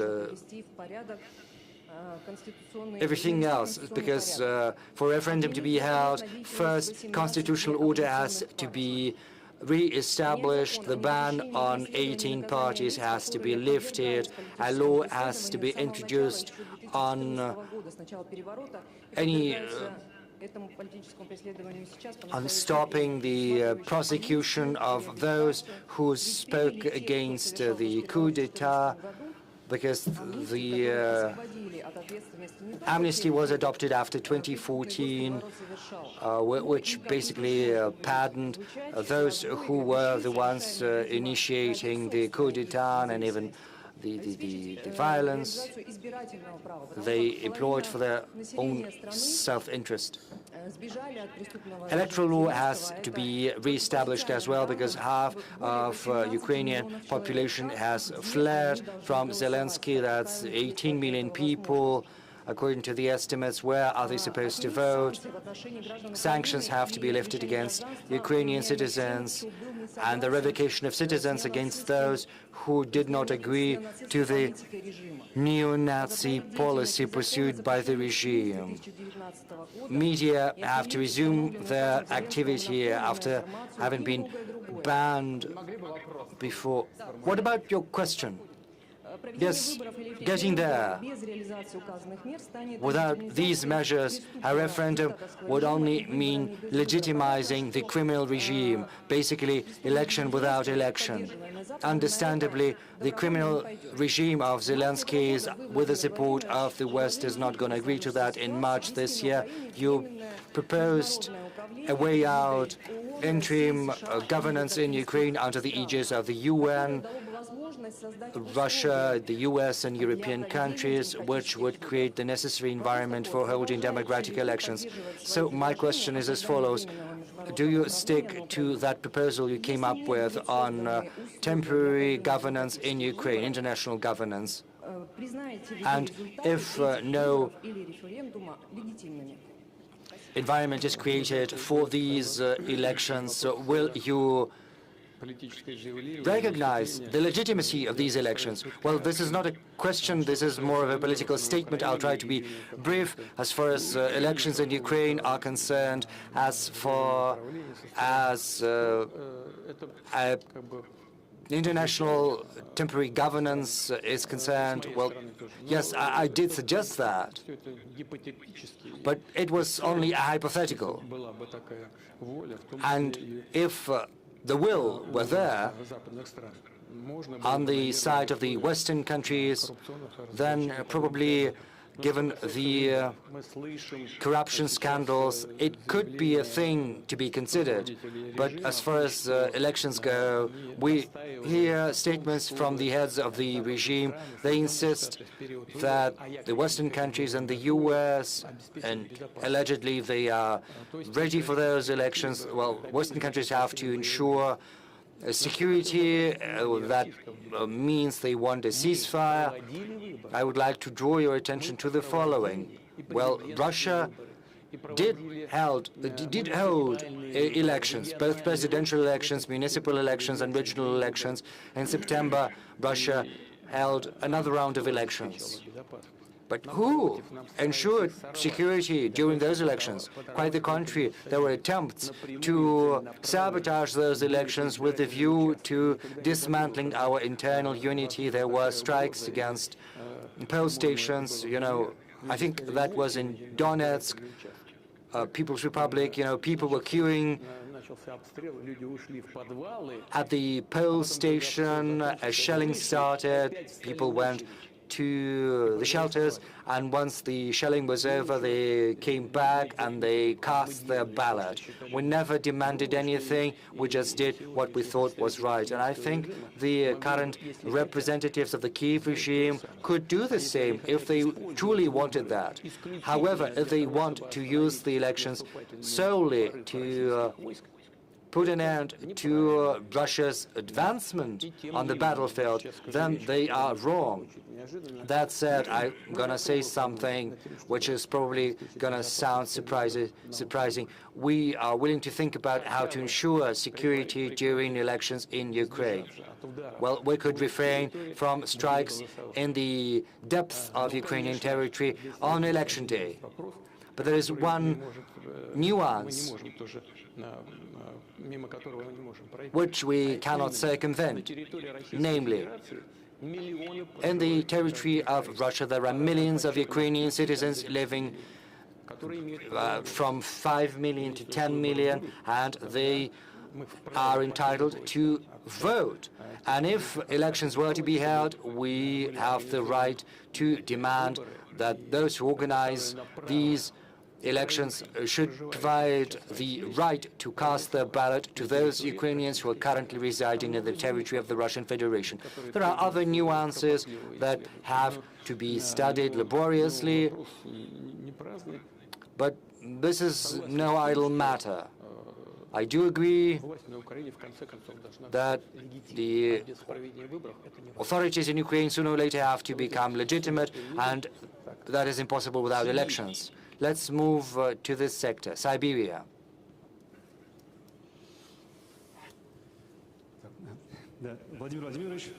Mr. President, good afternoon. Hi, my name is Denis Shaluta. I'm a blogger from Siberia. I've got a TG channel. I cover social, economic news and the development of Siberia.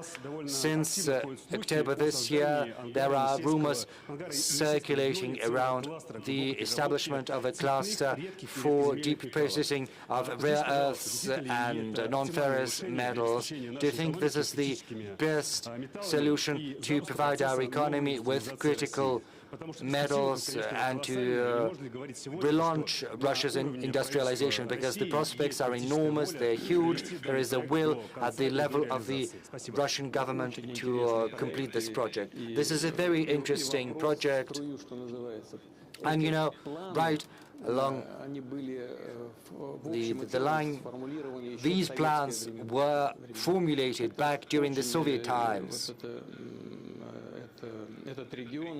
This region is very promising in that it has almost 360 sunny days. Even though it's in Siberia, the climate is very good. And there are huge opportunities to extract minerals and process them. You know, the logistics is very good. Certainly, this cannot be addressed the way it used to be during the Soviet times, you know, through Gosplan and through allocating the requisite budgetary resources. That has to be done via modern means. We need to make companies interested so that they would invest, and the state would provide the necessary support. In general, such work in order to implement projects on this promising land is underway. I think it is very promising. We are finding investors, potential companies that could invest, and we need to support them, provide the necessary benefits and services, create logistics as well as the sources for power generation, so on and so forth. I'm not going to give the whole list because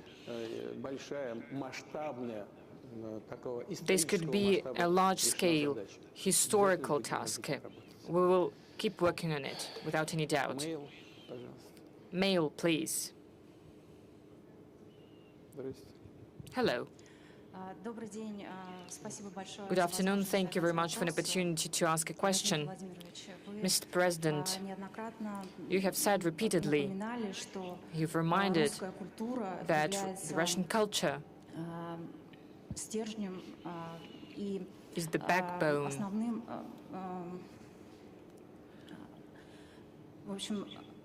что русская культура является основным, простите. I'm sorry about that. Just don't worry.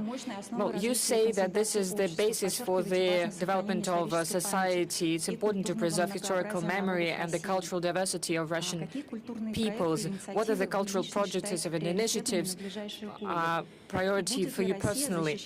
And will Russia protect the Russian-speaking people abroad? You spoke about prioritizing. Yes, I spoke about prioritizing the cultural projects. And will Russia protect Russian-speaking people and the Russian language abroad? And the question is, will there be created a program in Russia, a program for people that will be specializing on fighting information war being waged against us by the West? Are we going to create a specialty that will be program for specialists concerning information wars? The next question is about the prestige of the work of teachers. Well, regarding the protection of our compatriots abroad, of course we will work on that, and we are working on it. We'll keep doing that. What I would like to draw attention to is what we're going to do about that. We need to do everything not to make the situation of our compatriots even worse, so we need to be very careful without using aggressive means. As for training information wars experts, между собой вяжется. Хотя Well, специалисты по it's информационному not really противоборству combinable. в военной сфере у нас, As конечно, for the war есть. experts, we have И such. мы будем продолжать работу We'll над keep их подготовкой, имея в training виду, что them. это часть совершенствования Given that this is the вооруженных part сил. of improving armed forces. По поводу работы с соотечественниками As for в the целом, work with the эта работа compatriots ведется, и мы, безусловно, in будем total, ее продолжать. this work is underway. Конечно, We'll здесь, continue наверное, it. Много нужно вводить современных инструментов. We need to introduce modern instruments so that they would be effective, so that they would be accessible for the consumers. По поводу каких-то отдельных As for the separate, meaningful cultural projects, there are many of them. не хотел бы выделять каждый I would проект not в like отдельности, to потому что это вызывает нездоровую give any конкуренцию, specific как будто мы projects не because it поддерживаем creates an другие. unhealthy Но то, что competition, такие проекты meaning that есть, we и то, что support мы one projects and do not намерены support the поддерживать, others. это But there are безусловно, such в этом projects and нужно we will не support them. сомневаться. You can be sure of that. ВСМ скорость. VSM Scorist, please. У вас Hello. It was the poster was held by a young man because I'm really was tired. I'm from Tatarstan Republic. My colleague from Kazan had already asked a question. Thank you very much for M12. It's really easy to travel from Moscow to Kazan with children, with family, but we always want something more. Well, you understand by my poster, there is a high-speed highway. Is there any chance that our children would use it? Are you speaking about the high-speed railway? Yes. Yes, we are already working on design. For instance, St. Petersburg-Moscow railway, and we're also going to implement the Moscow-Kazan project. Thank you very much for our joint work. Thank you.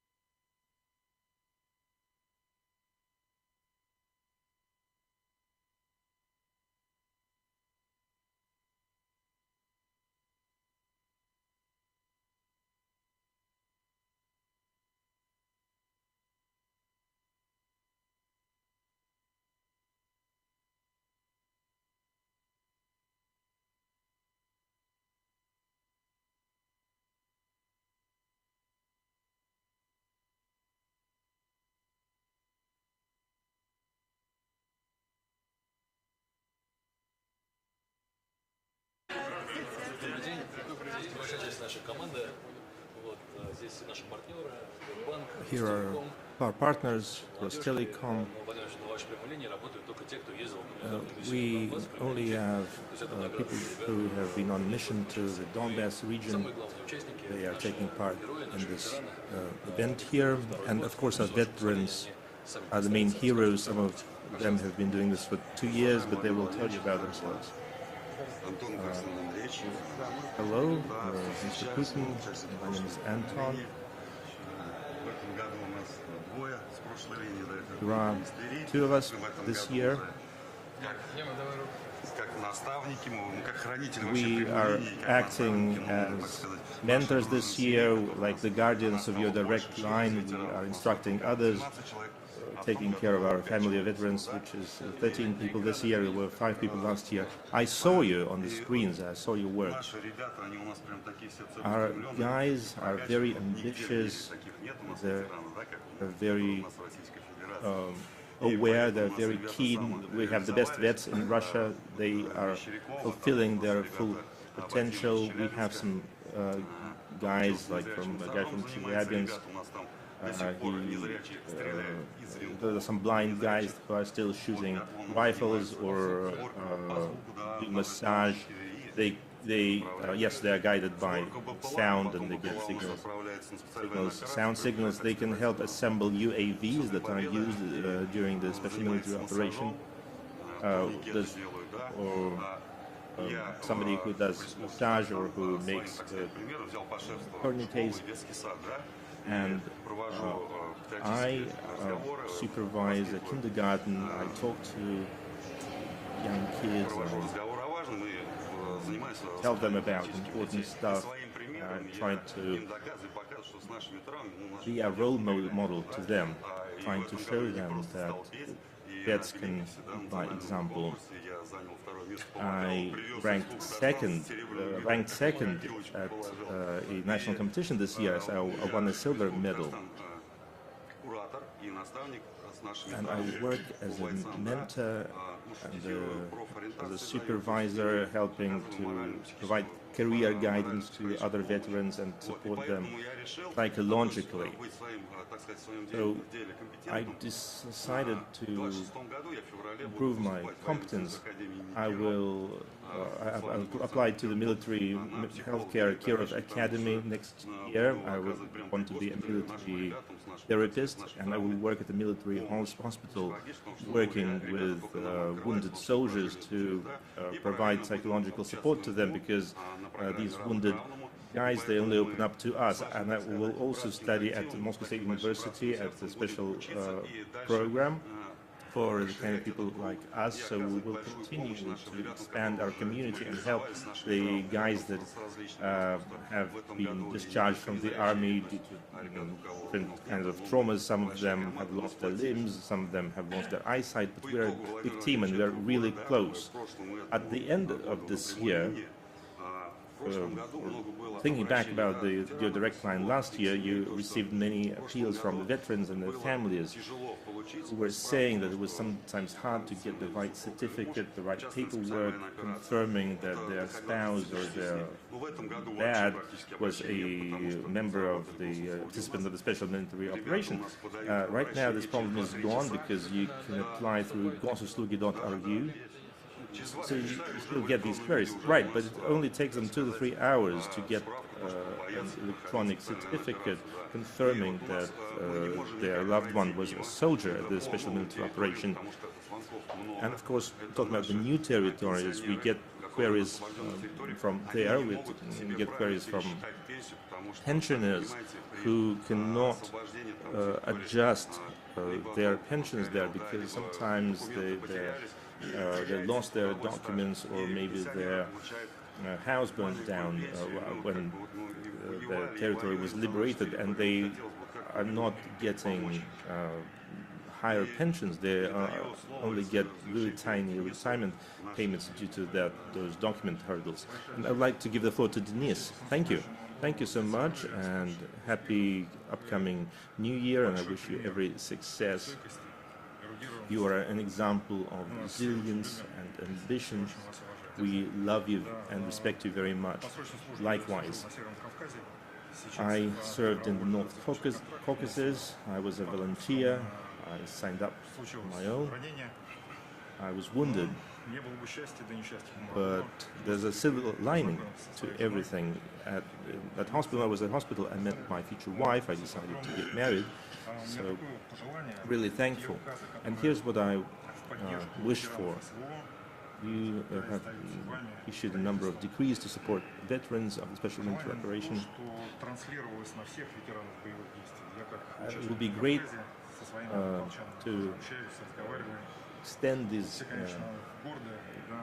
orders and decrees to all veterans, including those who had participated in the operations in the North Caucasus as well, because they would like to benefit from the same support measures as SMO participants. Right.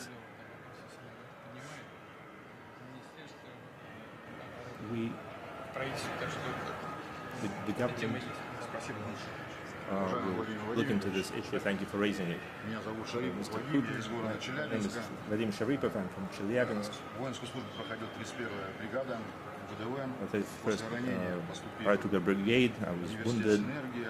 Then I became a student at Synergy University. Majored in municipal services. Graduated from classical massage courses. I went to computer class. I worked with wood. So can you use these new skills? Yes, I can. This was a very skills-oriented hands-on program that allows me to work on computer. Working here at the direct line, I got a message from a veteran from some veterans from the Volgograd regions. They are Russia's champions playing war game sports, and they wanted to have a better sports facility because their field is in really poor shape. Volsky prospect in the town of Volgograd. I just need to get their actual address. I will send it to you. And it's something that I care about a lot, because they actually play blind football, and their football pitch is in really poor shape, and I can really relate to that. So it would be great to have their pitch taken care of. Sure, I will instruct my colleagues to respond to this request. I can hardly imagine how you can manage to play football without seeing. I have no clue how it could be done. And I know that some blind guys even do alpine skiing. It's amazing. And I'd like to give a thought to another bit. Mr. Putin, I got married recently, and I became an MA student at the historical faculty. Where? What university? Astrakhan State University. I received career guidance, which helped me figure out what I wanted to do next. I am going to work for the Foundation for the Protection of the Defenders of the Homeland, working with vets like myself, and I would like to be a role model to other vets to help guide guys to help them find jobs. Talking about vets who are amputees who have lost their eyesight like myself, because they need more time to do a career path where they could fully explore their potential. And it would be great to tap organizations and corporations when doing career guidance, so that they can tell them about new jobs, new professions, because even in spite of your limitations, you can still find something where you can that you can excel at, especially given the experience that our vets have. On our part, we are prepared to serve as role models. We help them. We can show them what to do. Definitely, I will talk to the Ministry of Defense and the Defenders of the Homeland Foundation. You're right. We just really need to find this list of professions and to fine-tune this career guidance system to make sure that it's effective. If you have any ideas about what can be done, we've discussed some of these things today. This list could be even expanded. So let's all think about it together. Let's talk to the guys. I'd like to give the floor to my colleague. Hello,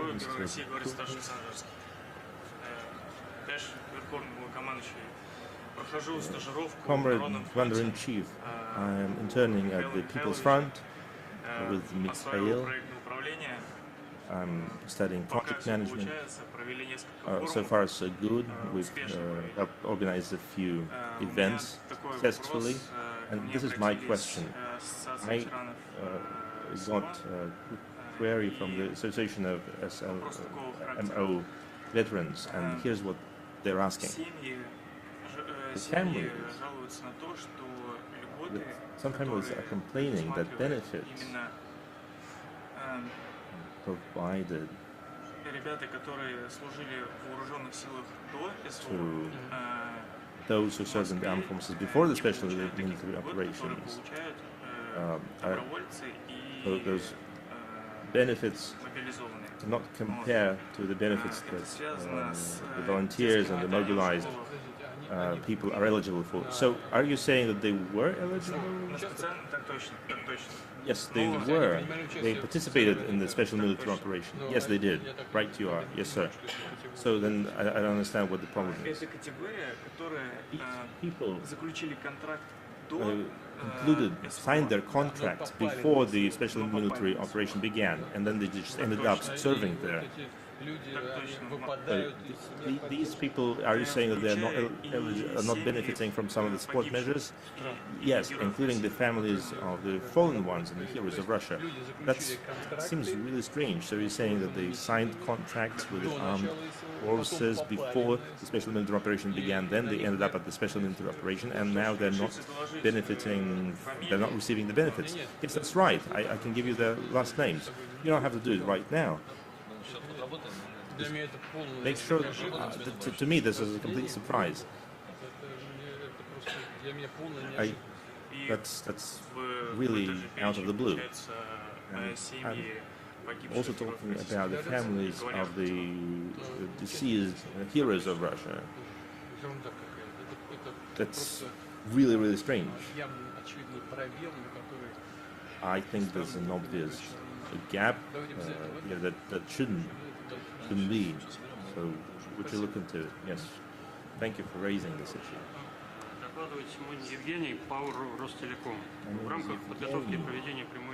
As part of the preparation for this direct line, we provided the jobs for call center operators. We developed an information system to analyze all of the queries that you received. That information system worked fine without any major glitches. All of the questions were processed, and then all of these queries will be forwarded to our colleagues from the National Front for further processing.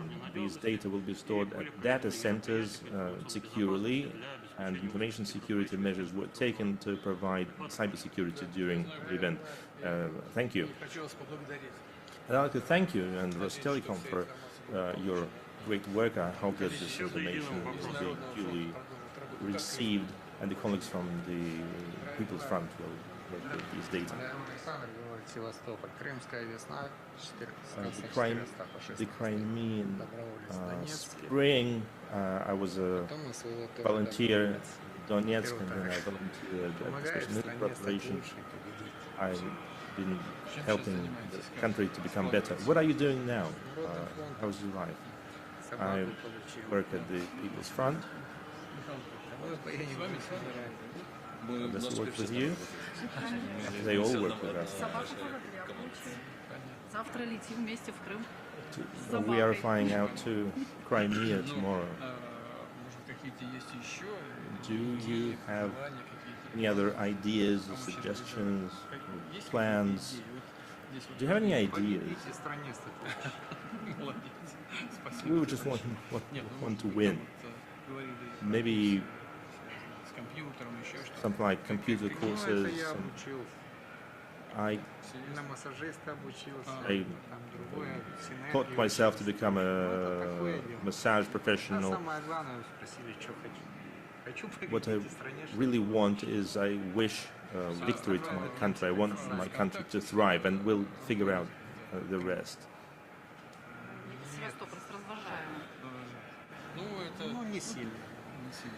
Well, not much, not much. Great, great, I'll tell them. So, best of luck.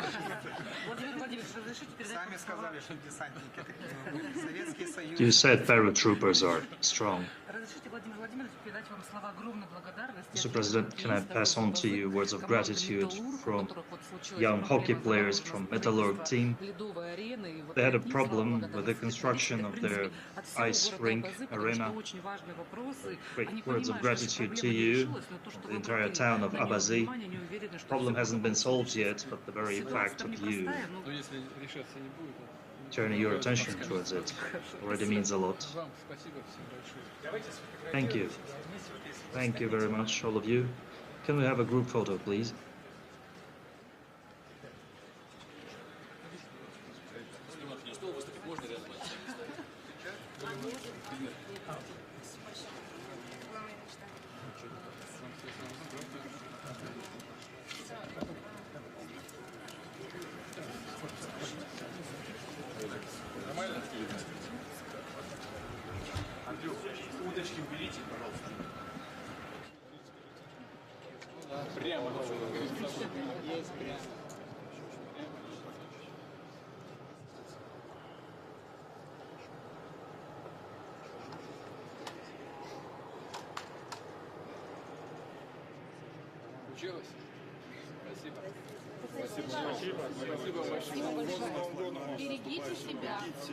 Thank you. Thank you very much. Take care.